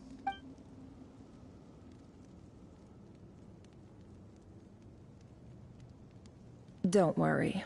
As unscrupulous as it was, it's something we're willing to overlook. The Academia is only interested in dealing with the de facto power hold. I hope I am making... And I hope your words are the truth. If I find out the Academia is trying to play me... I assure you, Chief, that would not be in your long term. You see how I'm dressed, don't you? I appreciate that you've never been to the rainforest. But surely, and what does a barbarian like you have to lose anyway? You really think the suit... All right, I take your point. The Academia is the highest... In that case, we have a deal. We will sell you the excavation rights. I'd like to thank you, Ambassador. This is good news indeed. Excellent news. In fact, it calls for a celebration. Gladly. I am partial to wine, so let's indulge in a few drinks together.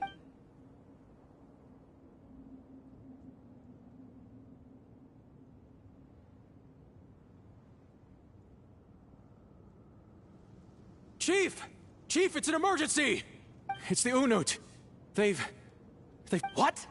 Well, don't just stand. Yes, Chief. I have every confidence in the EAB. Well, what is it? The Unut's response was alarmingly fast.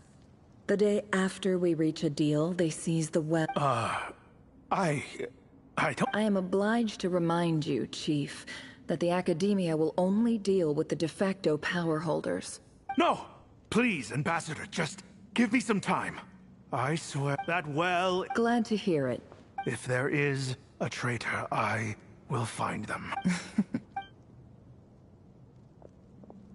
Wow. All it took was a few words. So, in summary, Ambassador, the Academia would rather negotiate with our tribe. The EAB are ruthless murderers who don't listen to reason. And now they have the... So let me ask you, Chief, if you... Kill them all. Precisely. The Academia does not tolerate those who stand in our way. The EAB have held back our academic pursuits for too long. At the same time, there is simply no way that the Academia can be seen to be intervening in desert affairs. We have our own rules out here. If the rainforest dwellers raised arms against... Right. We can't confront them ourselves, but we can support their enemies. The Uno... Natural. Weren't the EAB your allies once? You were quick to send them after us to protect your interests back when we stole that water. And now look... Let me be clear. The Academia wishes to collaborate with the legally recognized rulers of the desert in this matter. We are asking for... Say no more. Good. Then I suggest you get to work. You see, Dad? Lying is easy when you know how.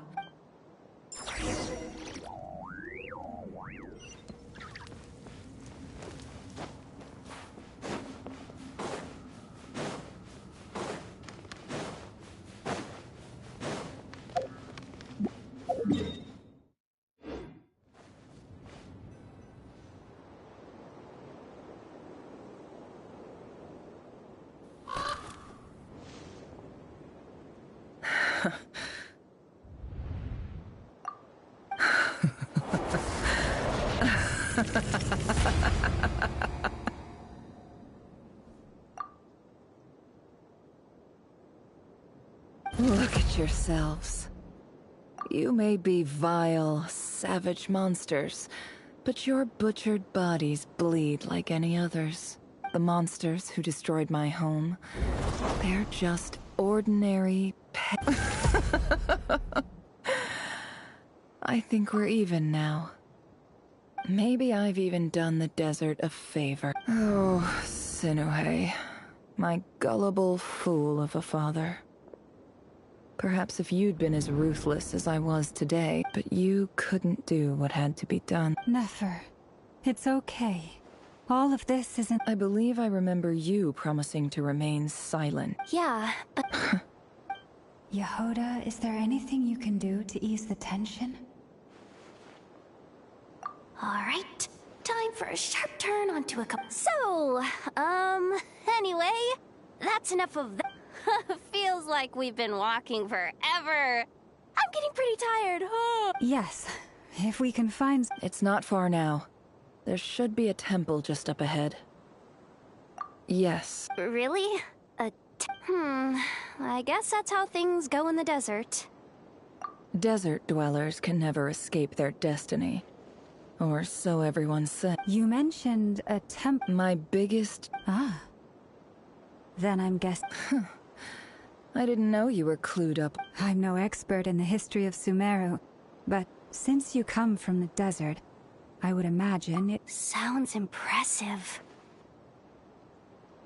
Oh, I know who you mean. General Mahamatra Sino, the spirit of hermeneutic. That's Boss Neff for ya! Sino's hardly a figure of obscurity. What about him? Well, he's not a small deal.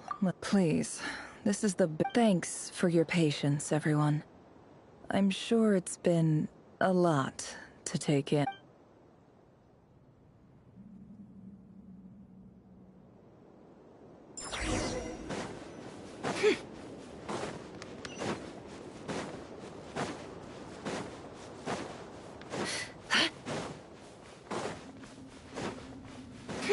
It all adds up.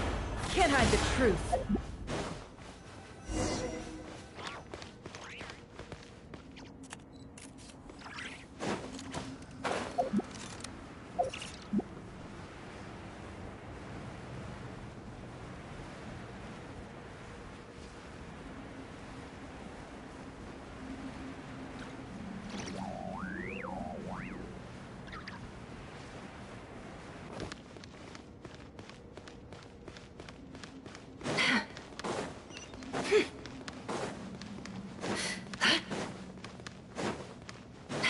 It all adds up.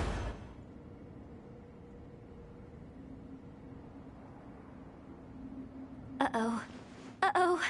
I'm totally out of my depth here. I don't have anything to add. I want to do the whole name-dropping, this girl knows her stuff thing too, but I've never seen anything like it before.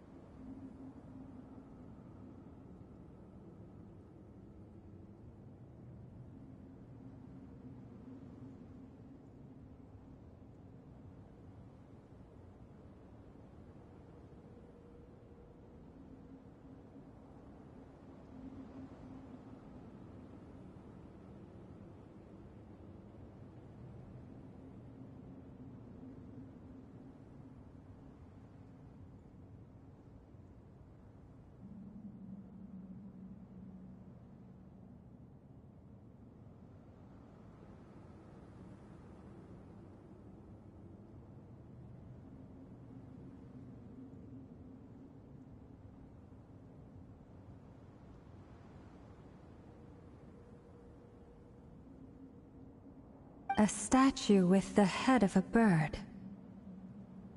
That's Thoth, the Ibis King, one of the 7 pillars of King Deshret. The legends say that he, the Crocodile King, and the Goat King were the 3 retainers of King Deshret. Let's take a look.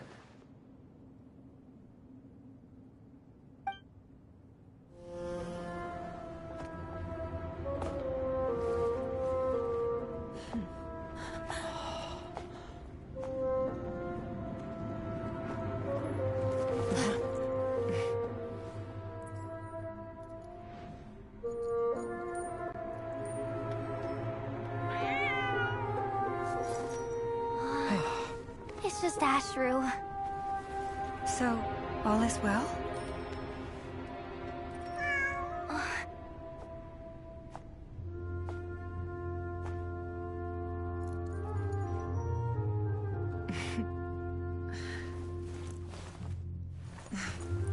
Typically speaking, at this point, the world disintegrates. Then we find ourselves back in the outside world. Besides, these are my memories. There's nothing to fear. You're sure? Of course. It's almost over.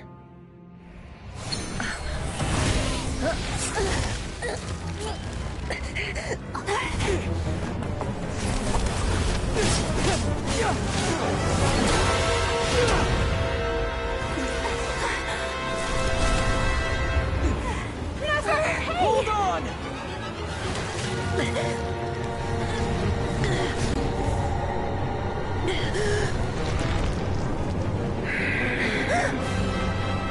Knowing too much is always a death sentence. Speak for yourself.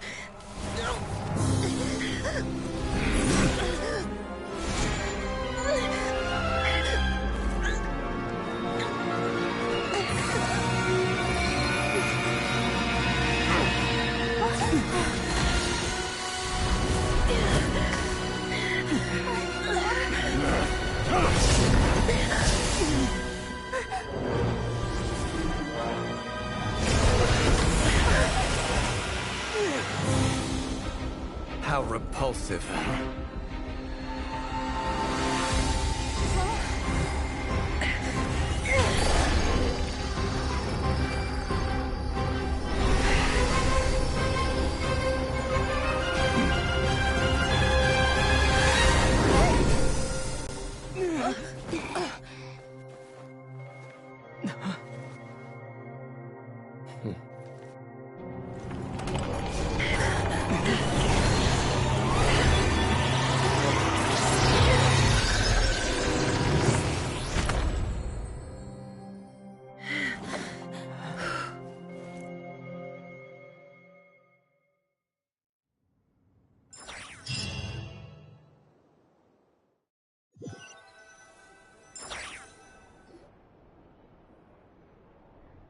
Timed that pretty well, didn't I?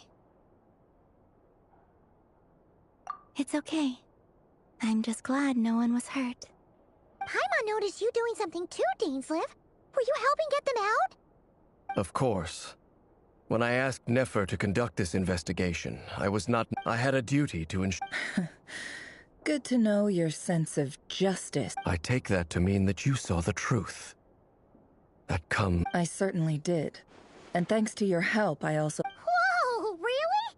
How'd you manage that? Well, to be honest, I sensed that something was wrong long before we made it to the... By using this fragment to probe into Rerir's past. Well, the monster formerly known as Rerir. It seems I alerted him. I was tracking him. Then he caught up... But how did he track you through your thoughts? Rerir was a secret agent who reported directly to the Vinster King. No wonder. He infiltrated the chess set, read my thoughts, and built a new virtual chess set inside of it. That's why we weren't... Speaking of your chess set, it's quite a remarkable item. Would I be... You overestimate me. I only have a connection with one of his... You all saw how this came to be. A long time ago, the Iab massacred my tribe, the Shimti, in our home village. A few years later, I enrolled in the academia, where some new information came to light. The Unut and the Eab fought a bitter battle over the rights to a well, all for the sake of a non-existent 50 million mora. The Eab ultimately won that confrontation, but the final blow to the Eab came at the victory feast, when an Unut assassin beheaded their chief right before my eyes. Having gotten my revenge, I returned to my hometown, where to my surprise, the nearby temple was still standing. As I stood there gazing at the temple, I noticed a cat just outside. This cat, as it turned out, was home to the spirit of the Ibis King. He led me to a gate deep inside. This chess set is my gift from the Ibis King. The chessboard within is made to the same specifications as the one in the mausoleum of King Deshret, and represents his... With this chessboard in its container, I gained a certain ability to perceive hidden secrets. Now, you could conclude that the Ibis King simply wanted to give the people of this world the power to seek the truth, but I don't believe that's the full story. Every god plays favorites. Their hearts are as fickle as any human's, full of secrets, perversions, egotistical tendencies. But precious few gods are willing to admit this. It is the same with all powerful forces, including fate itself. Their gaze falls preferentially upon a select few. As you rightly point out, this is an act of favoritism. If you're alluding to the Abyss, then yes, I agree. Gather the others. It's time to share everything I've learned.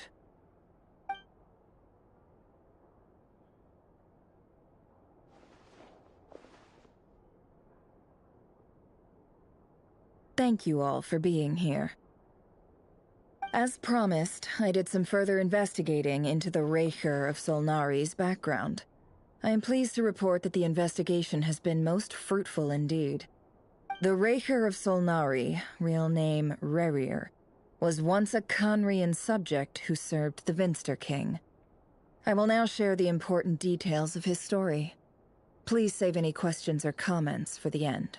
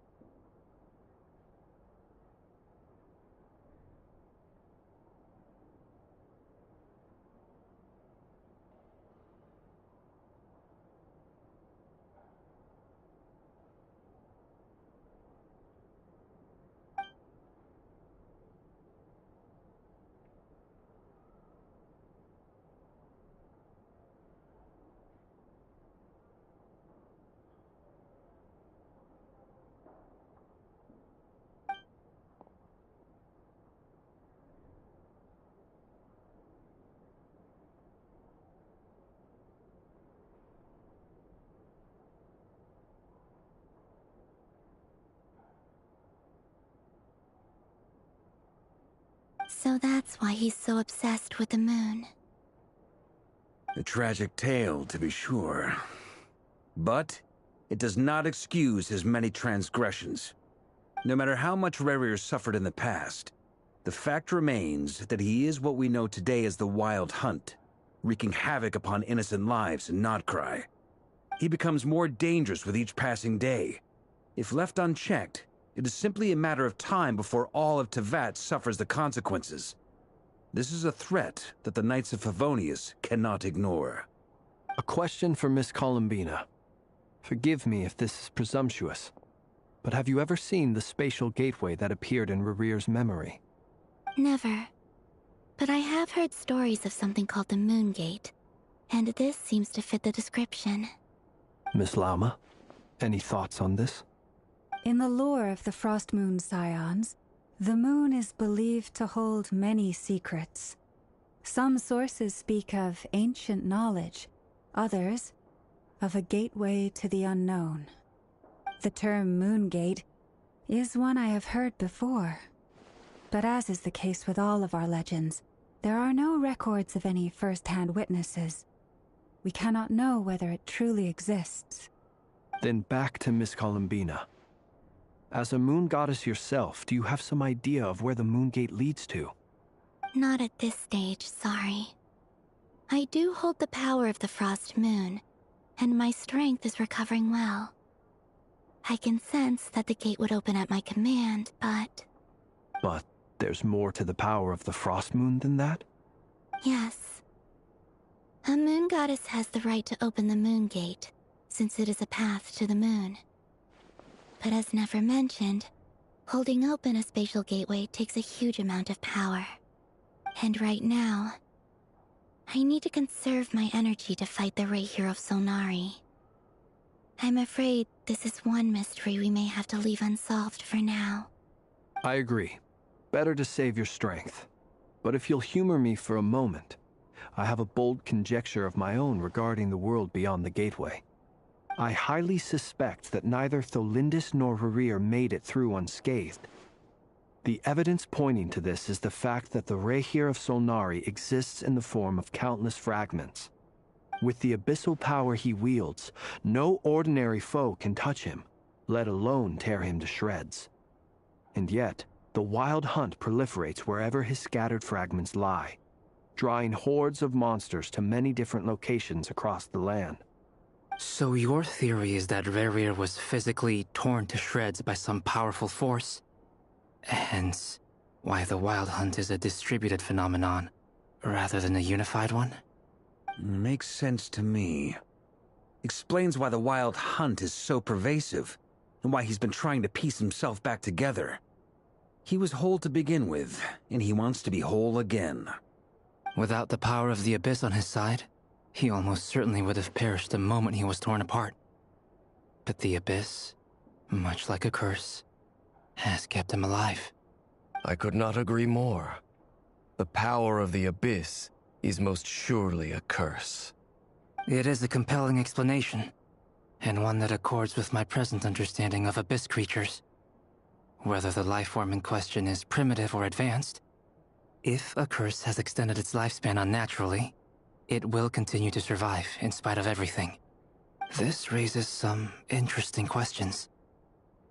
I will run some experiments and see if there is any validity to my suspicions. That being said, regardless of whether my research bears fruit, I would like to thank Miss Nefer for conducting such a thorough investigation. Already, it has greatly enriched my understanding of the entity we face. My pleasure, Mr. Albedo. I too hope that the information I have shared today proves useful as we look to formulate the next stage of our plan. Hey! What is it, Dainsleif? You look really upset! It's just... when I think of the man I once knew as Rerir. The two of you used to be friends, didn't you? I don't know if these words will bring any comfort, but my heart goes out to you.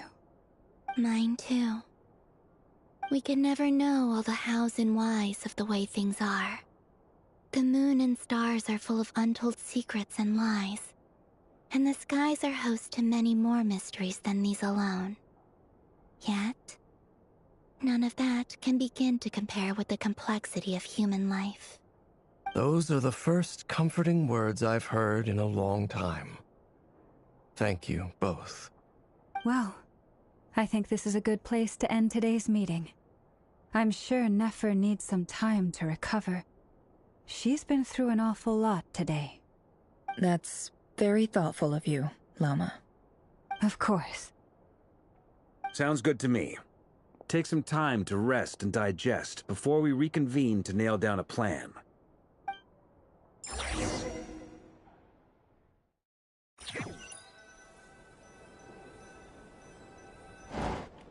Hey, is this a bad time? Hope I didn't kill the conversation.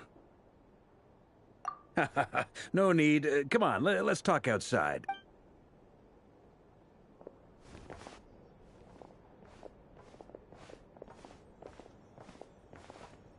Anyway, Nefer went back to the curatorium to get some rest. But before she left, she shared some things. Firstly, although she managed to trap the Raker of Solnari inside her chest set, there's no guarantee that the power of the Ibis. It's only a matter of time before he finds a way to break out. We have to come up with a plan and take care of him before that happens. Honestly, my mom figured that might be the case. So... Well, I asked her that same question. She talked for a long time, but for the most part, it seemed like she was trying to convince me how precious her chess set is. What a long and storied history it has. It felt like some kind of sales pitch, you know? The kind where you end up handing over Mora against your will? Anyway, after all that, she finally answered the question. 2 days, at most. 2 days? Holy moly! Can we even recruit enough help in that time? That remains to be seen. Which brings me to the second issue. Dainsleif is obviously conflicted about this whole thing. But given how little time we have, there's no way we can pull this off without his help. You have some history with him, right? Do you think maybe you could talk to him for us? Great. I appreciate it. All right, on to item 3. So, Albedo, Durin, and I put our heads together and came up with a plan. Can't promise it's gonna work yet, but at least it's a start. We figured we'd bounce the idea off you first. We'll explore it further once everyone's recovered.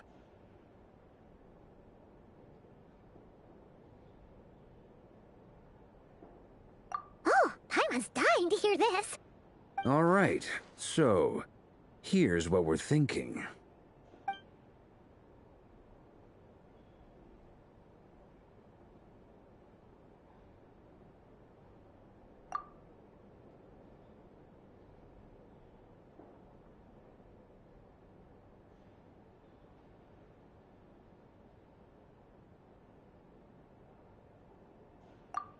We felt a little uneasy about roping you into this. I mean, firstly, you're not locals, and secondly, none of us are your boss. Roping us in? Why would you even say that?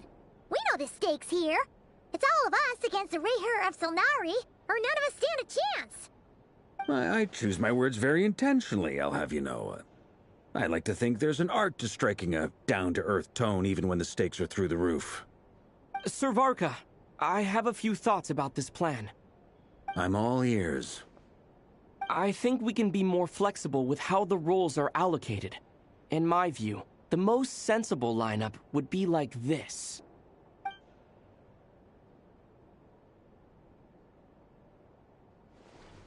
I see your point, yeah. But if that's how we're going to approach this, you'd better make sure you're ready. To be clear, I don't doubt your abilities. Far from it. I just want to make sure. Are you really willing to take all this on? I want to do everything within my power. The Rayher of Solnari is a truly fearsome opponent, and if I do my part, it'll greatly reduce the risk for everyone else involved. Well, that tracks with what I've heard. Jean's mentioned in her letters that you're so diligent it's almost abnormal. As in, most people weigh up the risks and rewards in situations like this. But you seem to just march towards danger without a moment's hesitation. Of course, everyone appreciates a fearless pioneer. But all that aside, I'm the Grand Master of the Knights of Favonius, and you're our honorary knight. I want to make sure your courage doesn't come at the expense of your safety. Thank you, Sir Varka. Well, I should be the one thanking you. It means a lot to have you on board. I'll give some serious thought to your suggestions.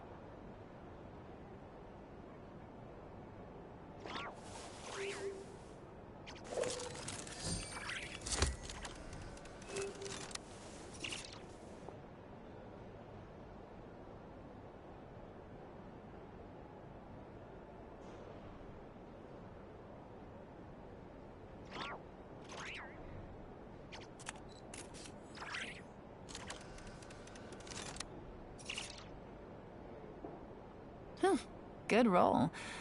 All right, maybe I'll take one more day off and knock out the rest of the work once I'm feeling up to it.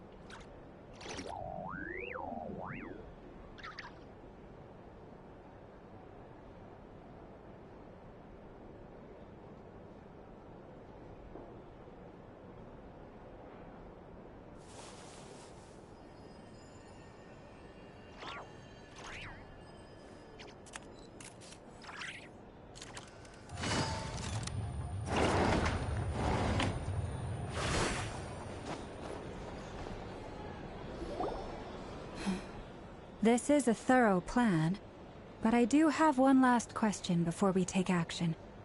How can we be sure that our enemy won't leave the designated area? Great question. Albedo's been hard at work analyzing Rerir and the Wild Hunt's behavioral patterns. His conclusions are as follows. Firstly, from the earliest known confrontation until now, Rerir has never displayed any ability to manipulate the dimension of space. So it's unlikely he has any power in that domain. Secondly, he seems to have a particularly strong vendetta against our group. If we put him in a fight-or-flight situation, he'll choose to fight every time. Thirdly, finally, and most importantly, he is consumed by hatred, both for the moon and for his enemies. Turns out, we tick both of those boxes. We have a reincarnated moon in our ranks, and a spy who accessed his private memories without permission. He'll be baying for blood, not looking to escape. As someone who's had their fair share of interactions with the Wild Hunt, those all seem like valid observations to me. Understood. Then I will defer to the verdict of the group. Well, everyone, that's the plan in full detail. Albedo and Durin are carrying out their part as we speak. Plan approved. Scheduling. Okay, any firepower you need, I got you covered. Let's light this baby up. The Frost Moon Scions are behind you as well. And the rest of you?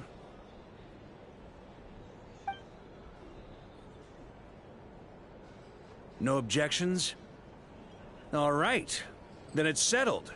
This is the plan we're going with. Next up, an old tradition of mine. Anyone who wants to back out, now's your chance. Wait, we can still back out of this? Everyone says things they regret, right? I don't want anyone feeling trapped because their mouth said yes before their brain had time to think things through. A very people-first approach. I hear that's common practice in the Knights of Favonius. Heh. Who'd you hear it from? D-Luke? Shh. We don't use people's real names at work. This contact will be known only as Owl, please and thank you. This plan can only work if everyone does their part. Flint's and I will absolutely support it. We shall indeed. You'll be glad you accepted our help.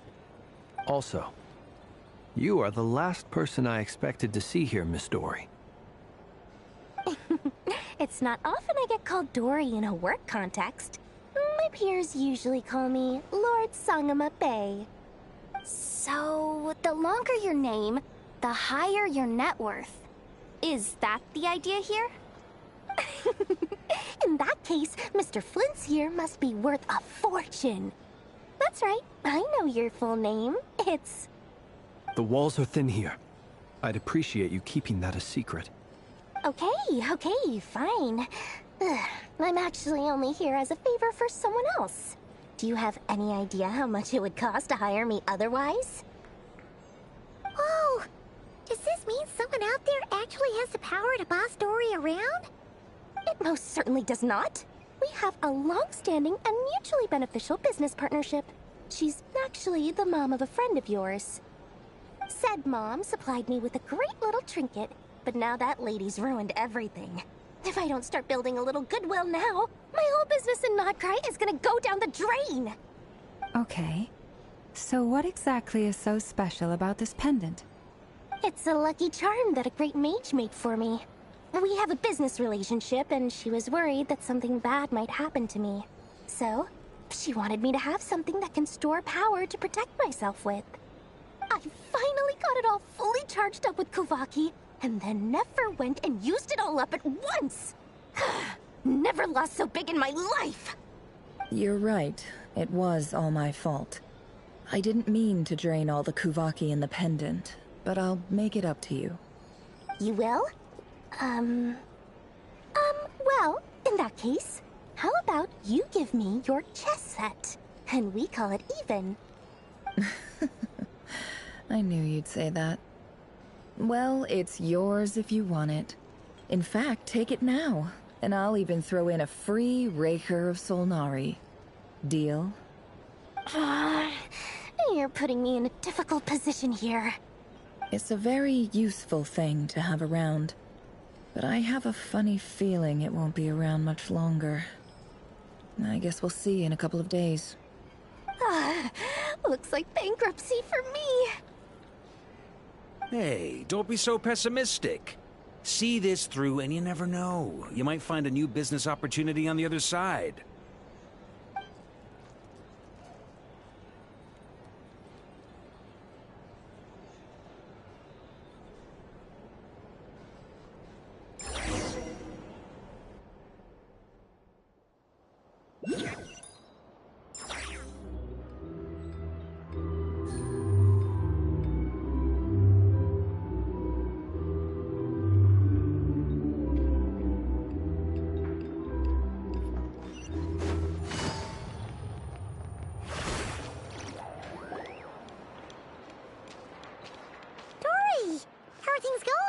Feeling ready?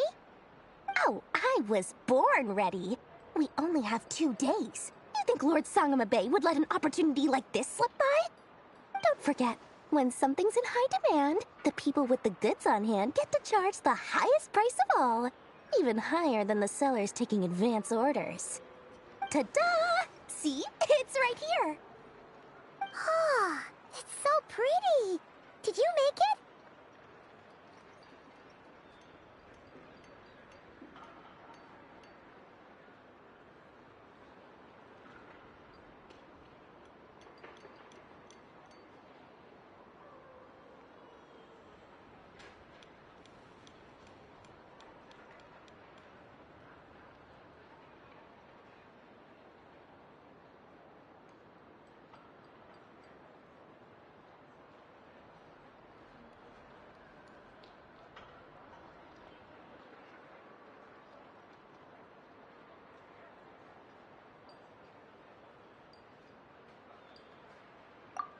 No, I have a supplier. We go way back, so he made me a very attractive offer. Aha! No wonder you were talking about Lucky Charms at the meeting. You've been getting Kaveh to make them for you. That's not the full story. It actually started a while back as a project between me and the Dendro Archon. Mage Alice once warned me that this world won't stay safe forever. There may come a day when everyone faces a great crisis. I passed this on to the Dendro Archon, and she secretly brought together a research team made up of Sumeru's top scholars to invent a technology that could keep people safe. I won't go into the details because it's all very complicated, but if you want to know more, you can ask the Dendro Archon about it sometime. Anyway, point being, it was the Dendro Archon who asked Kaveh to build this little contraption. As one of the top Kashara War talents, he was the obvious choice. Took him long enough. He stressed over it for ages. Must have gone through at least a dozen designs before producing a final product. But that's Kaveh for you. Marak delivered it to me a couple of days ago, along with a letter from Kaveh. Could I ask why I'm sending this technology to you? And what's your proposed use case? Has it been approved by the relevant authorities? So nosy. My fault for sending him the research permit to begin with. Surely Nahida must have told him you were involved in this project. He was probably just nervous because you're always so secretive about your business. Could be. Anyway, I just replied, let's hope there never has to be a use case, because it would involve grave danger. Fair enough. But it sounds like he was just being cautious. He probably felt responsible as the one who made it. Or maybe he was asking as a favor for his housemate. He's done that before. Not sure why, though. His housemate doesn't seem to really care that much about this kind of stuff. Either way, all's well that ends well. I'm just glad to finally have my hands on the product. I wouldn't want to be without it, given the potential dangers that lie ahead. Huh? What does that look mean? Paimon's just super surprised. This must be the first time we've ever seen you actually get serious about something.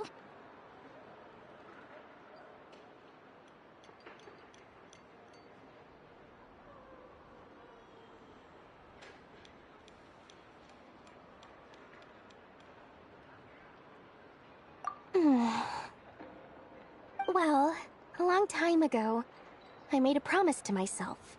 I promised that I was gonna live every day of my life with a big beaming smile. Obviously, Mora plays a big part in that. But there are always gonna be times in life when you have to give something back. That could mean paying back a debt, returning a favor, or showing some kindness.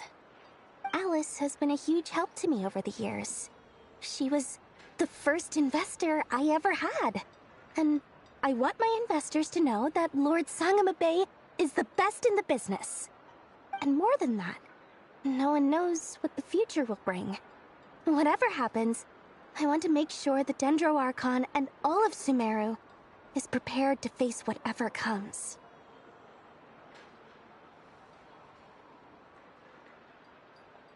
Oh, that? I was just making sure Nefer and I are square. Don't be thinking it was some sort of benevolent act. I'm no saint, so don't treat me like something I'm not. My priority is doing the business that I want to do, so long as my conscience lets me, but it usually does. That's the Lord Sangama Bay business model. All right, if you say so. I do say so, and that's the whole point. I'm a businesswoman. Don't go trying to figure out what kind of person I am. You'll exhaust yourself. Much easier for everyone involved if you just take my word for it. Oh, and could you two help me get this stuff where it needs to be? Thanks so much. You're my favorite assistants.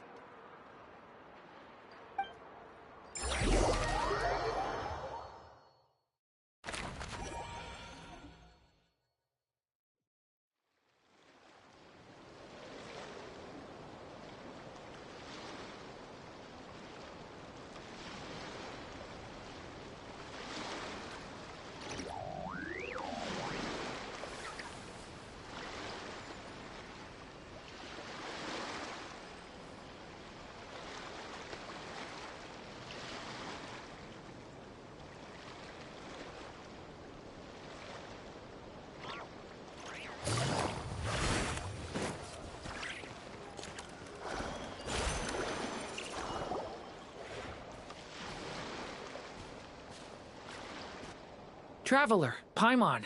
It's good to see you. Everything going smoothly over here? Sort of. As you're probably aware, per the plan, we dissected and analyzed some samples of these creatures. The process went very smoothly. The findings, however, come with some troubling implications. What? You can actually dissect the wild hunt? That depends on your definition of wild hunt and dissection. Harmless, lifeless. These words are accurate descriptions. The wild hunt is an interesting phenomenon. In and of itself, it doesn't seem to possess anything akin to a human personality. But taken as a collective, the medium through which the wild hunt is summoned does appear to have a soul.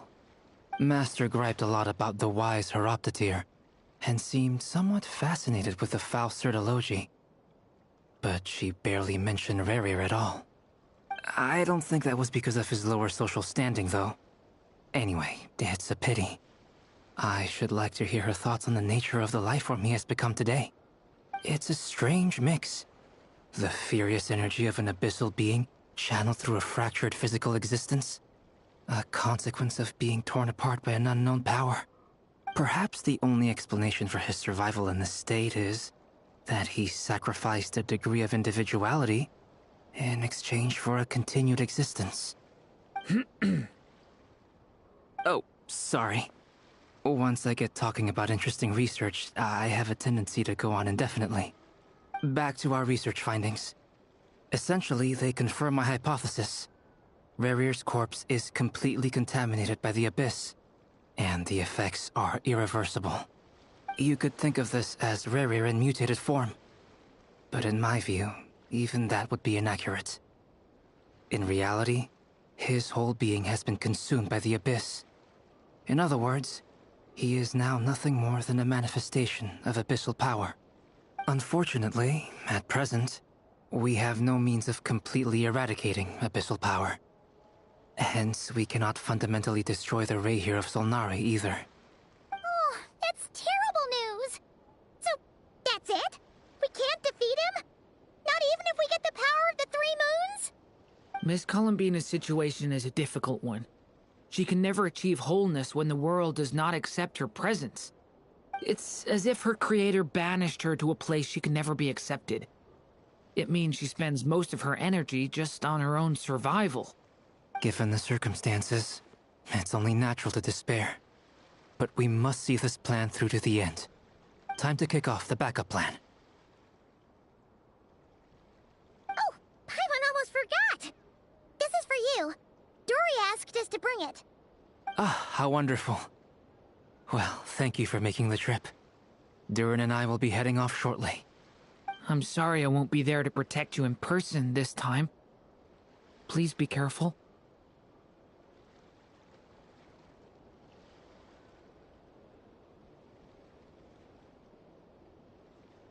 All right then. Stay safe.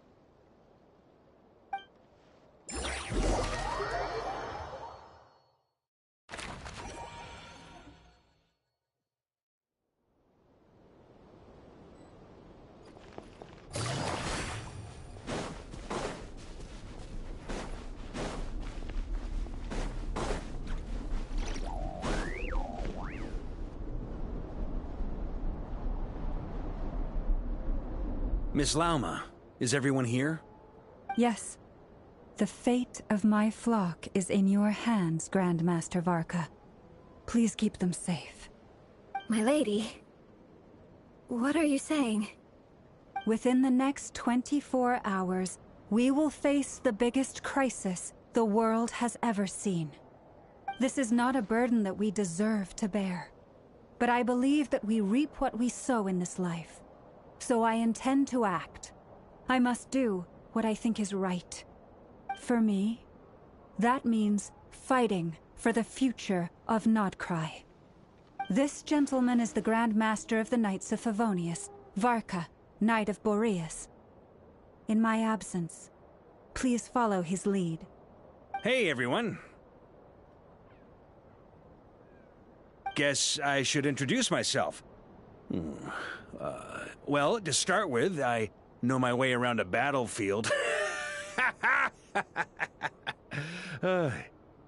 Biggest strengths are honesty and hard workingness. Anyway, point is, I don't intend to let Lauma down. I'm gonna do everything in my power to keep every last one of you safe and sound.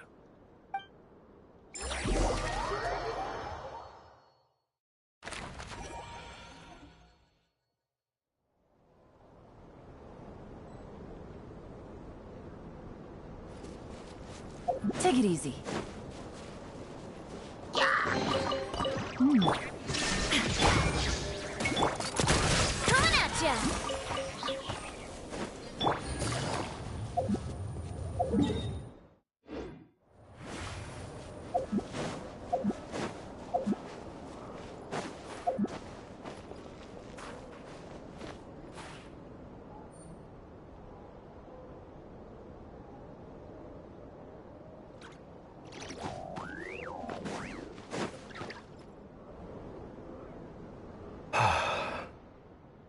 Something on your mind? Miss Columbina, was it? I believe that's how the others addressed you. That's right. Names are funny things. Have you always been called Dainsleif? Yes. I take it your own name has a more complicated history. I have a different relationship with names than other people. To be honest, I'm not even sure that Columbina is my name. At least, not in the same way that Dainsleif is yours. But it's what everyone calls me, and I go along with it. A lot of my life has been that way. I get so used to things that I forget to question why they are so. I never used to think much about where names come from, or what they mean to people. Maybe something's wrong with me. You're different from other people. I sensed it the first time we met. You're more perceptive than most. I'm sure your long life and rich range of experience explains that. Do you ever find yourself missing Conria, Mr. Dainsleif? Difficult to answer. I have dreamed of the past many, many times. Sometimes I'm fighting tooth and nail. Other times I'm lying on the ground, defeated. I don't recall any happy moments from that time. It has been too long. Is that because hatred survives longer than love and affection? That would not be for me to say. I make no excuses for the grudges I bear. But whatever the reason, I remember little that was beautiful or sentimental. Thank you for your help with the Rerir situation. Without your efforts, I never could have learned the hidden truth of his story. You're welcome. I know he's your friend. Friend? He betrayed me. And I never really understood what he was going through in life. Some friendship, that is. Okay. So, do you plan to fight him with us? You see, you're torn. Now you know what really happened. You see the things he's done in a new light. I need some time. Of course. I completely understand. Anyone else in your position would feel conflicted too. Actually, I went through something similar myself recently. Something happened that changed my perspective on a situation. A situation I took for granted at the time, but now I feel very grateful for it. You mean the Harbingers who still support you, even though you've left the Fatui? Yes.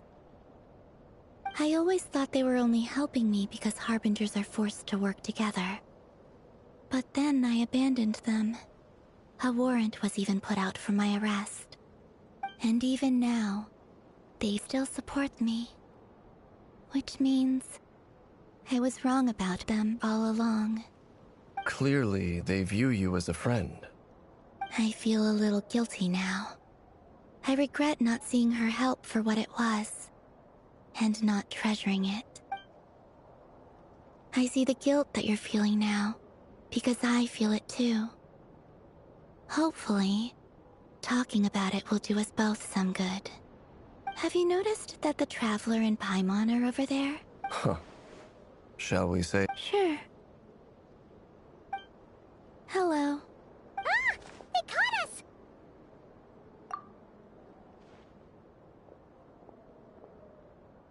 I apologize for making you worry. No doubt you wish to know where I stand on the plan to take down the Recher of Solnari. You will? Oh, thank you. They needn't be. This was something that I was going to have to face up to eventually. That doesn't matter to them. They're grateful. You can't control their gratitude, so just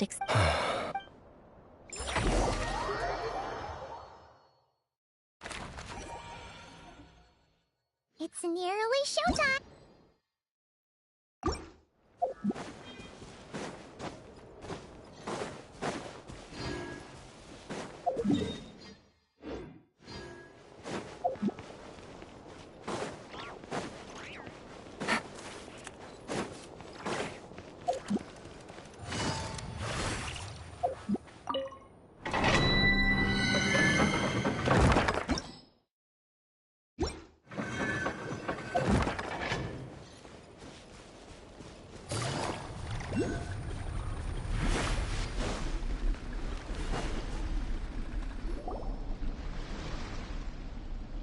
Ah, you're earlier than I expected. Hey, Flint's! Been waiting here long? Not too long. I came a little early so I'd have some time to think. Are you nervous about the battle? Quite the opposite. I'm reminiscing on my past battles. When I was awakened by the Ratniki, I had not touched a weapon in many years. I felt like the battlefield was not where I belonged. But after waging war against the Wild Hunt for so long, I came to realize something. A life of absolute peace is simply not a possibility for me. My restless flame indicates that somewhere inside of me, there is a deep yearning to root out the evil in this world. Oh, that doesn't sound like such a bad thing. Well, in the past, when I was a Fae whose primary concern was but it certainly serves me well here in the present. And I am delighted to be able to join forces with you in this endeavor.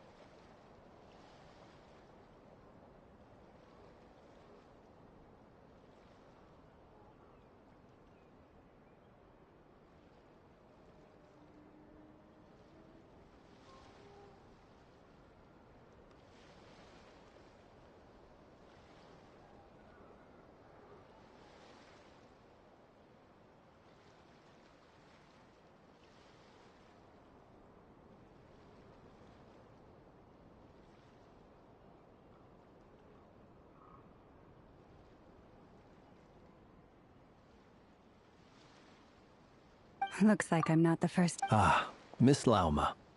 Did you sleep okay last night? I struggled to settle down at first because of the nerves. But don't worry. I got enough sleep in the end. I'll be just fine. Please, I'm just doing my part.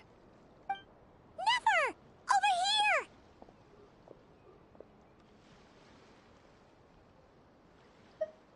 Aino asked me to relay a message. She said Anefa will be on high alert and keep a close watch over all secondary districts where defense is required, providing support as necessary. Meanwhile, Aino herself will provide range support to us directly, using her latest invention. Excellent. My thanks to all involved. The chess set's looking a little unstable. It won't hold him much longer. We should be prepared to engage at a moment's notice. No sense sitting around waiting. Let's make the first move while we still have the option. I agree. Paimon, find a safe hiding place. Got it! Be careful, Traveler! I will.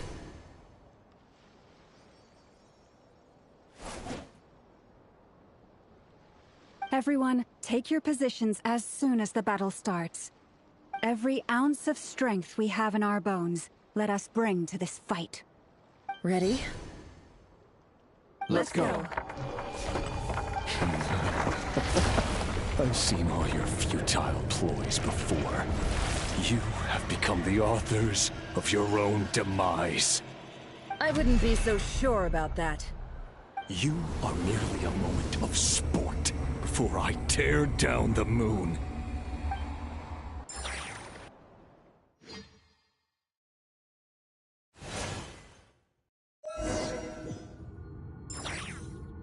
Let me help you guys. Moonlight. Stay on your toes. Move. Yep, you too. Quite finished. Close your eyes. No more lies. Pathetic. Can't hide the truth. The mystery unravels. Moonlight. Move. It all adds up.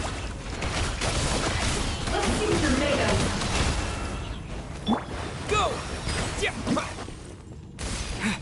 Moonlight. Hunt him down. For the everlasting forest. Futile. It all Hunt adds him up. down.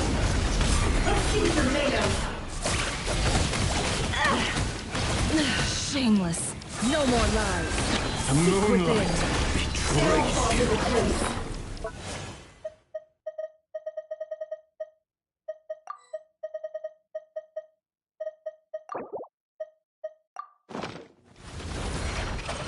Can't hide the truth. Pathetic.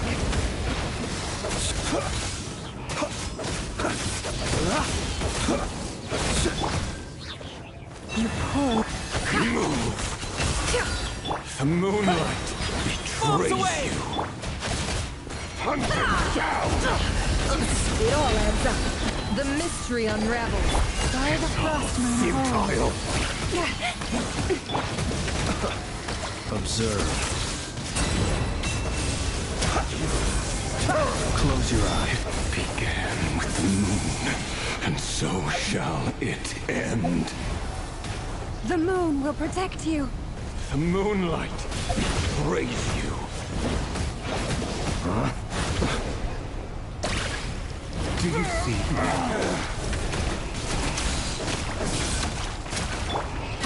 Forest? Can't hide. From here, when will it be as you foretold?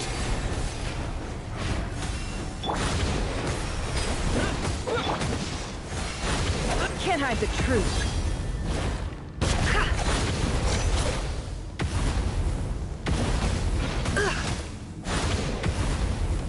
No more lies.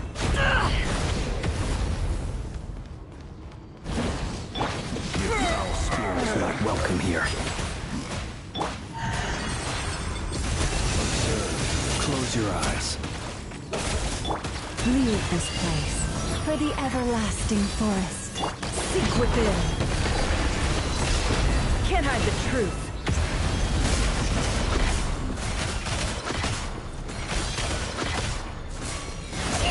It all adds up. Futile. You poor little... Be silent. Pathetic. Water jet!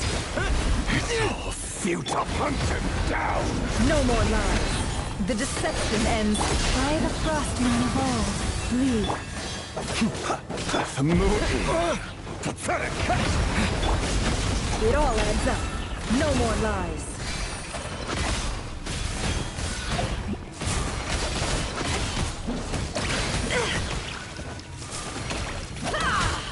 It all adds up. Futile. Hunt him down. Steady now. Pathetic. You fear the truth. Your game of heroics is over. Who wants to go first? Moonlight betrays you. Now, get out of my sight! No, we've been Within separated! my grasp! You okay? Never! Where are the others? Stuck outside the barrier. I guess he really doesn't know. I told you before, knowing too much is always a death sentence. Be careful what you wish for.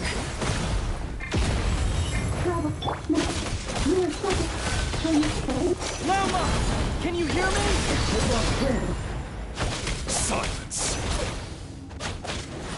The voices are gone. But at least I know they're still there. I need to focus. Stick to the plan. Remember my most important task. Just keep stalling him. I've got this!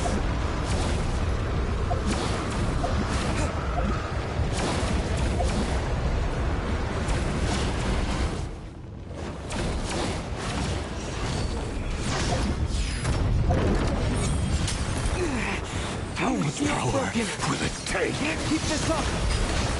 Don't push your luck.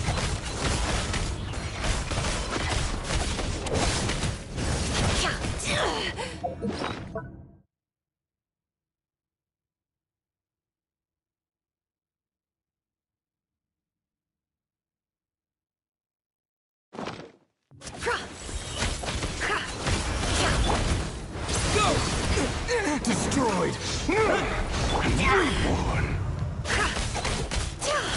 Can't hide the truth. How?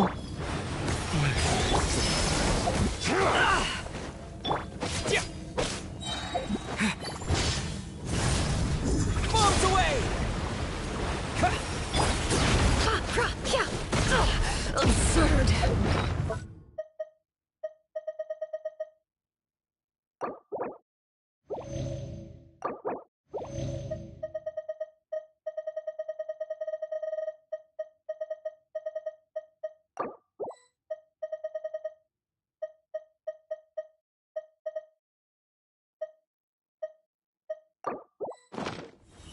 No more lies.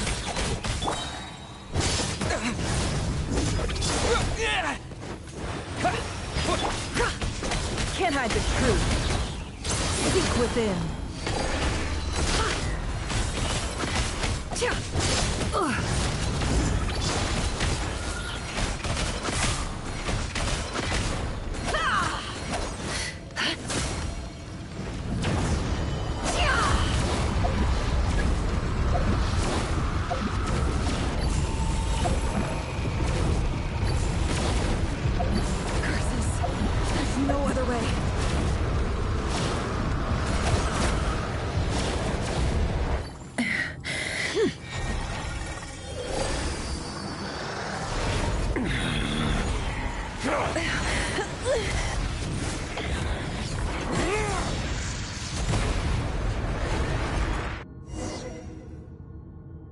The only way to defeat Rarer is to borrow his own power.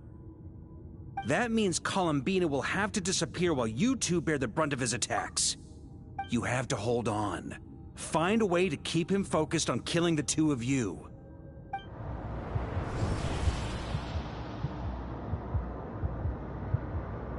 Nefer, your eyes are bleeding.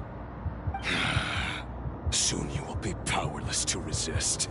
And then, I will reduce you to dust. But that dust will plague your memories. Come on. Any other tricks of yours, as entertaining as they are. You don't fool me. I have to stoke his rage. Make you fear what you could never defeat. You cannot win the fight against fate, Rerir. Is that what you think? Well, now it's your turn to feel afraid! You fear the sound of your own name? Is it us you hate? Or is it what you've become? Let's see what becomes of you!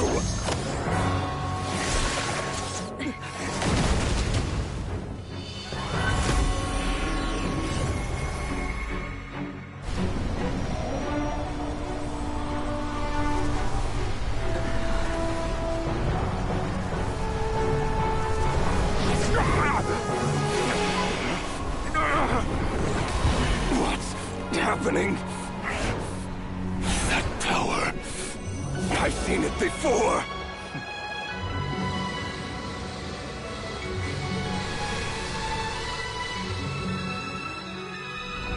His power is on another level. We'll need to use an alchemical array to convert his power into a usable form. Then quickly channel it into Columbina, rendering her powerful enough to compete with him. I'll join you. I can help. If I release enough abyssal energy into a confined space, it'll create a potential difference, allowing us to extract a huge amount of elemental energy. Next, I'll synchronize with everyone's minds using Pyro, then give you temporary access to their abilities and fields of view. But it won't last long. Can you see?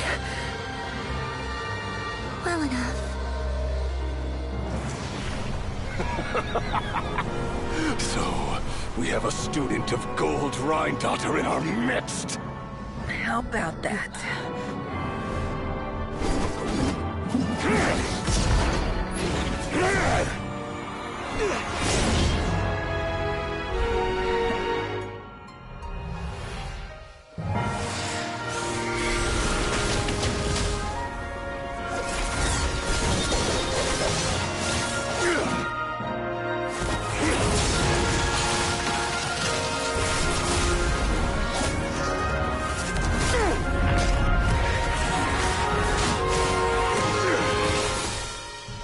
You use my own power against me? Just like how you stole Kuvaki. Look familiar?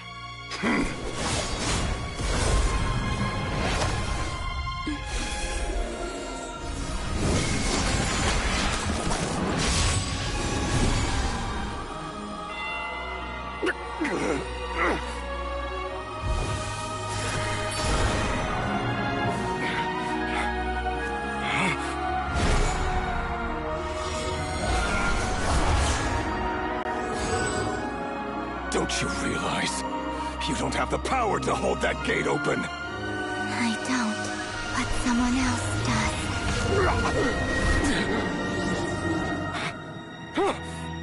Goodbye, Rerir.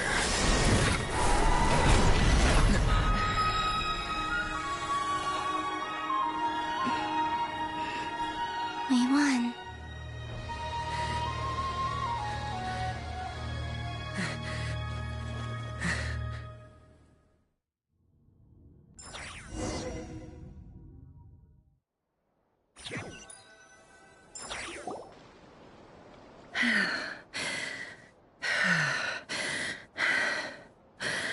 Nefer, how are your eyes? They're fine. It's not too... Let me handle it.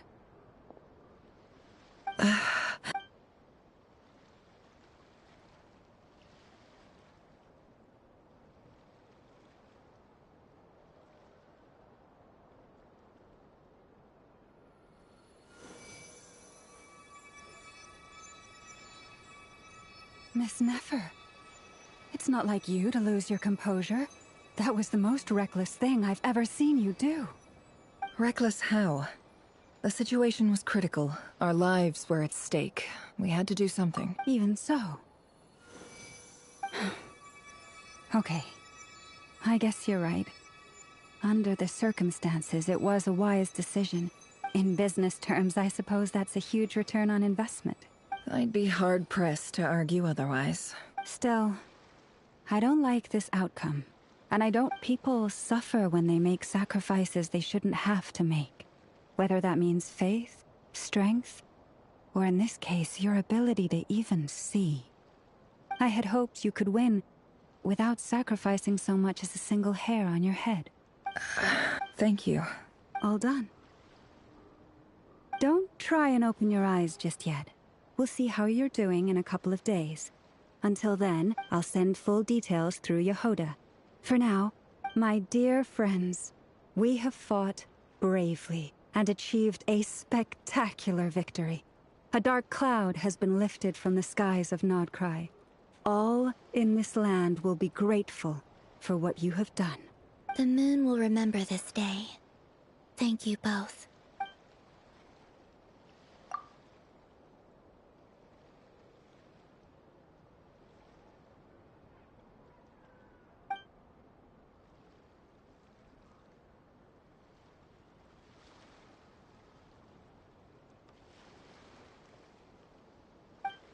There's something I want to let you know. What is it?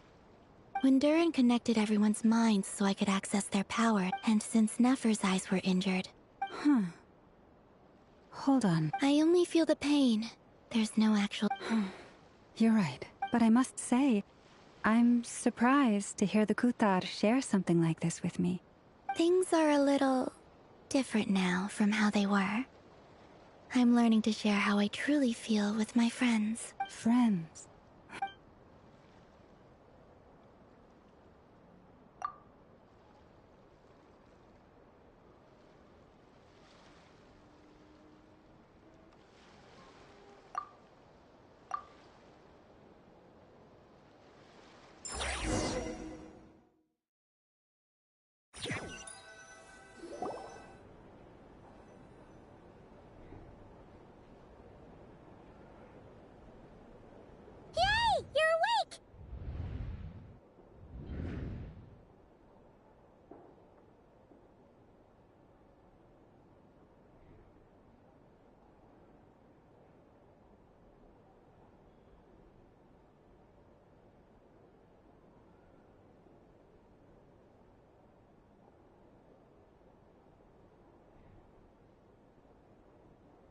How are you feeling? Any aches and pains? Did you sleep well? I'm doing all right, Paimon. No need to worry about me. Phew! Well, that's good. Paimon's been sitting on the edge of the bed worrying about you for ages. You slept a whole day and night. Glad to hear you didn't starve. How was the food? Well, it wasn't the same without you there to share it. Honestly, Paimon just can't relax when you're not your usual self. She couldn't enjoy the food and settle down to sleep.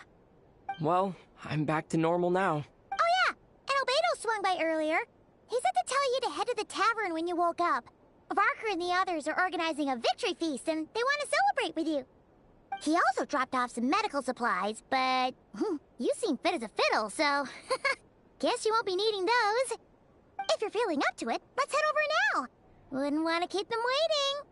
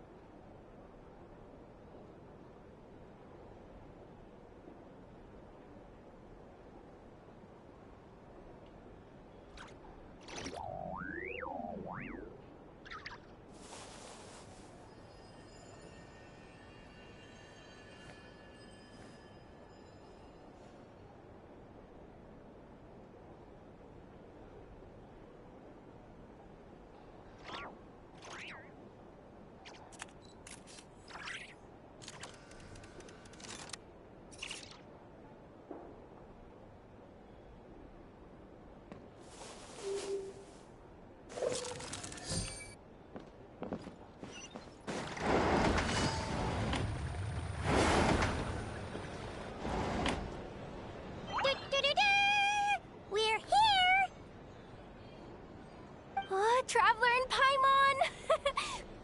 Perfect timing! We were literally just saying how there's no way we're holding this victory feast without you any longer, and we would have postponed it till tomorrow. How are you feeling today? Much better.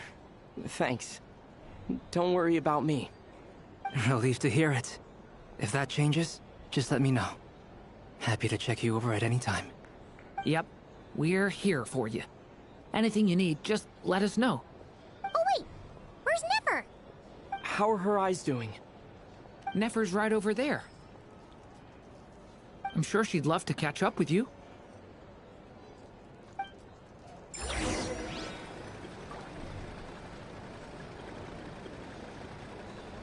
drink recommendations? Well, for starters, I recommend you drink less.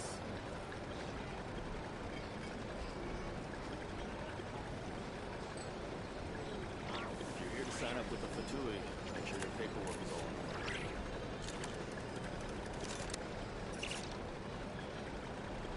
Hey there. Looking for a drink or two? Or perhaps a night?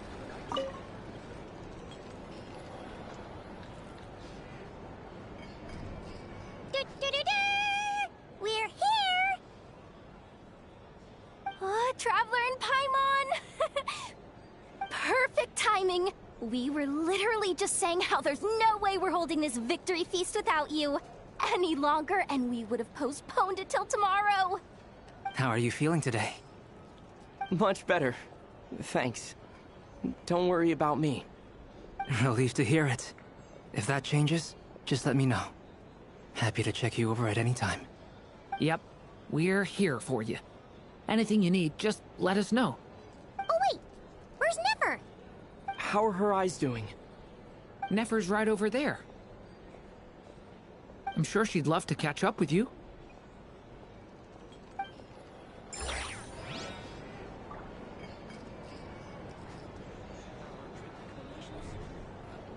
For starters, I recommend you drink less. Hello, you.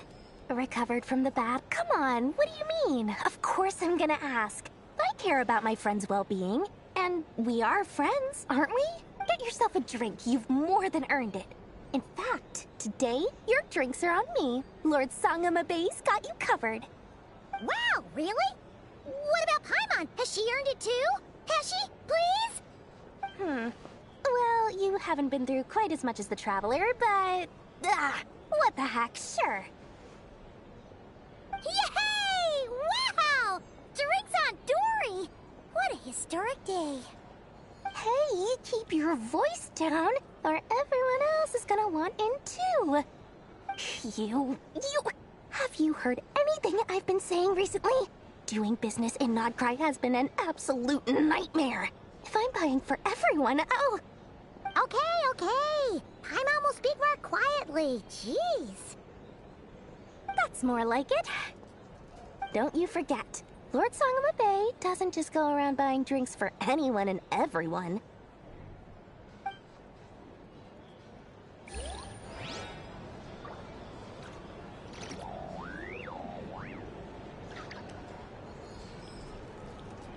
you're here to sign up with the Fatui, make sure your paperwork is all in order.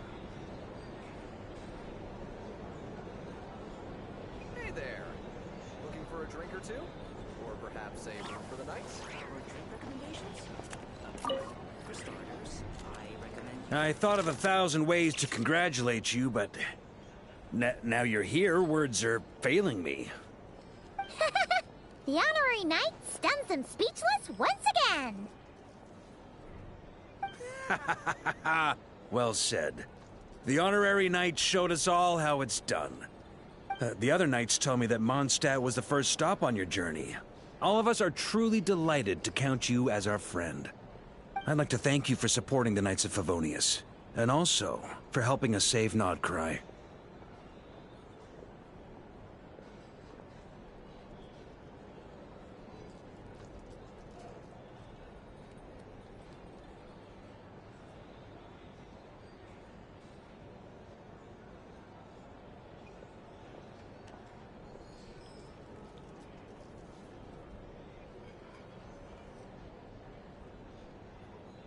Nonsense. Of course I'm gonna mention it. This is more than just business. It's a relationship. And there can be no relationship without showing gratitude where it's due.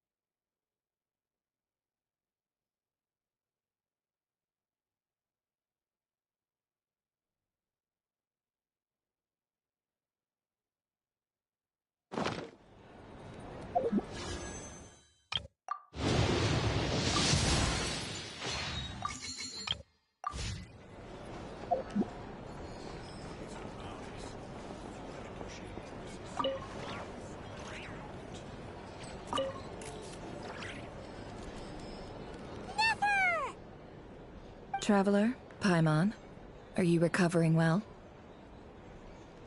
Turns out that moon chanter has some real talent after all. My eyes were mostly recovered after just a couple days' rest. I can actually open them again now. Yeah, but you gotta be careful.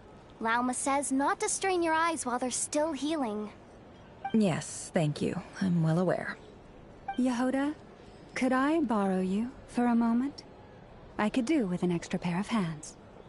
Oh, sure. Coming. Did you hear that? I gotta go help Lauma for a second. You guys chat among yourselves. I'll grab us some drinks on the way back. Paimon, you still like 'em sweet? You bet! Make it extra sweet, because Paimon's earned it! Sure thing!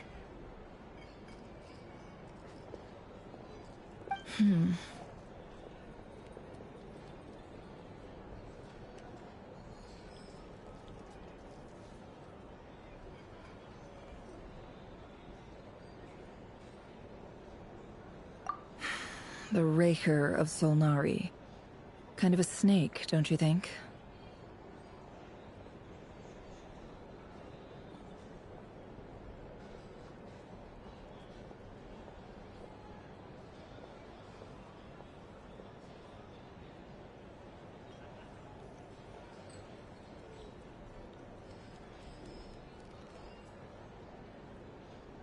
No, definitely a snake. A poisonous one who spewed his venomous hatred everywhere. Anyone who seeks revenge out of hatred for other people has become a snake. That's something my dad used to say. Perhaps. I'm sure it sounds like a very wise and open-hearted perspective to your ears. But me? I think hatred is a perfectly justifiable emotion. What else is left when everything you depended on in life gets stripped away? Something's gotta fuel that drive to keep on living.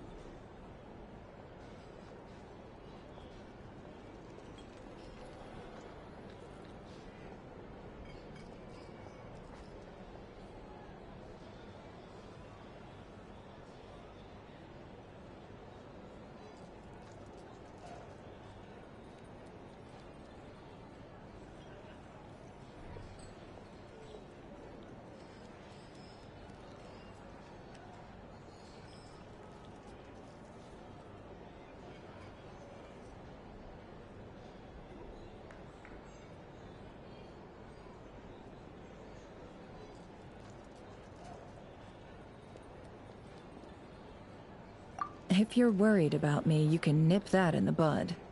I'm not someone who gets stuck in the past. It's just... I suddenly feel like I was wrong to call my father a liar. He was just a fool. That's why the Academia turned their back on him, and why the other tribes ganged up on him. Oh, Father. How much better things could have been if you were a skilled liar. Look at the Ibis King.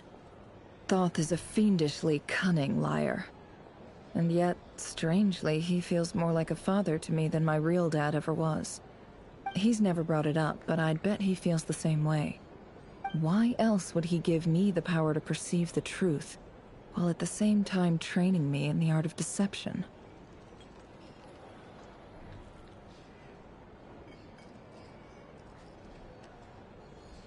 Well, King Deshret banished him to Aru, which is essentially a prison, and posed 3 questions to him. He promised that he'd have his freedom if he could find the answers. His response was to take on a physical form and approach me, hoping that I could become his envoy and search for one of the answers on his behalf. Did he really think I'd fall for that? He's stuck there. He can't make me return what he gave to me.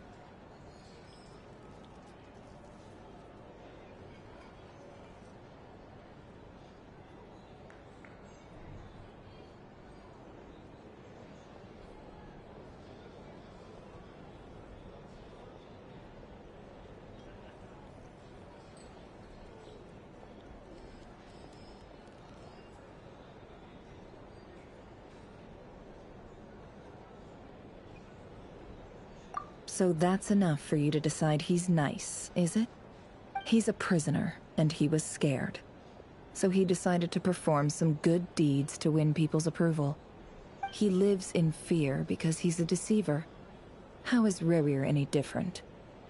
You can't work as a spy your whole life and expect a happy ending. It's preposterous. Yet I can't say I don't understand it. Liars live in the darkness of their own making, but it's still human nature to want to go on living. They say that a liar's soul is the most worthless thing in the world. What do you think? Good.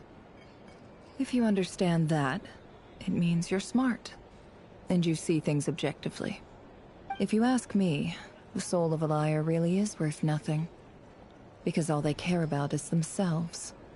For example, when something good falls into my lap, I don't go sharing the news around. Stops other people trying to steal it from me.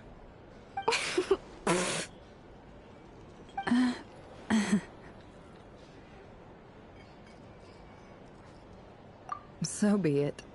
They have sharp ears. I can't keep anything from them.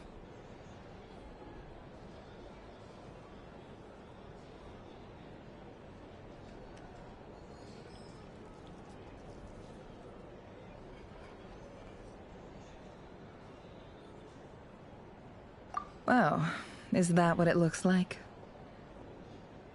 Well, you all know my past now, and I can't simply eliminate everyone who knows too much.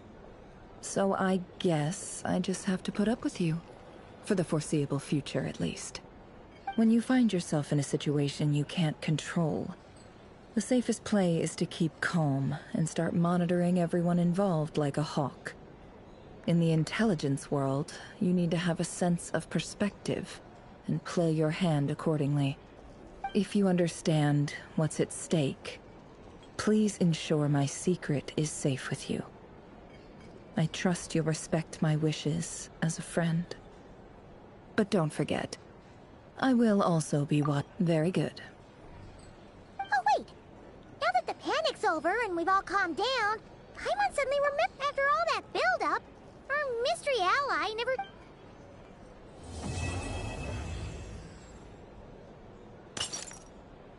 Huh?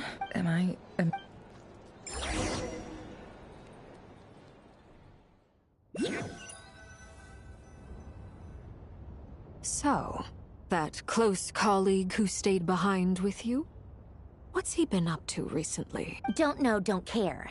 I get more normal human interaction from hanging out with Bosco too than him. Although, now you mention it... If he's disappeared without a trace, it's the biggest gift he ever gave. He won't lie low forever.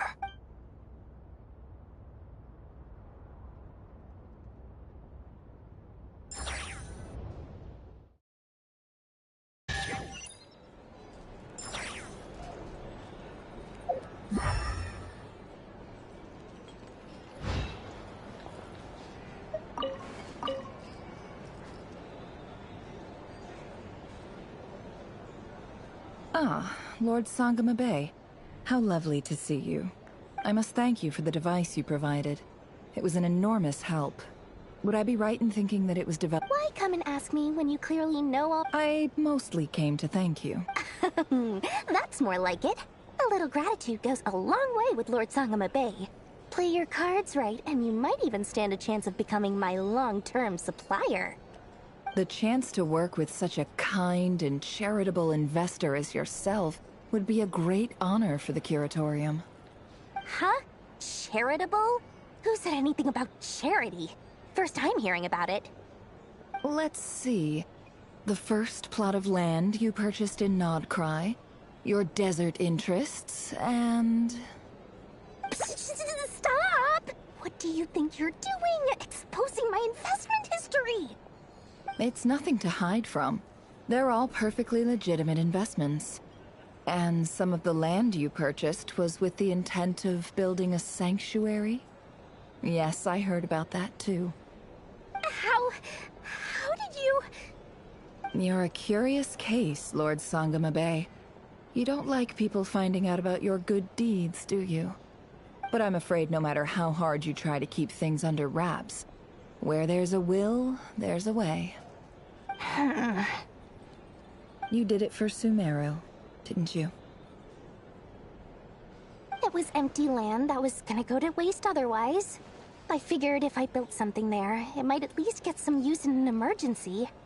Disasters are capricious things. They strike without any warning. I've lost family to a disaster before, and I don't want to lose. My elder sister used to dream of finding a sanctuary. Somewhere with plenty of food, water, and medicine. Where everyone could live happy lives. It was something I looked into, but after discussing things with the Dendro Archon, I decided on a more effective strategy. The tech people handled the tech, and Moneybags provided the Mora. It's a pity that so few people know the truth about you. Everyone says that you view everything in terms of Mora and all you... So? What's the problem with that? Everyone wants to be rich. It's human nature. So yes, But surely you have dreams of your own, beyond... You don't get it, do you? My dream is to invest in other people's dreams. And, you know, make a nice little slice for myself along the way. Just thinking about it makes me happy. That sweet, sweet sound of Mora. Thank you. For... And the pendant. Oh, that. I was just returning a favor. Seems like we've both been away from home for a... Yeah. So long that I barely remember what my family even looked like. That would be your mother... Yeah, though it's been years. It's not like I want to forget them, obviously, but... memory can be even more ruthless than the most calculating bit. My sister can't help me now. Slowly but surely... Not everything will fade. When loved ones pass away, the beautiful memories are the ones that last the Yeah, that's true. If you ask me, that's the one silver lining in all of it. Well, that, plus, I'm sure that life is much better now than it was back then.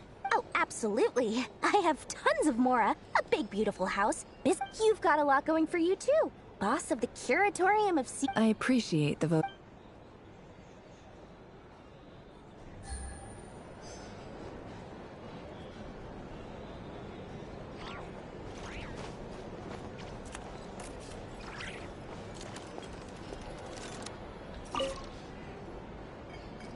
How have you been holding up? Any adverse reactions? If you start to take a turn for the worse, make sure you tell me right away. You don't need to worry about me, Grandmaster. I'm fine. I mean, I barely did anything, so... What? You're too humble, young man. You played an indispensable role in the battle for Nodcry. We can't thank you enough for your support. Sometimes, when people praise you, it's because you deserve it. The best thing is to accept it calmly and with grace. It's important to learn how to respond to words of admiration. Let's do a quick demonstration. Albedo, that was an incredible feat of alchemy. Thank you. I can't take all the credit. See? Did you catch that? A masterclass in how to take a compliment.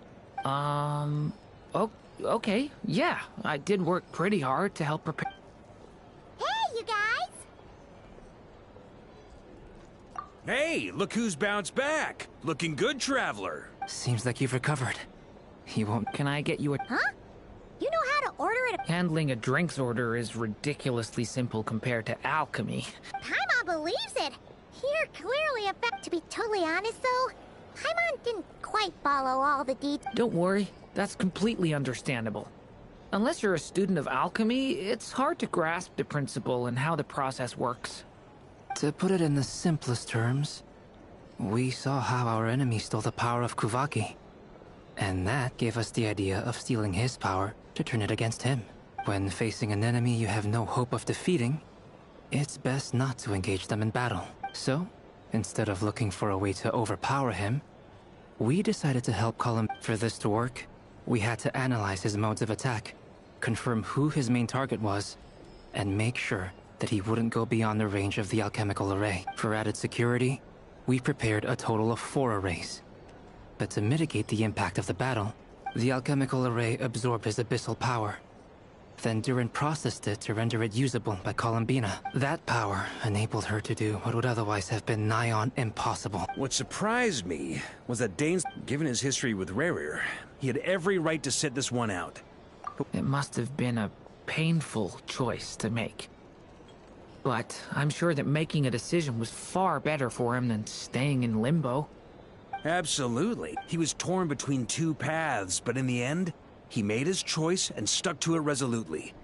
He doesn't... Anyway, however you cut it, everyone gave a stellar performance. And now, it's time to kick back and celebrate.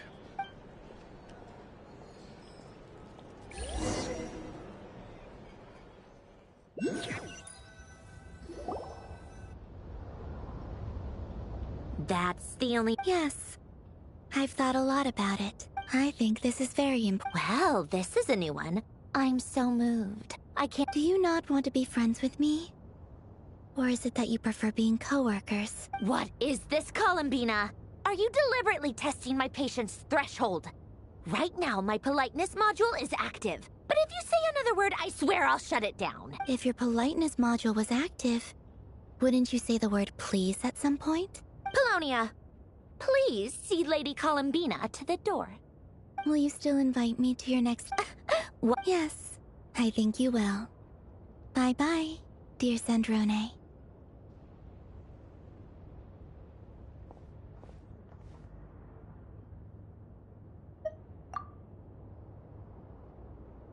Last time, the Wild Hunt escorted you out. Would you rather I handled it myself this time? We just wanted to, you know... Why? Out of concern for my safety?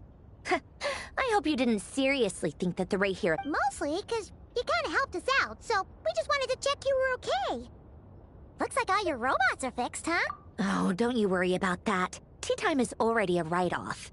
The visitor before you managed to kill my appetite.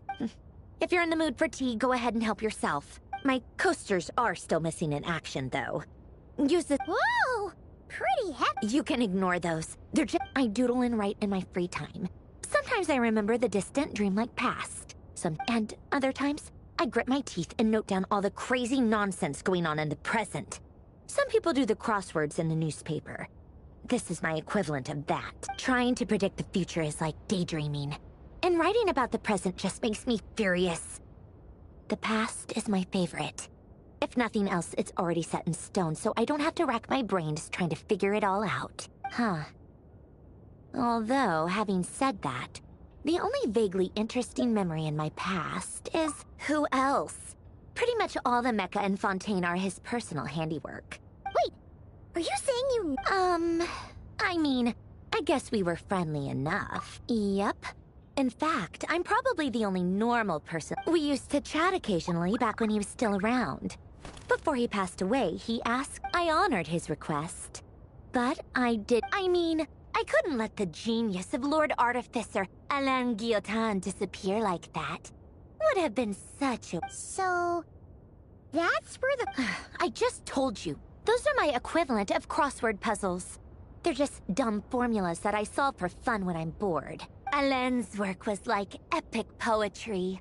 The formulas, not that there's anything bad about them. I mean, at least, solving those riddles isn't going to hurt anyone. except me. Cause anyway, while we're on the topic, I might as well tell you about what happened. Alain Guillotin had two close buddies, Renee and Jacob. They spent their childhood years together in the Narzissenkreuz Institute. They were all quite competitive, so there was some rivalry between them. But it was a friendly rivalry. But beneath the friendship and the rivalry ran something. Unfortunately, childhood would end. The prophecy would come true. The apocalypse would a mad dream that would normally only capture the minds of lunatics begin to take root in their hearts.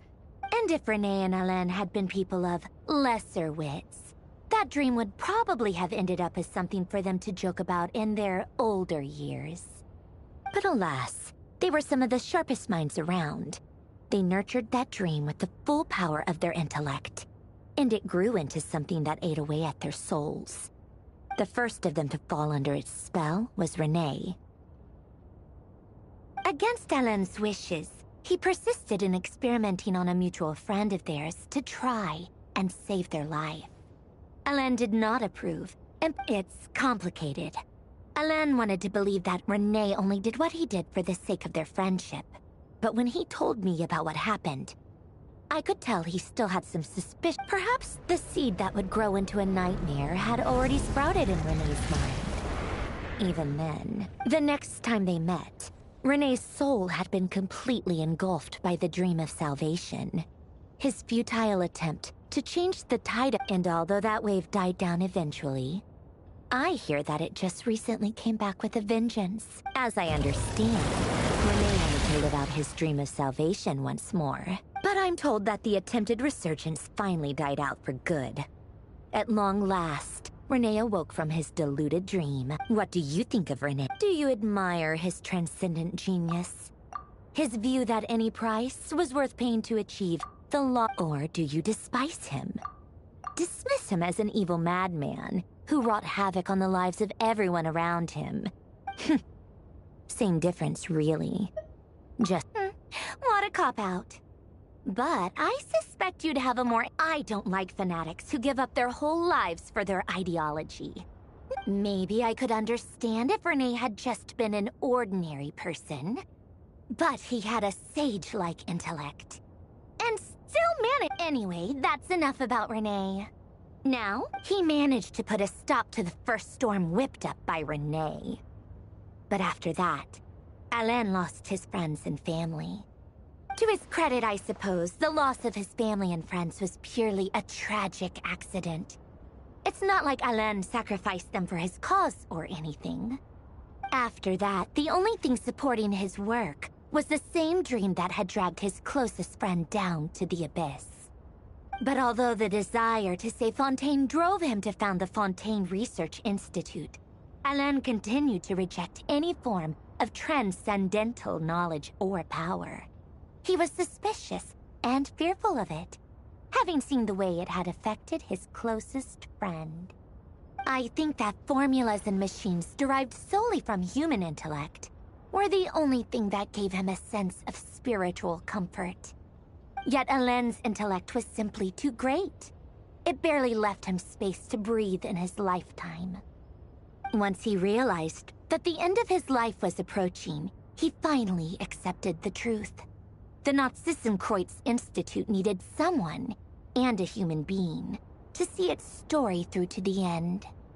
He quit working on his formulas, trading them in for the fairy tales that had played such a formative role in his childhood, but which he barely touched in his adult life. He told me that the director of the Narzissenkreuz Institute used to read those fairy tales to the children as bedtime stories. Apparently, they worked wonders at sending kids off to sleep. I think that all he wanted at that time in his life was to be able to sleep deeply without being plagued by depression. By that point, nothing else really mattered. At the very end, he laid down to rest in the ruins of the former Narzissenkreuz Institute orphanage, while the Fontaine Research Institute he had founded continued tirelessly with its work. Many years after that, tensions over competing dreams would once again cause a rift, this time between members of the Fontaine Research Institute. But the actions of those fools had nothing at all to do with Alain. And that is the story of two people from the Nazissenkreuz Institute who both wanted to save the world. One went all in on his fantasy of salvation without ever looking back, and ended up calmly sinking to the bottom of the deepest sea. The other sought desperately to burn bright in his life, even though he wasn't sure where he was going. I do sometimes wonder, why is it that people like them have such grand hopes of saving the world? Even the grandest tree starts as a tiny seed. So perhaps, for each of them, their mission to save the world began with a very simple desire: to save themselves. They were young children with friends and family who mattered to them, desires to explore the meaning of life, ambitions to have a successful career. They didn't want to see all of that taken away in one fell swoop. Or maybe they just wanted to find something to anchor themselves within the chaos, to stop them getting quietly swept away by the storms of life. But instead, the search for their own salvation took them down the rocky road laid out by fate. Do you think the desire to save oneself is enough of a justification to try and save the world?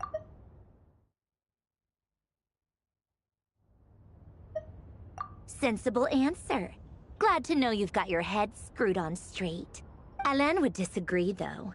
I asked him the same question back when he was in his prime, putting all of his energy into his work.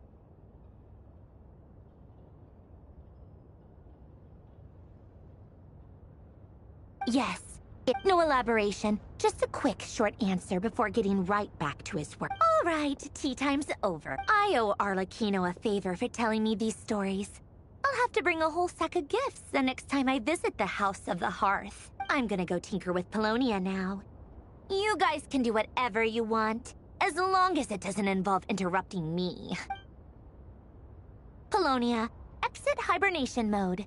Begin diagnostics.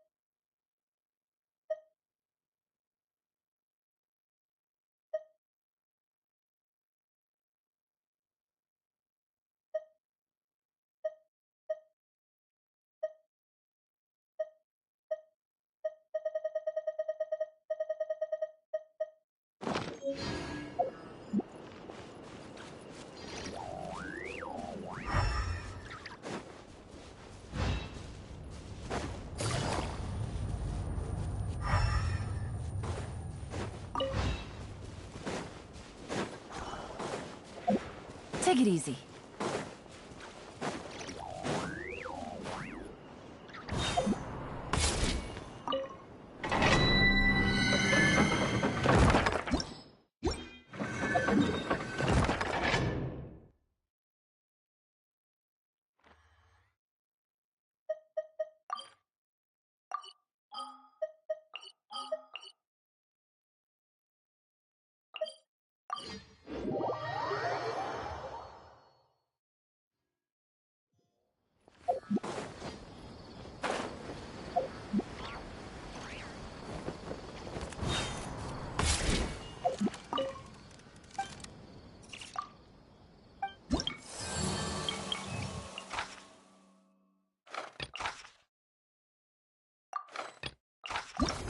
There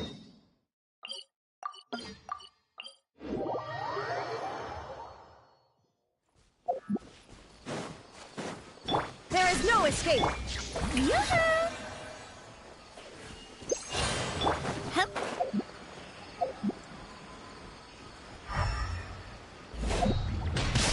Hey there! Hiya!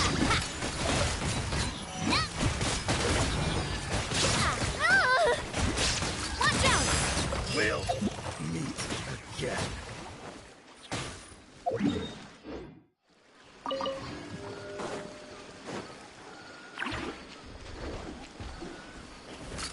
Hey there!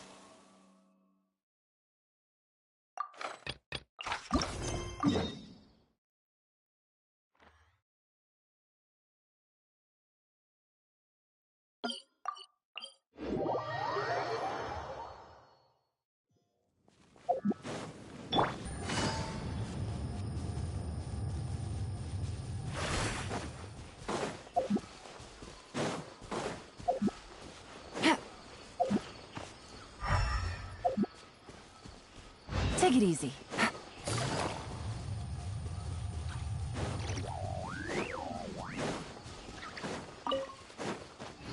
Yeah.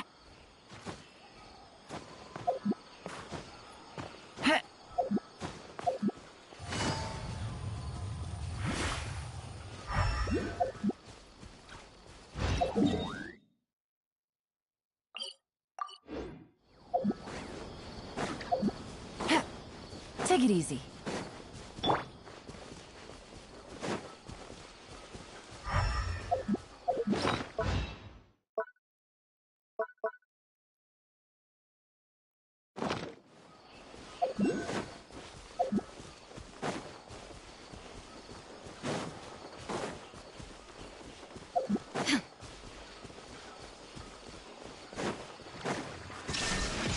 Strike a pose!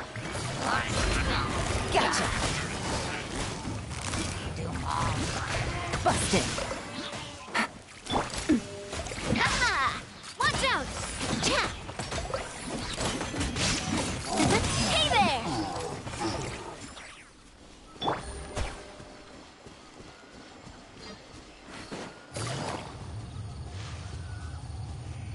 Take it easy.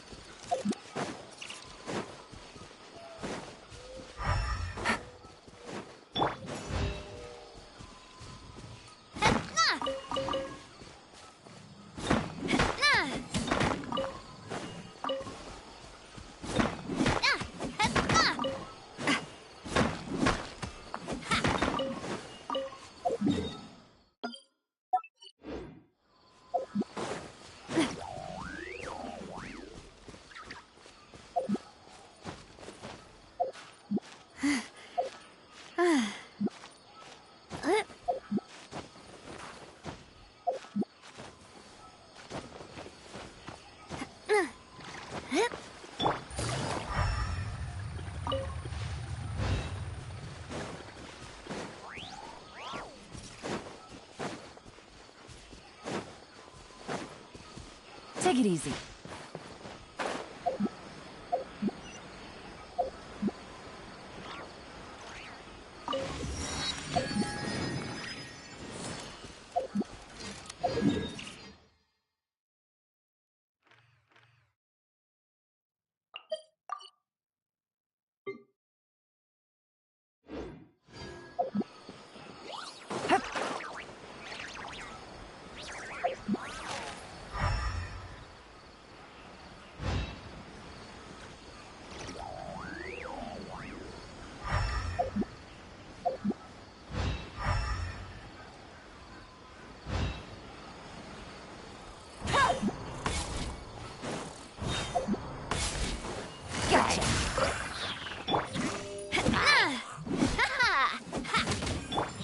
Yoo-hoo!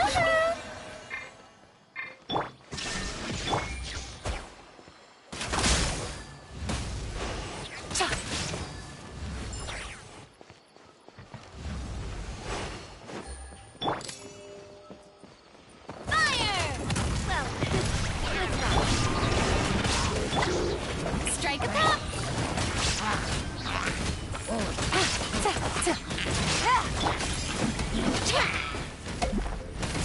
Watch out! Coming at ya!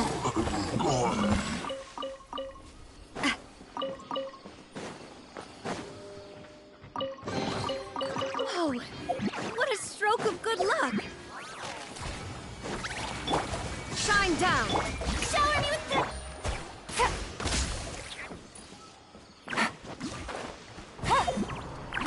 Take it easy. Watch out!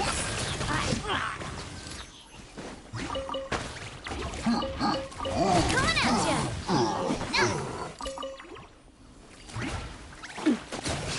Hey there!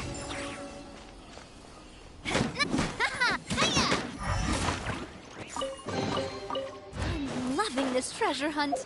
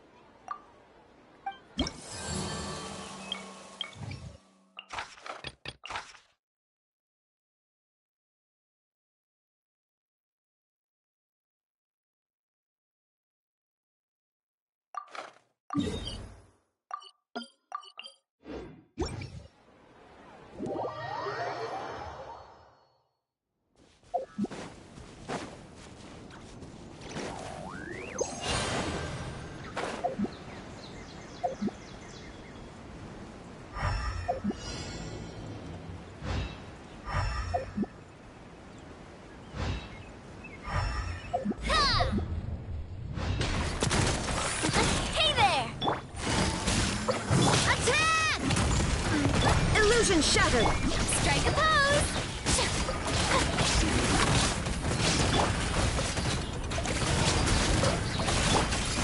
Hey there! Coming at ya! Ah.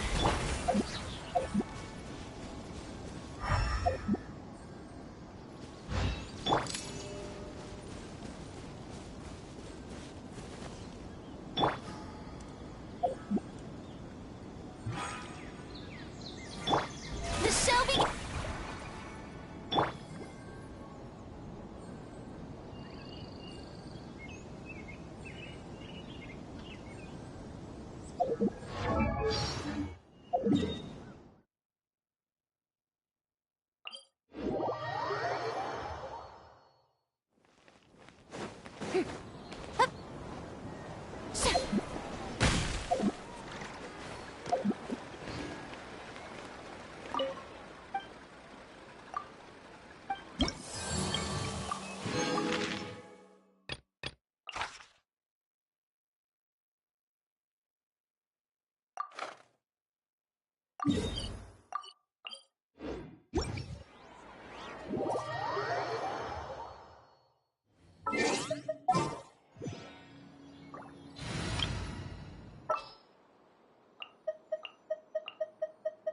Count me in!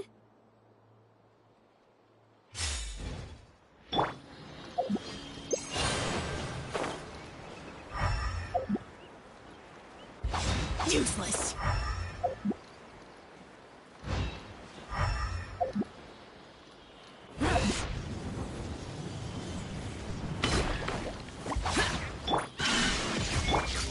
Hey there!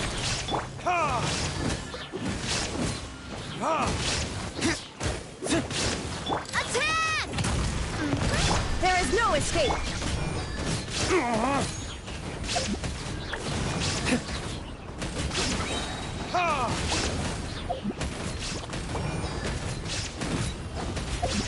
Illusion shattered.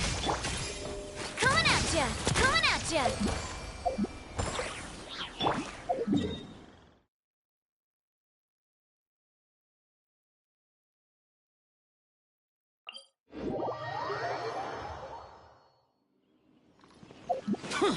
Boring.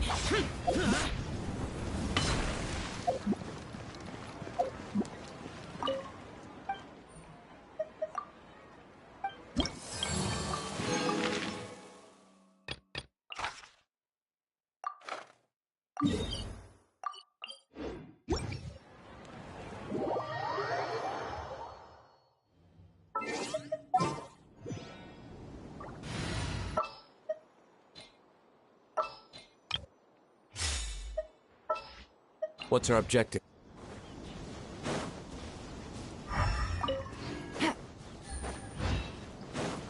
There is no escape.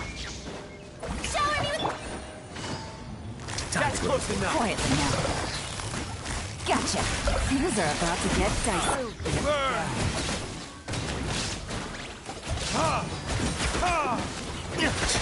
Now you're testing my patience. Meet again.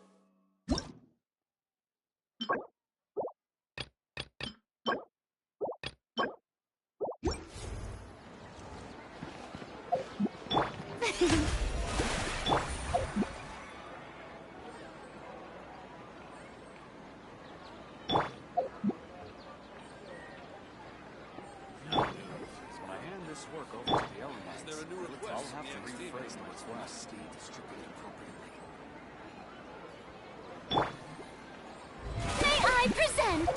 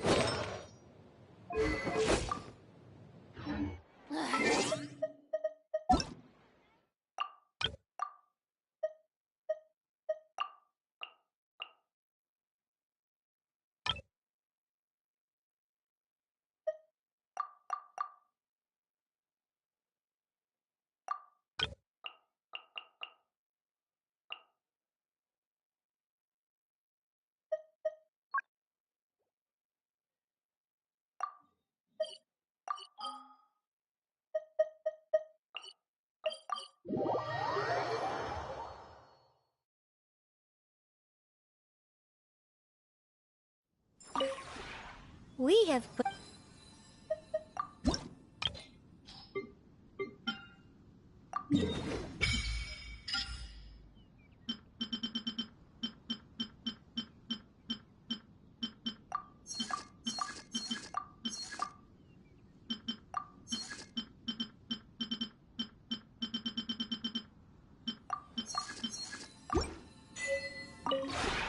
Would you care to...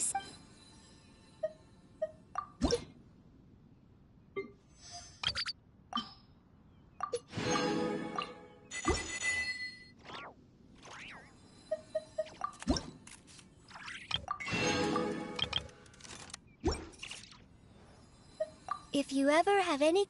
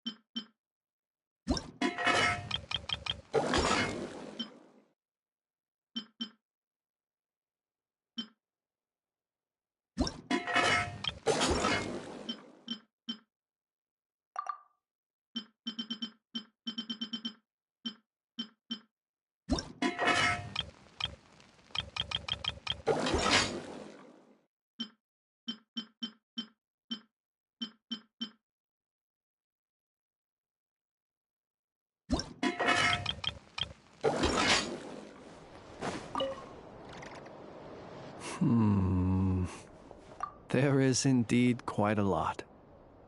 After accounting for daily necessities and emergency supplies, there's still enough to set aside in case of sudden visits from my colleagues. After all, my personal requirements are modest. It would be a waste not to save the excess and use lamp oil, candles, leather, paper, and pens. Oh, and a few... Judging by these supplies need to stand the test of time. So all of this food has undergone special The cured meat, for example, is as tough as tree bark. And the biscuits taste like tossed out newspaper. Even if you soak them in milk or vegetable soup, the best you could hope for, well, there are times when one has no other choice. Ah, well, eat might not be the... Here, I'll show you. I suppose you could call it cooking with fire. There have been a few more desperate moments when I've been trapped along. You should know, if I were to use the method I've just shown you in front of my colleagues, and so I have at such times been forced to attempt to swallow this food, as they would. Though try as I might, I really was unable to swallow it. In the end, I broke it down into smaller pieces. Unfortunately, my colleagues noticed how slowly I was eating and mistook my reluctance for concern. After that, they patted me on the back and enthusiastically filled my arms with more. Indeed. I was grateful for their noble act of kindness. And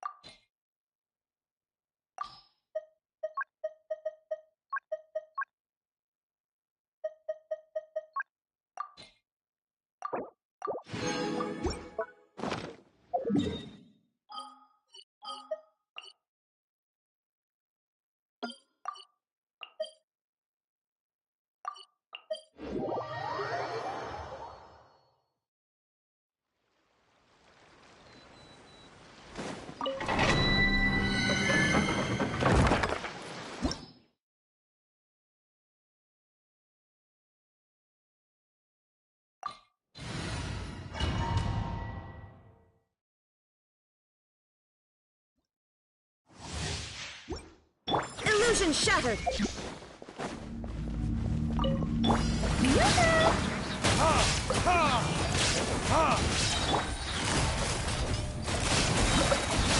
Quietly now. Shine down! Let my name echo in song! Torn to oblivion! Illusion shattered!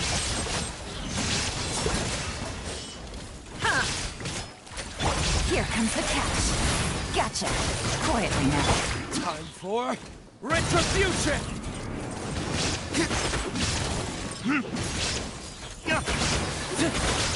Damn you!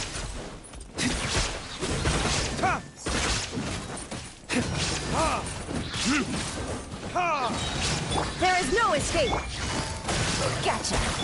Shower me with the...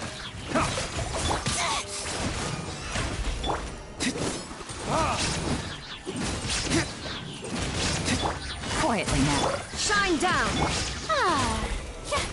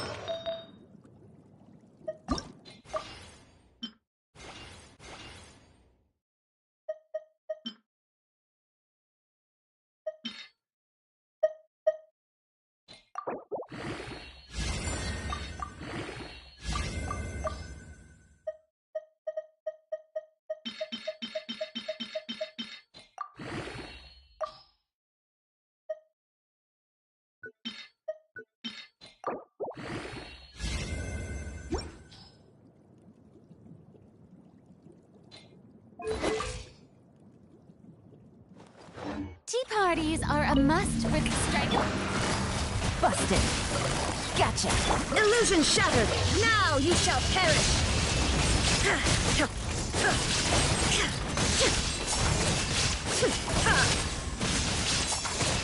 Shine down! Time to shine! Busted.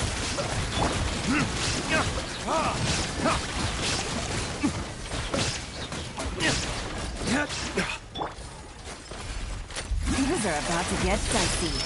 Quietly now. Verdict is... Ha! Ha! Ha!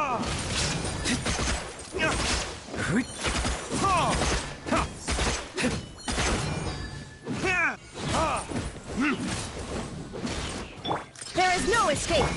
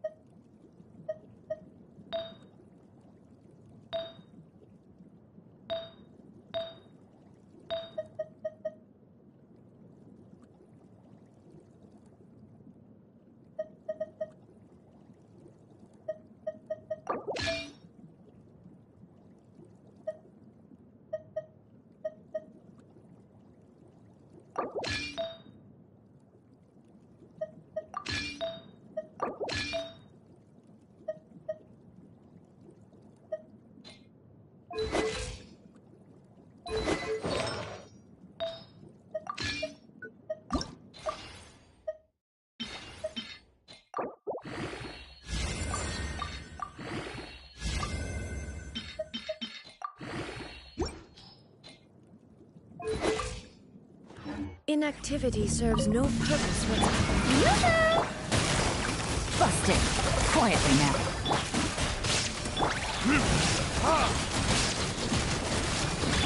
Inazuma shines eternal! Illusion shattered!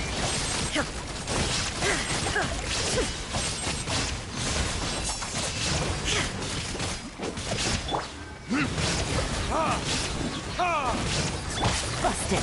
Gotcha. Shower me with praise! Let the world come alive!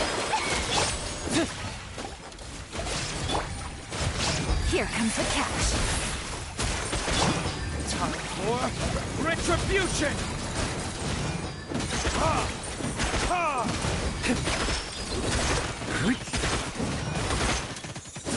There can be no excuse or defeat. No escape!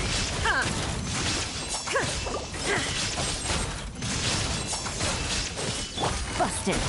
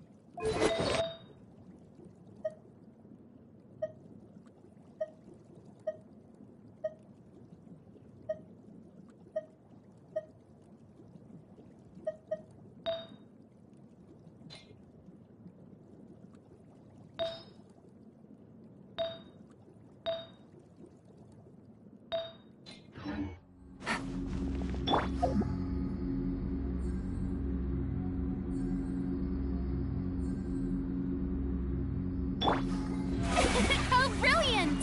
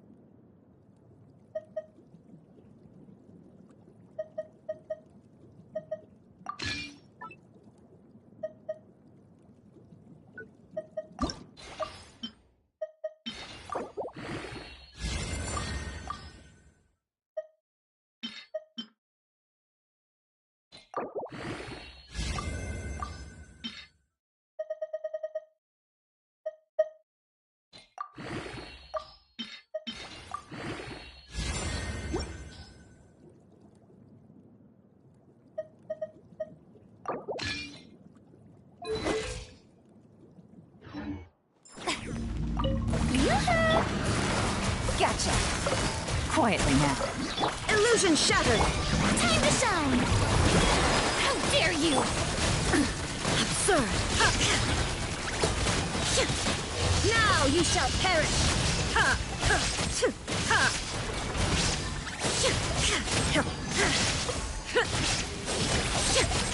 Shine down!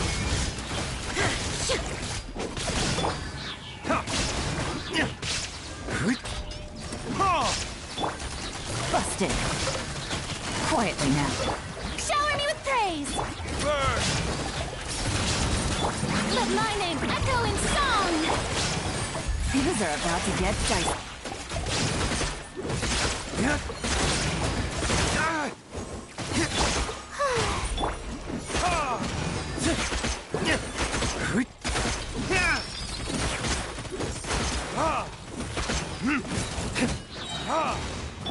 Busted. There is no escape!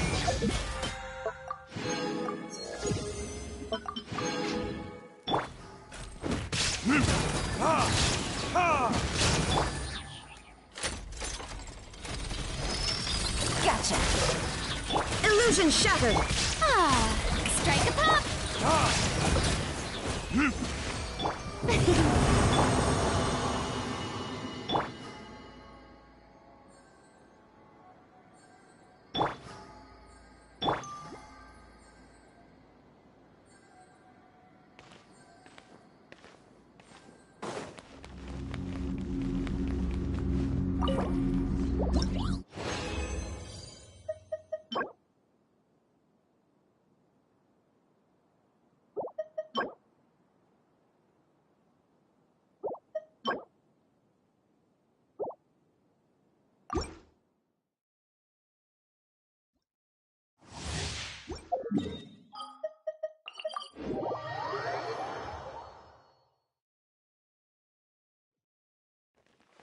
Shower me with praise!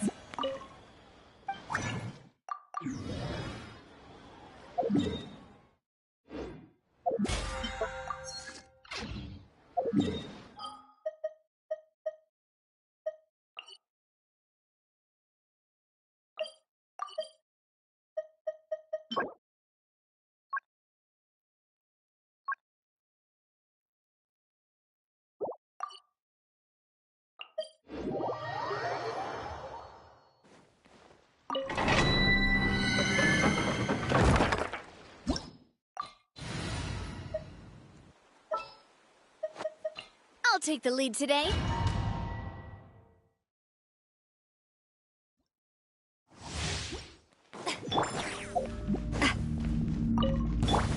a pose!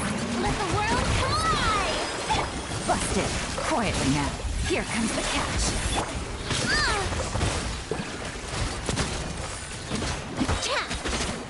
Fire! Well, with rocks.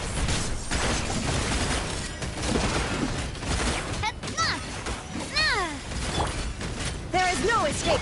Gotcha. Watch out! Coming at ya!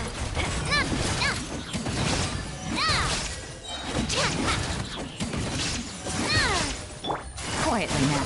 Gotcha.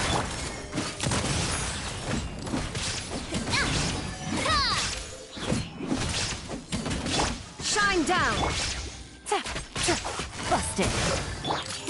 Hey there! May I present?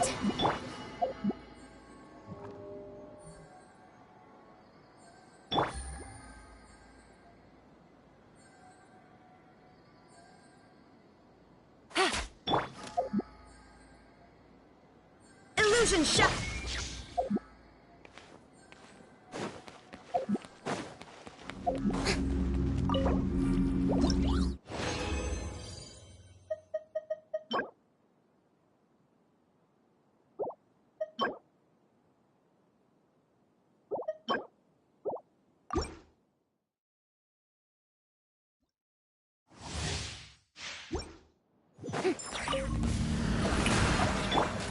Proper send-off!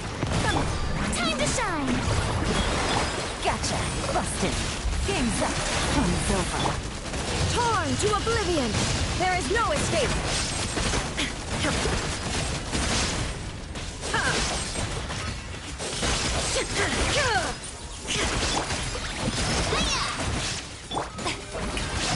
Let my name echo in song! Quietly now. Bust it.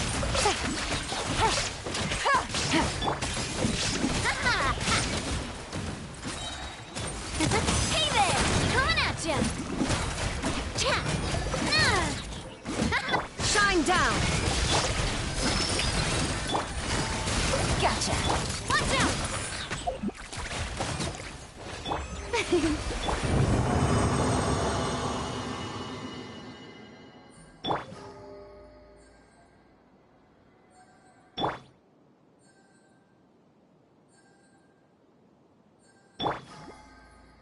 The show begins!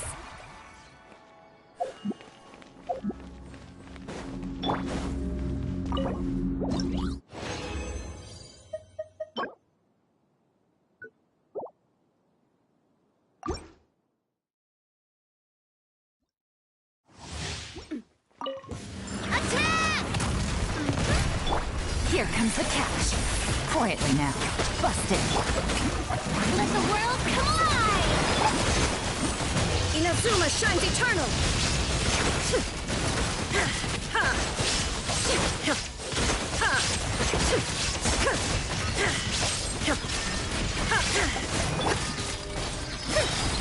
Time to shine! Yoo-hoo! Quietly now. Bust it. Hey there! Coming at ya!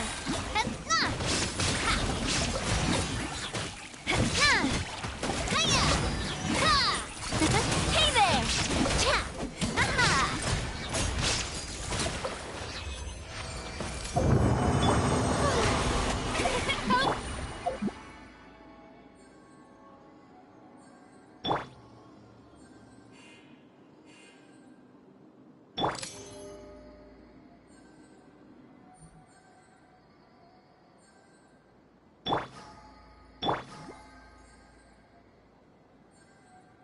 May I present?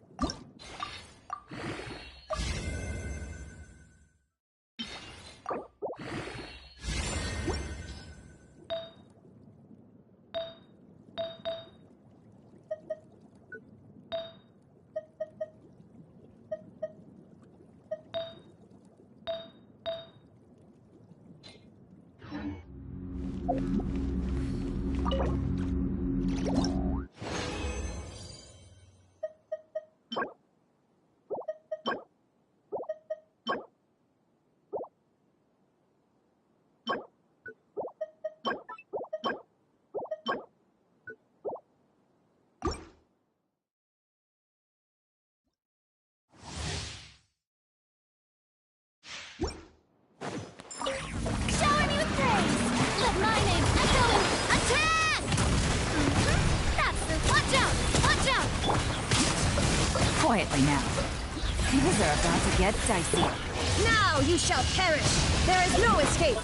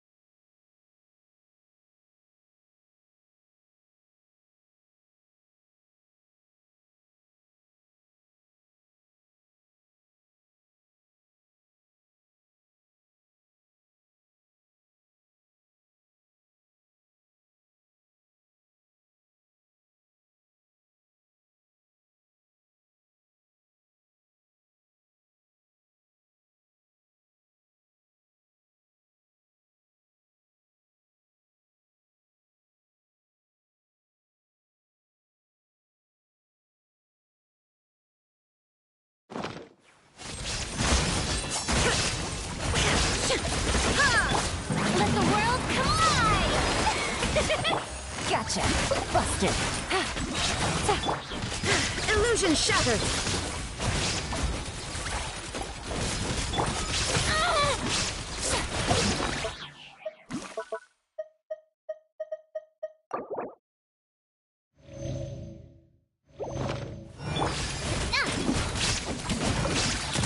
Watch out! Hiya!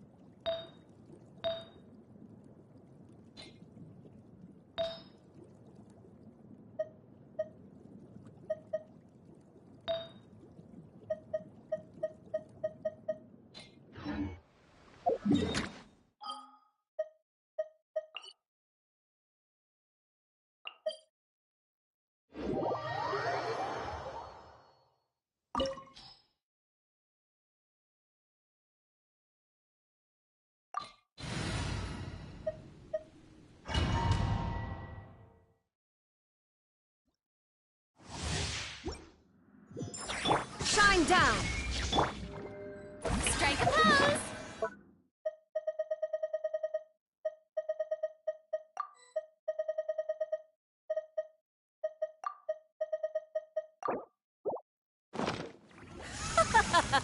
You're trembling. Is it the cold or just cowardice?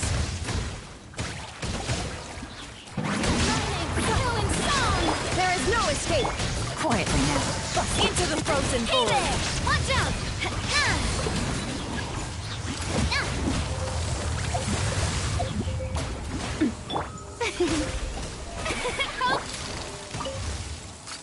Hey there! The Tsaritsa's benevolence has no place for transgressors!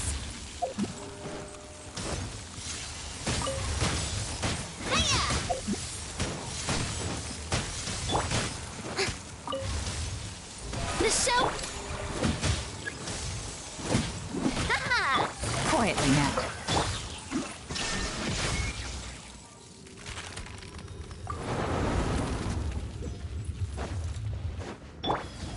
Yeah!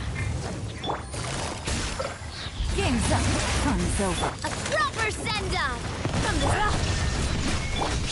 Let the world collide! Inazuma shines eternal!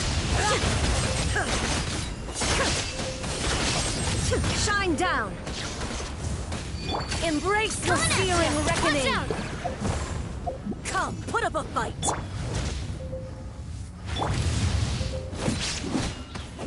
Not every wound will heal! Hey there!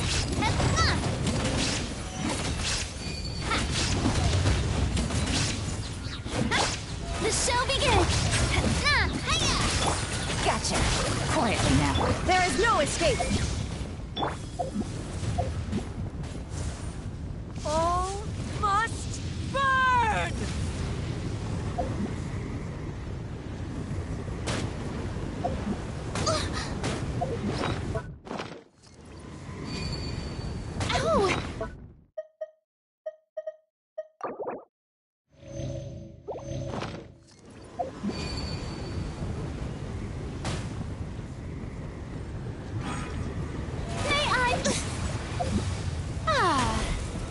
Dares, busted. Oh, me. Gotcha.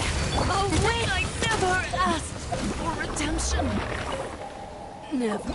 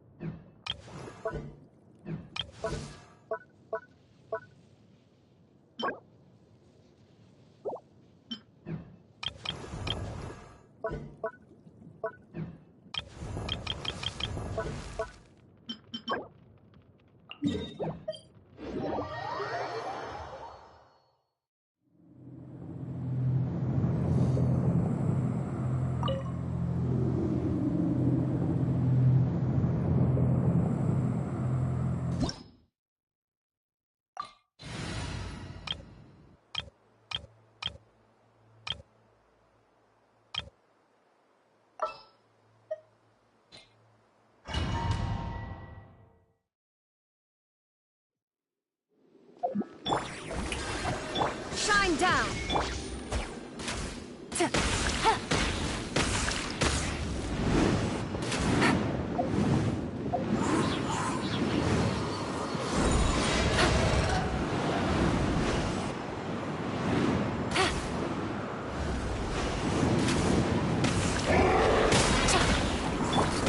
Hey there!